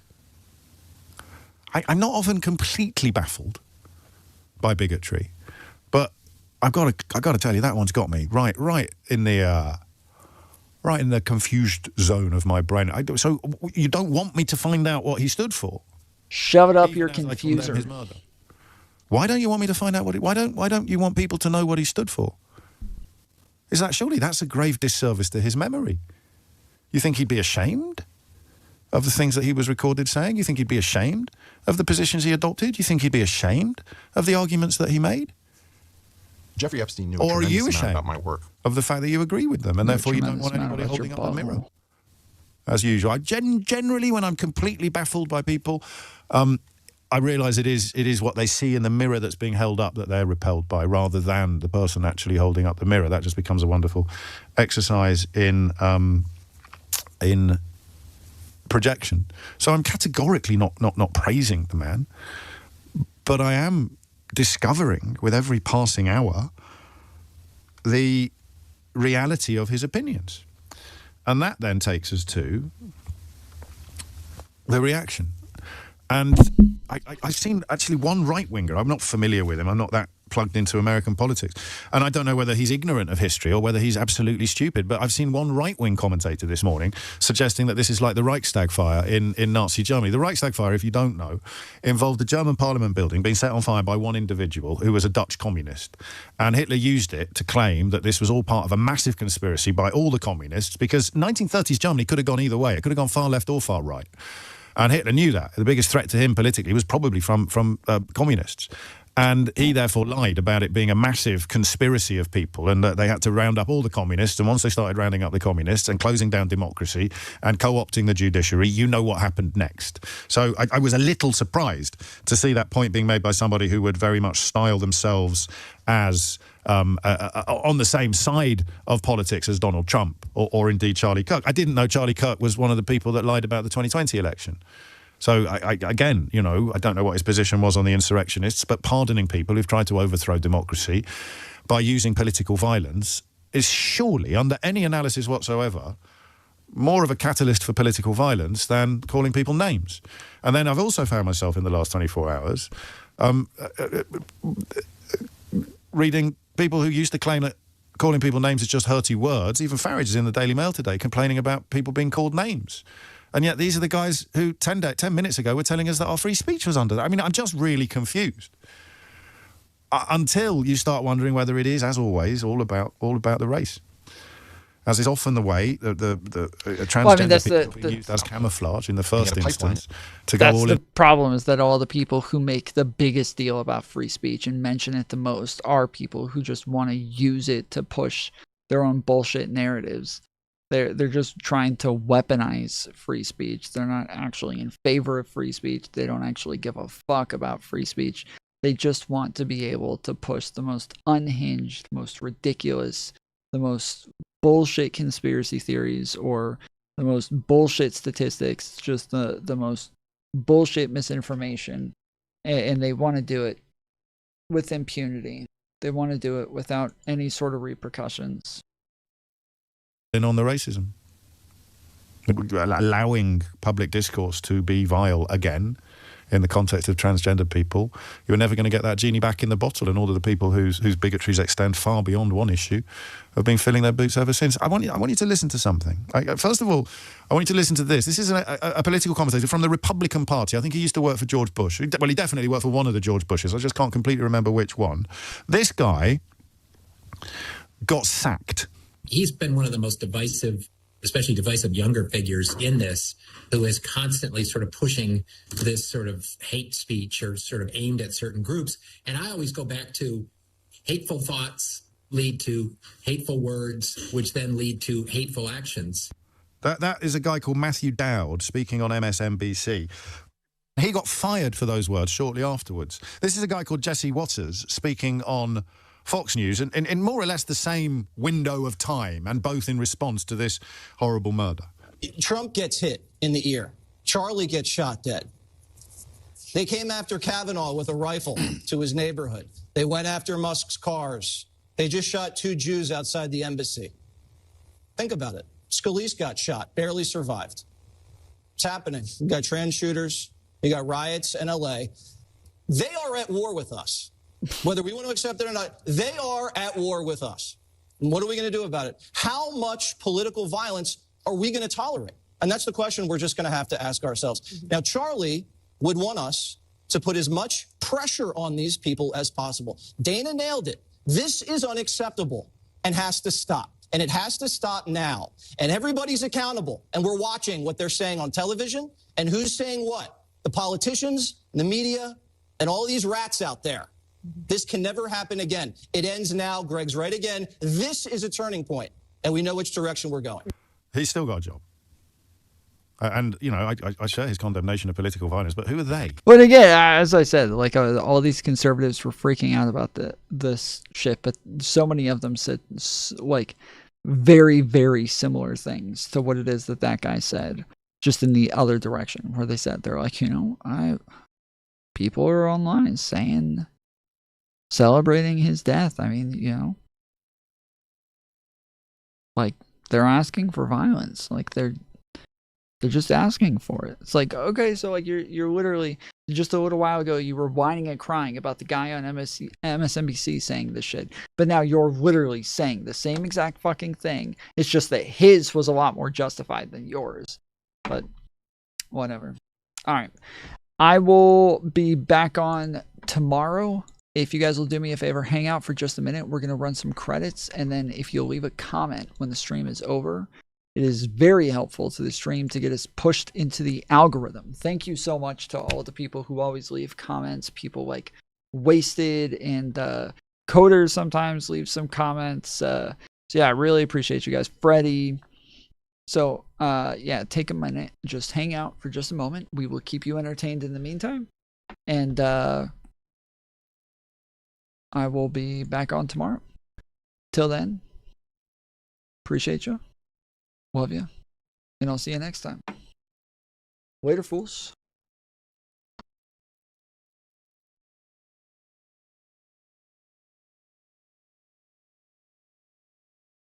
This guy is getting canceled for committing the horrible sin of getting a book deal while being white. This large, dashing man, Luke Bateman, used to play on a professional rugby team in Australia. And when he came out with his first TikTok video, he got over 2 million views. Loved books my entire life. I've never really had anywhere to talk about it or share those things because obviously being a male, not a lot of emotional depth. Less than 40 TikTok videos later, he made a TikTok video to share with his community some great news. Hello Book Talk. I just wanted to share some incredible news with you. I've just signed a 2-book deal with Atria and Simon & Schuster Australia. This is a childhood dream come true for me. I have a photo of a younger version of myself on my lock screen. I look at the little version of me. I said, oh, we do a little buddies. Yeah, I just thank you all so much. I'm so excited. I can't wait to write this book. It's going to be a fantasy book. And of course, his community was very happy and supportive and excited about the great news. Or were they? Well, good to see that publishing is still a colossal joke. You can't wait to write the book? How did you get a book deal? For those who don't see the problem with this, you are part of the problem. If only BIPOC authors can have the same recognition. I hate everything about this. The poor women I have been working so hard to publish watching this. This is literally enraging. Absolutely unbelievable. Just know that you did nothing out of the ordinary to deserve this. We live in the worst kind of society that props a YT man up. I'm so happy the comments have turned because when I checked yesterday, they were far too nice. The following you had is not going to be the following you continue to have. You stepped on a lot of people's necks to get a 2-book deal. I know so many women who claw tooth and nail to try to get their books noticed by publishers. And you're telling me that just a cis white conventionally attractive dude hops on here, hasn't even wrote a manuscript yet, and he has a book deal. Like, I hate this timeline. He makes another video saying that he understands the resentment and that he wants to use his platform to spread education about systemic issues. But that still wasn't good enough. And my privilege and position in society to help uplift others. You say you've spoken to marginalised people. You spoke to me. You didn't name me. You didn't name the Latin A woman. By the way, Latin A is a better way of saying it. We've all spoken to you. If you're not crediting us, sharing our work, or amplifying our names, how are you actually using your platform to amplify us? How about you purchase, show, and read BIPOC authors? How about you do that? Because you said a rising tide lifts all ships, right? I don't know what they expect. Is he supposed to say, I'm not going to take the book deal until they sign 5 women of color? Seems like a lot of the women who are making videos about this stuff don't even know that he was a professional rugby player. He was Australia's Bachelor. He didn't just get famous because he likes books. He got famous because he was